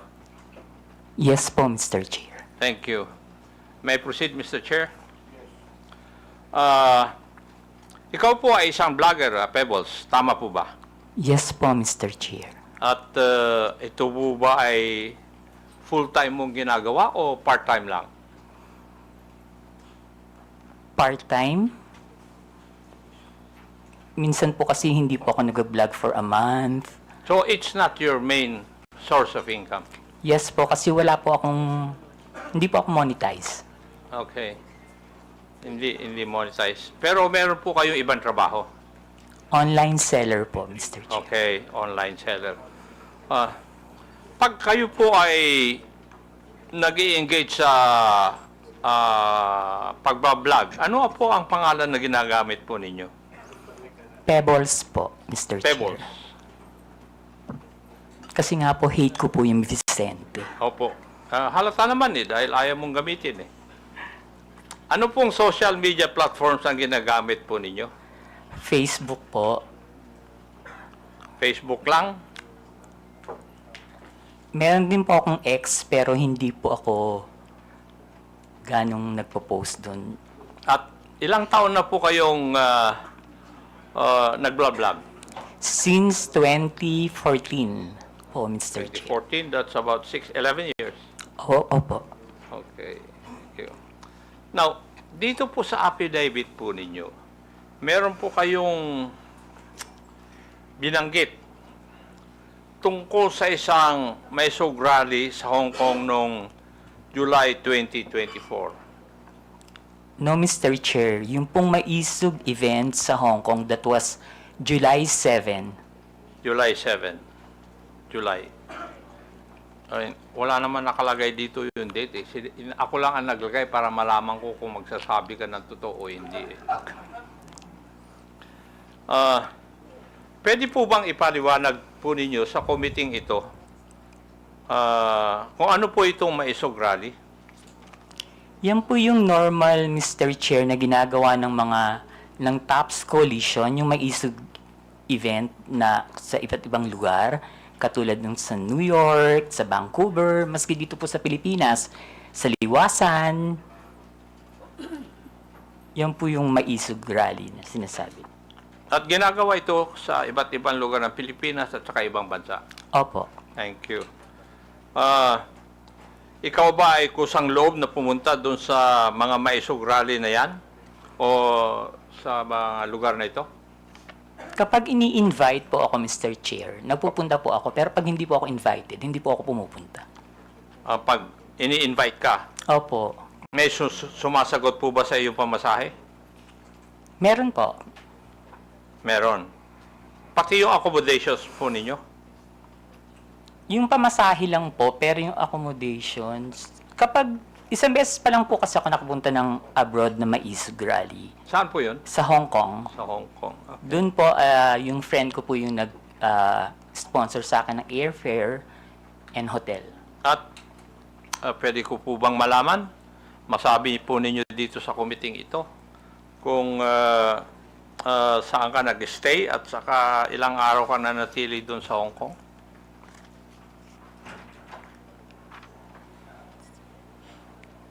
July 7 po, ginawa yung event. July 6, 7, and 8 po. July 6, 7, and 8 po ako nag-stay. Pero yung pangalan po ng hotel, nakalimutan ko na po. Okay, thank you. Bakit po kayo naimbita sa private dinner na sinasabi mo na naganap noong July 7, 2024? Hindi po, Mr. Chair. After po ng event, meron pong dinner. Naimbita po Ng kayo? lahat ng naging speaker dun sa event. So, naging speaker kayo doon? Yes po. Okay. Pwede po bang sabihin nyo sa committee ito? Sino ang nag-imbita po sa inyo sa event na ito? Actually, Mr. Chair, nung pagtapos ng event, tapos nakatayo na po lahat ng mga tao, nagpapapicture yung mga umattend, yung mga followers. Ang nagsabi po sa akin na merong dinner after is si Attorney Harry. Si Attorney? Harry Roque. Si Harry Roque. Siya rin ba nag-imbita na lumawak ka doon? Hindi po, yung pong organizer ng Maisog Hong Kong. Yung nag-organizer ng Hong Kong Maisog Rally. Sa tingin mo, ano po ang dahilan bakit kayo inimbita doon?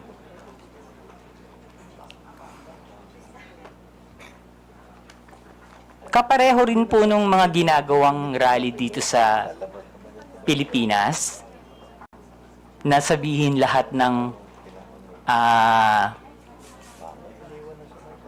ginagawa ng gobyerno na hindi namin gusto kasi that time kalaban po ako ng gobyerno. Liwanagin po natin yon. Kalaban ka ng gobyerno? Ano Opo. po ang ibig sabihin po ninyo Ah, sa ano po? kalaban ka ng gobyerno? Mr. Chair, Kayo po ba ay critic ng gobyerno? Yes po, O, kritiko yun. po. Kasi Opo, malawak po kritiko yung po. sinasabi po nyo na kalaban ka ng gobyerno. Eh. Sorry, kritiko po ako ng gobyerno. Kritiko ka ng gobyerno. Okay. Meron akong meron pong binabanggit sa iyong affidavit na pagkatapos ng nangyaring maisog rally sa Hong Kong, ikaw ay naimbita na dumalo sa isang pribadong dinner kasama ng mga iba pro-Duterte vloggers at personalities. Meron akong ipapakitang litratong ito sa screen. Pakisagot lang kung pakisabi lang kung ito po ang sinasabi po ninyong dinner na nangyari. Yes po, Mr. Chair. Comsec, please flash the photo on the screen.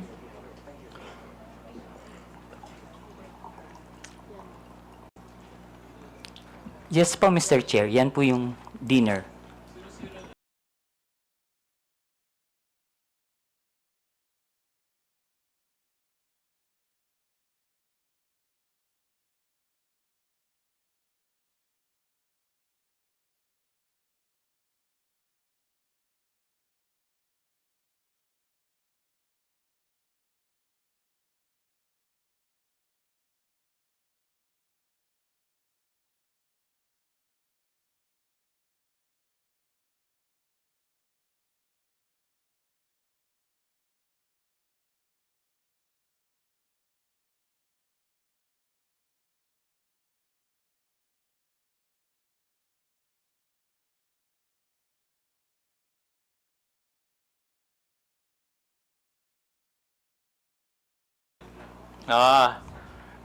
Pwede ba? Narayan ka.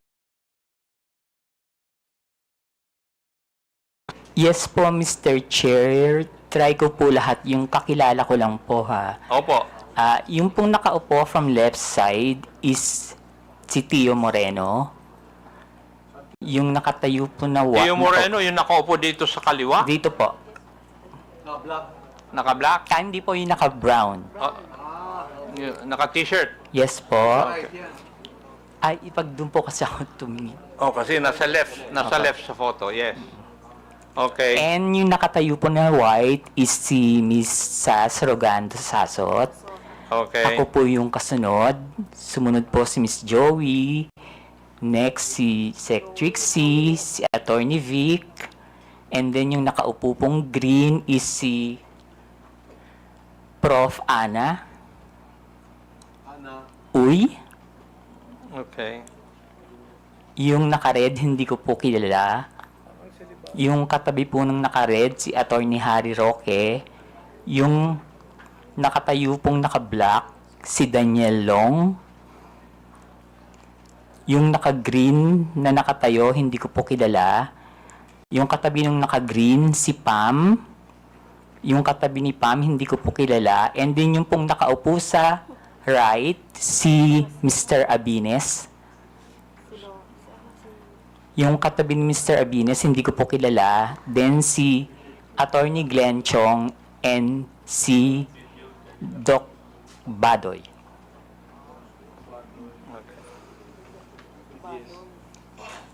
Alam mo ba, Pebbles, kung sino ang nagbayad sa dinner na yan?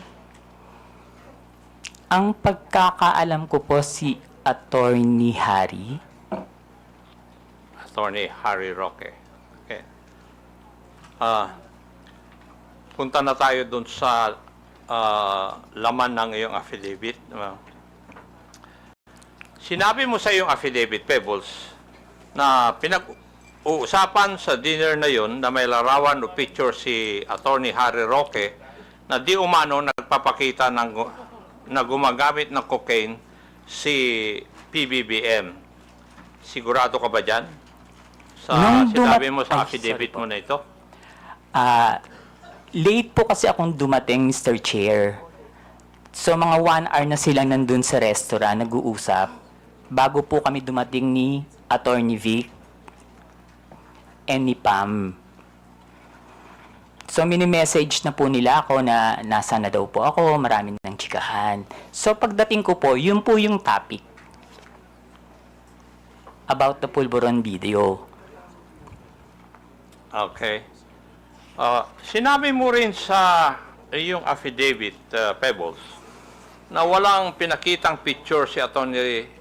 Harry Roque doon sa pinag-uusapan po ninyo. Pero base po sa iyong obserbasyon, mukha bang yung ibang mga kasamaan mo ay alam na ito o first time din nilang narinig ang tungkol sa larawan na yan? In fairness naman po dun sa mga kasama ko, hindi po nila alam. Wala po kaming alam lahat. Okay, thank you. Dito rin sa affidavit po ninyo, pinag-usapan din ninyo sa oras po na yon sa dinner kung paano i-release yung sinasabing picture na hawak ni Atty. Roque. Tama Yes. po ba? Yes po, Mr. Chair. At napagkaisahan na mas maigi na yung photo na yon ay parelease sa isang foreign influencer para mas kapani-paniwala. Mr. Chair, hindi naman po na pagkaisahan, pero nagbibigay po sila ng mga opinion na dapat siguro sa international blogger dapat ang maglabas, or yung Australian reporter na nag-interview kay PBBM, pero hindi po siya napagkaisahan. Kumbaga nagbibigay lang po sila ng mga opinion. Okay, thank you. Pebbles, kung totoo man ang picture, bakit kailangan pa maghanap ng foreign influencer to release the picture? Bakit kailangan bigyan ng some semblance of credibility ang pag-release dito? Siguro po, Mr. Chair, para mapanood agad international. Bakit kailangan ng semblance of credibility? Dahil hindi tunay yung litrato o yung photo? Bakit kailangan ng grupo po ninyo na magkaroon ng semblance of credibility yung litrato o yung photo na yun?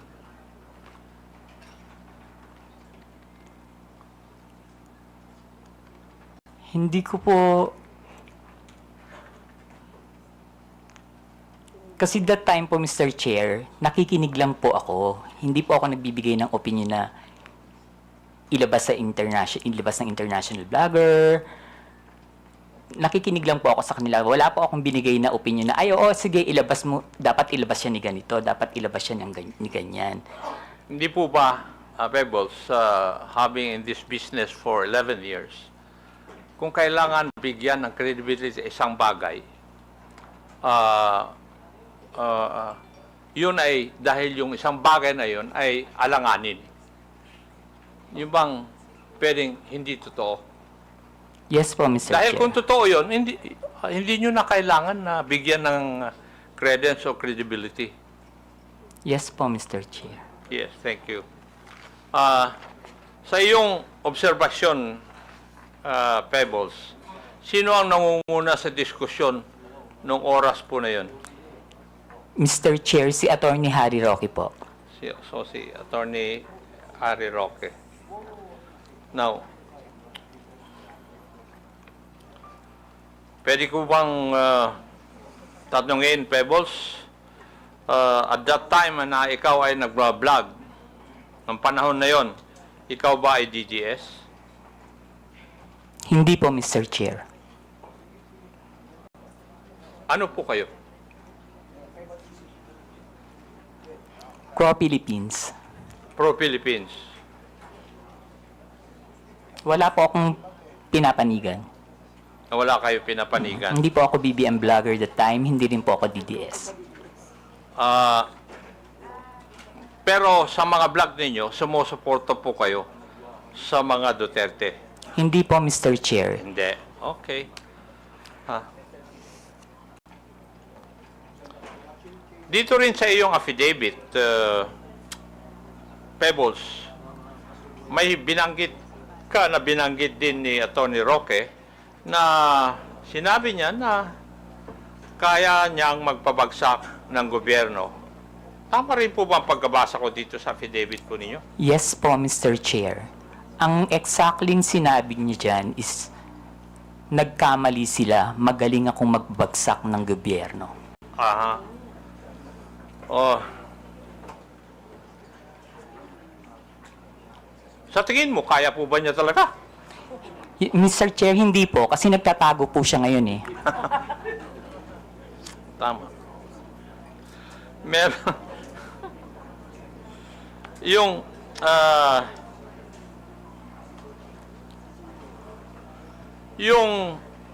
sa iyong interpretasyon, Pebbles, nung gabi na yon,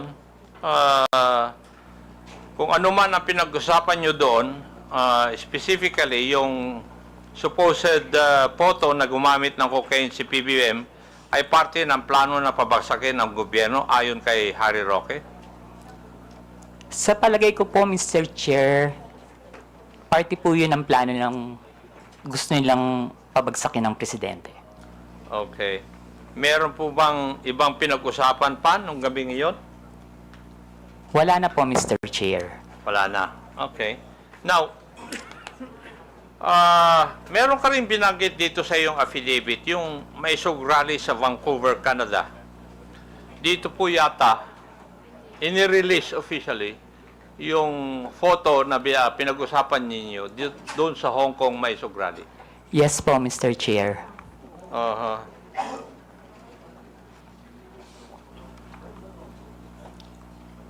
Comsec, paki-plus po ang video clip na nagpapakita ng pag-release ng Pulveron video sa rally sa Vancouver.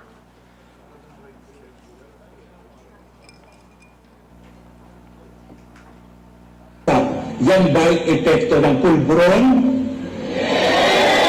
Kailangan sumagot siya ng tama, lalong-lalo na mukhang nailalabas na ang pulburon video. Thank you. Pebbles, nandun ka ba sa rally sa Vancouver? Wala po, Mr. Chair. Paano mo, kung wala ka po doon, paano mo nalaman ito? Naka-live po yan, Mr. Chair. Nag-live po sila dyan. May nag-abiso sa'yo na magla-live sila?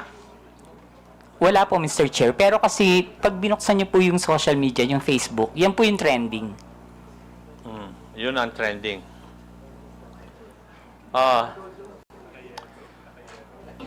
Pebbles, mapapansin sa isang video na si Atty. Roque mismo ang nasa entablado at nangunguna sa rally. Tama? Yes po, Mr. Chair. Siya rin ang nagbibigay ng pahayag sa harap ng mga tao, kaya masasabi ba natin na aktibo siyang bahagi ng event na ito? Yes po, Mr. Chair. So, malinaw na si Atty. Roque ang isa sa mga pangunahing personalidad sa rally kung saan inilabas ang Pulveron video. Yes po, Mr. Chair. At base sa video, siya mismo ang nasa sentro ng kaganapan. Tama rin. Yes po, Mr. Chair. Ngayon, ayon din dito sa iyong sinupang salaysay, isa sa mga dumalo sa Vancouver Mysog Rally ay si Maharlika. Yes po, Mr. Chair. Pwede po bang sabihin mo kung sino itong si Maharlika? Si Maharlika po yung isang vlogger niya taga-US. Taga-US. Ayon din dito sa iyong salaysay, parang alam na ni Maharlika ang nilalaman ng video bago pa ito may sa publiko. Bakit po ninyo nasabi ito? Paulit po, Mr. Chair. Ayon dito sa iyong salaysay din, parang alam ni Maharlika ang nilalaman ng video bago pa man ito may sa publiko. Yes po, Mr. Chair. Ano po ang basehan ninyo? Kasi noon pa po niya sinasabi na may video. Okay. Ayon sa iyong affidavit, sinabi mong nagpadala sa iyo ng mensahe si Maharlika bago pa man lumabas sa video na tinaguri ang Pulveron video. Tama rin po ba? Yes po, Mr. Chair. Ano po yung nilalaman ng mensahe sa iyo? Na may video po at naka-green na damit si PBBM. Okay. At sinabi mo rin sa iyong affidavit, hinikayat ka ni Maharlika, nasakyan mo ang ilalabas na video. Ano po ang ibig sabihin nito sa iyong konteksto? Ang sabi niya po is, sakyan ko na lang. Kasi po, ang sinasabi ko po sa kanya is, nakakainis kayo, bakit kayo may kopya? Kami wala. So, bakit naman kaya sinabihan ka ni Maharlika tungkol sa video bago pa man lang ipalabas to?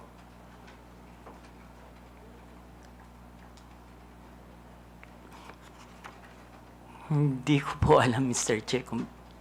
Kasi po, sa totoo lang po, Mr. Chair, si Maharlika, kaibigan ko po yan, pero kahit kaibigan ko siya at meron siya mga issues, hindi po siya nagsasabi sa akin kung sino yung mga puting ahas niya. At hindi rin naman po ako nagtatanong. Okay. Hindi na po ako magtatanong doon.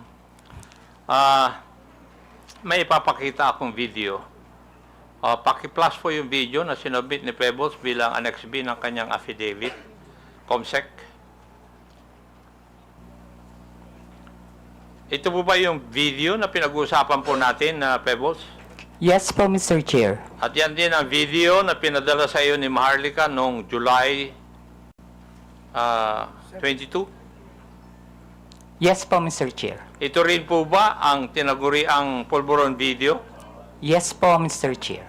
Pwede po bang ipaliwanag nyo sa akin? Ano po bang sinasabi o nakikita dito sa video na ito? Naggumagamit po ang presidente ng droga. Okay. Meron din dito sa iyong affidavit. Binanggit mo yung isang raw version at yung enhanced version. Pakipaliwanag po sa amin. Ano po ang ibig sabihin nito sa iyong affidavit? Yung raw version po kasi, kapag tiningnan nyo, hindi nyo siya masasabi na kahit na hindi po siya talaga, hindi nyo rin po talaga masasabi na si PBBM. So, in-enhance po nila yung video para mas maging maliwanag at mas makita. Okay. Ang ibig nyo bang sabihin, na-edit yung video? Yes po, Mr. Chair. Enhanced version? Maski po yung raw video, hindi po ako naniniwala na si PBBM yan. Ano po yung inyong basihan? Kasi po... Mr. Chairman, ganay. Pwede pakiulit yung sinabi mo kanina, Miss Kunanan? Alin po, Mr. Chair? Yung indisi, ano yun? Sino yun? Sa raw at saka enhanced version? Hindi po si PBBM yan. Indisi? PBBM. Hindi po yan yung presidente. Thank you, Mr. Chairman.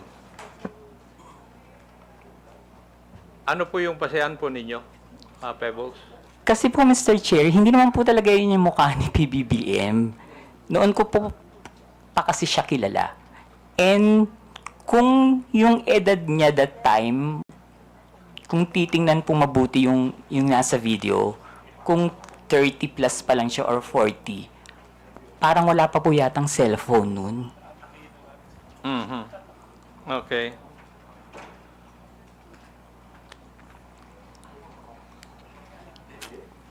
So, sa tingin mo, Pebbles,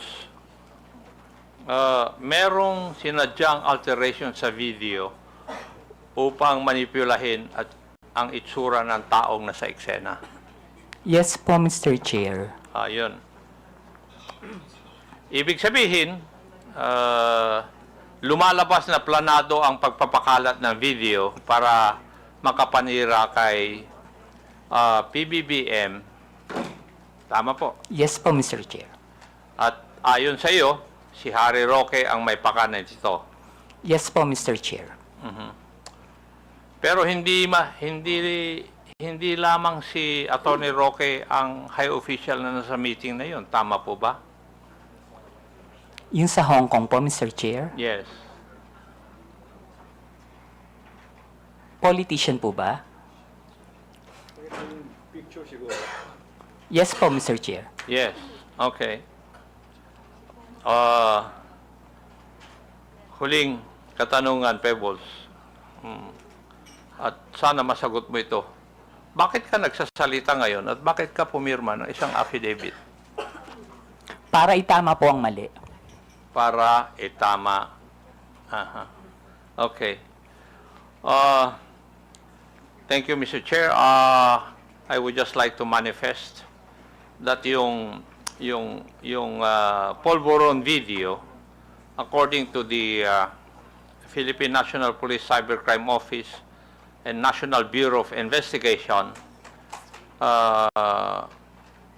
which have conducted a video spectral analysis, and these officers concluded that the tragic nuts and anti-tragus or parts of the ear of the man in the video did not match those of the PBBM.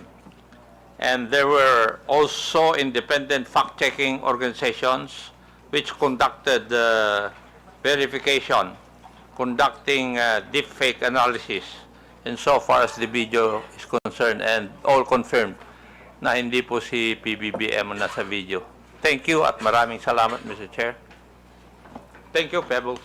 Thank you po, Mr. Chair. Mr. Chairman, Yes, this JJ. yeah, can I have just a few questions to Ms. Pebbles Cunanan? You have the floor. Thank you very much. Ms. Cunanan, nabanggit niyo po kanina na ito pong Pulburon video ay peke. Yes po, Mr. Chair. Paano niyo po masasabi na peke yung video? Halatang ginawa naman po siya, Mr. Chair. Pinalabas nila na malabo yung raw video para lang masabi na kamukha ni PBBM. Tapos, in-enhance po nila and sa kanila in-AI. Okay. So, when you say nila, sino po yung sila? Who do you pertain Alam ko to? naman po, Mr. Chair, na hindi lang si Attorney Harry Roque yung nasa likod ng video na yan. Sino pa kaya, Ms. Pebbles, ang nasa likuran ng video na ito? Hindi ko na po masasabi. Hindi ko po alam. Hindi nyo na po masasabi. But sa palagay nyo po ba, yung mga kasama nyo sa dinner sa Hong Kong ay kasama dun sa pagpapalaganap ng peking video na ito? Hindi po, Mr. Chair. Hindi masasabi. Okay. Hindi po sila kasama. Hindi po sila kasama dun sa paggawa ng video. Okay, kaso lang kasama po sila sa pagpapalaganap at pagkalat ng video. Mr. Chair, meron pong mga DDS vloggers na hindi po nag-share ng video. Okay. And meron din pong nag-share. Meron din po. Karamihan po na nag-share is yung mga vlogger na yung pong yung may mga YouTube, yung mga may revenue makukuha, yung mga small-time vloggers. Okay. Okay. So, kayo, did you share this video? Hindi po, screenshot. Oo. So, Miss Pebbles, no, Miss Pebbles. So, ano sa palagay ninyo ang dahilan kung bakit magpapakalat ng ganitong peking video na namukhang binigyan pa ng oras, panahon, at pagsisikap para enhance ang isang peking video at palabasin na peke? Bakit pa? Para pabagsakin po si PBBM. And how do you come to that conclusion para pabagsakin ng ating presidente? Kasi galit na po sila eh. Galit na sila. Okay. So, Mr. Chairman, this is precisely the reason why we conduct hearings like this, you know. Ito halatang halata peke.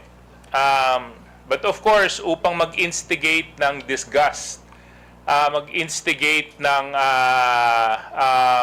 galit, at ipahiya ang isang nakapwesto, and for this And for this case, our president, some people would go to the extent of using AI deepfakes to alter videos and to come out with fake news that destroy the very credibility of certain individuals. And unfortunately for this case, the individual happens to be our president. And of course, that has more and greater ramifications dahil presidente po siya ng bansa. Kung ordinaryong mamamayan lang yon, siguro ang ramifications nun siguro makaka-apekto lang sa kanya yung pamilya niya kasi nandito bansa na po ang pinag-uusapan natin. And this is the reason why we really need to come up with clear legislation and policies para hindi na po maulit ang mga ganitong pamemeke ng video para lang manira ng tao. Pinasasalamatan ko po si Ms. Pebbles para sa katapangan ninyo para sabihin yung katotohanan patungkol po dito sa pekeng pulberon na video na ito. There were some individuals in that photo. Can we flash that photo again?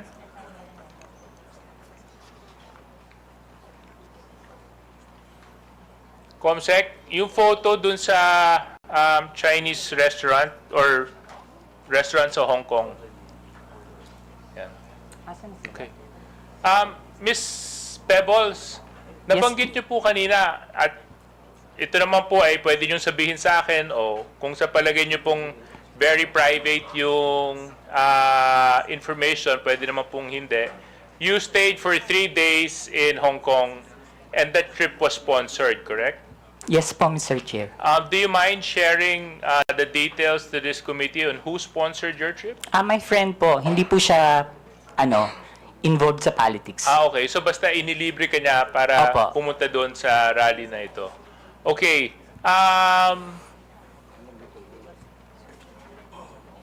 What was the year of this photo? July 7, 2024 po, Mr. Chair. Okay. The individual present, sino? Joey? Si Tio Moreno po yung nasa right, kung dyan po niyo po titingnan sa Siya monitor. po yun? Chairman siya ba yun?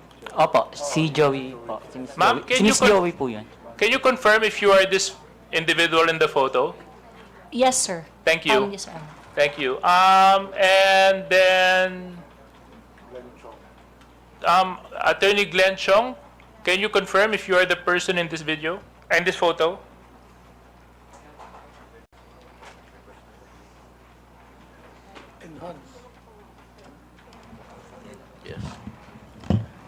Mr. Chair, I can't see clearly, but I confirm that I attended a dinner in Hong Kong.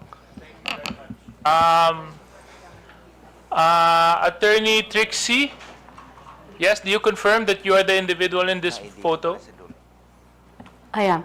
Okay, thank you very much. Attorney Vic Rodriguez, hindi, wala po siya dito, no? Sino po yung nakapula?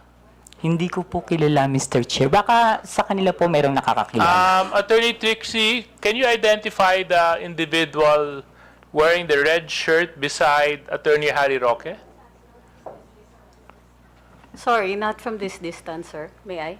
Yes, you can come closer. Of course. Dapat pala nilagyan namin kayo ng TV dyan sa harapan, no?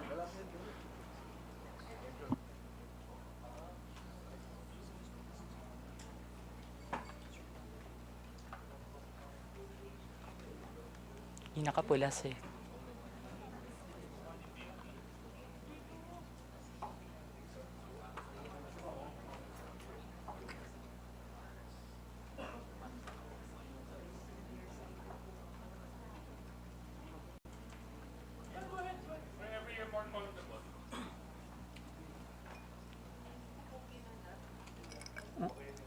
Mr. Chair, hindi ko rin po kasi siya talaga kilala. Miss Cruz, kayo po, kilala niyo po yung nakapula? Sorry, medyo malayo. Kasi pwede po kayong lumapit dito para ma-identify.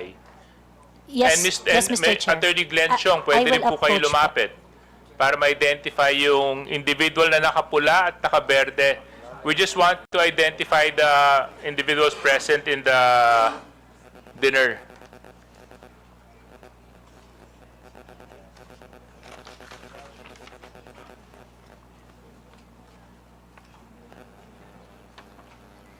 Hindi ko rin talaga siya kilala.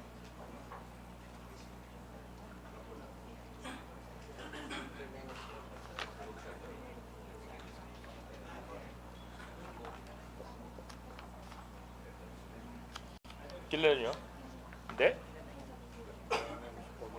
Hindi nyo rin kilala? Baka Chinese yan. Sponsor. Hindi nyo kilala, ma'am? Yun, yung nakapula. Katabi ni Attorney Harry Roque. Okay. Now, I just find it a little bit interesting, Mr. Chair, na, you know, a lot of them who were present in the dinner do not know the person in the middle. Oftentimes, the person in the middle is the most important person. Mr. Chair, pwede pong sumagot. Kasi nung time po na nasa event kami, wala naman po siya. Okay. Hindi, kaso lang nandyan siya sa picture. Eh. Nung dumating po kasi ako, nandiyan na po siya. Nandito na siya. O. At nung dumating ka, inabutan mo na rin yung ibang mga... Lahat po sila dyan. Nandun na sila. Okay, NBI. Nandito po ba yung NBI? Oh, can you please, Comsec, can you please share the photo to the NBI? Maybe NBI can help us identify who these individuals are. So, Pebbles, thank you so much for sharing that.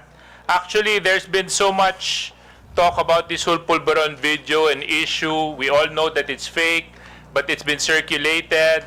In fact, yun yung dapat kong i-raise dyan sa Meta kanina. Kasi sa totoo lang, yung Meta, isa yan sa mga platforms na nag-share ng fake videos na ito eh. So, dito po sa mga vloggers na nandito, meron ba sa inyo nag-share ng video na ito? Can you raise your hand if you did?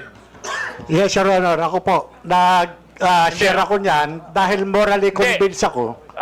Dahil ako yung nag-investiga po. Tinatanong ko lang kung sino sa inyo ang nag-share. Hindi nyo na po kailangan ipaliwanag kung bakit. Gusto ko lang po malaman sa inyo Ako po nag-share po. Okay, isa po kayo. Yes, okay, Mr. Morales. Thank you for informing the committee. And who else? Mr. Chair, I shared the video showing the video, not the video itself. You shared the video. The video showing the video, not the video itself. You showed the video showing the video. Yes. Which is pretty much showing the video.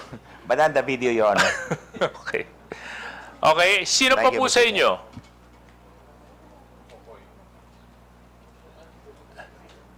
Yes? I think, Mr. Chair, I also shared the video and I am also asking for answers. Okay. So, yun lang siguro yung isa sa mga magandang learning experience natin sa committee na ito peke, deepfake ang ginamit. Medyo questionable naman talaga kung titingnan mo at first glance. Maybe we should have used a little bit of caution and a little bit of prudence and practice a little bit of responsibility when sharing this video. Kasi pwede nyo naman po ipa-verify, pwede nyo naman po malaman kung totoo o hindi bago nyo ipakalat, bago nyo ilagay sa wall ninyo, bago nyo ilagay sa page ninyo. But you were reckless enough to post it regardless of the fact, not knowing and not verifying the truthfulness of the video. Now, some of you may say we were looking for answers. Some of you may say na hindi dapat mangyari ito. Kaso lang siguro may iba namang pagkakataon para malaman, di ba?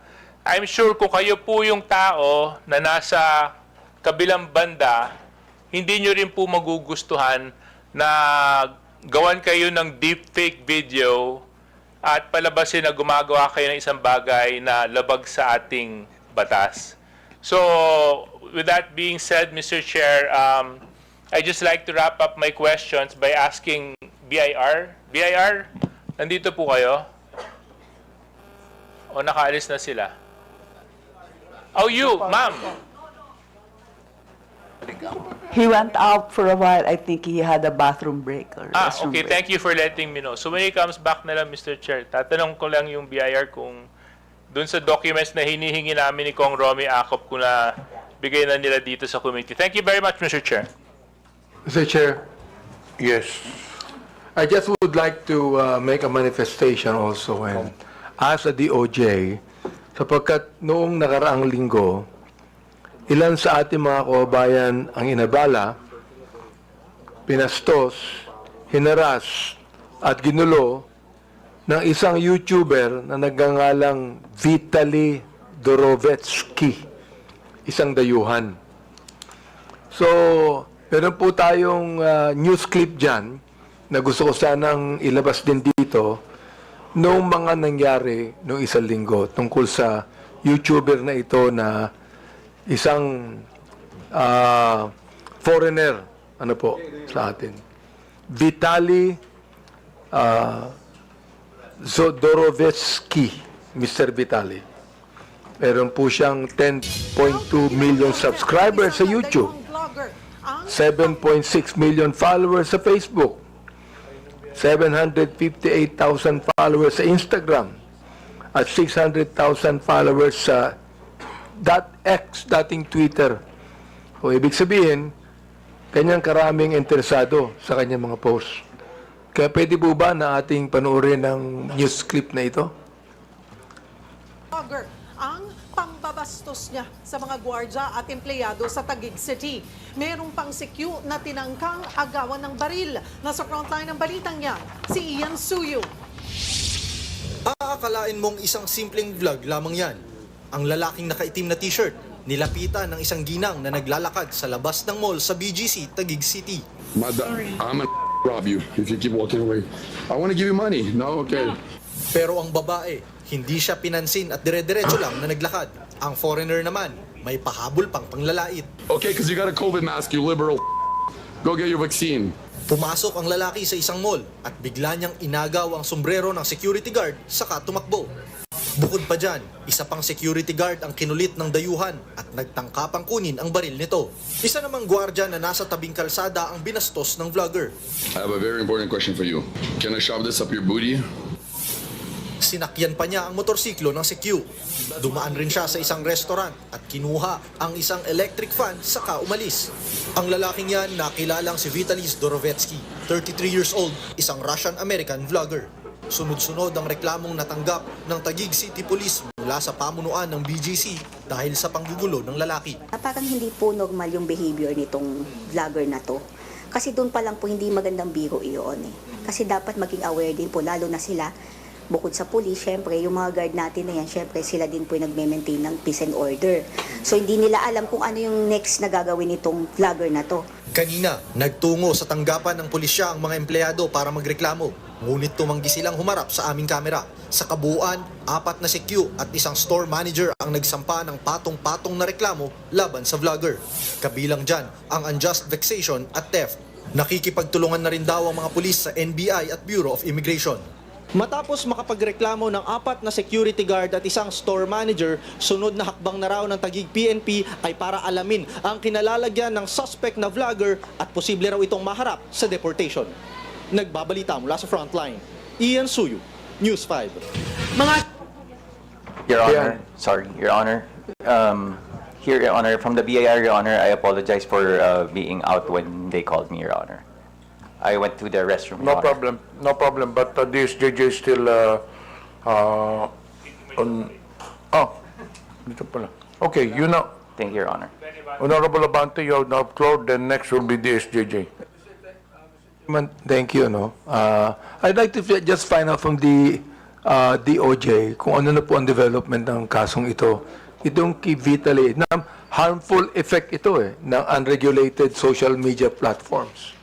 Tinalo pa ang mga vloggers natin sa mga followers. Can you imagine? 10.8 million followers po ito. So, DOJ, can you tell us the development of this case?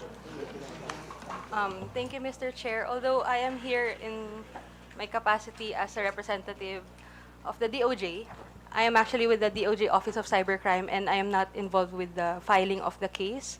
But as to my knowledge, I only know what is in the news, which is the involved government agencies are PNP CIDG and Bureau of Immigration. But I can check if the proper complaints have already been filed with the City Prosecutor's Office, Your Honor. The Philippine National Police, can we ask about the case? Because it was the police that people went to file charges against this crazy and brutal and harmful and malicious Mr. Vitali? Sir, thank you. Sir, actually, I believe the Taguig City Police Station take cognizance of that case, and I think it was the case was already filed by the Taguig City Police Station, and they have coordination with the Bureau of Immigration. Mr. Chair, I think what this guy did should be an eye-opener to all of us.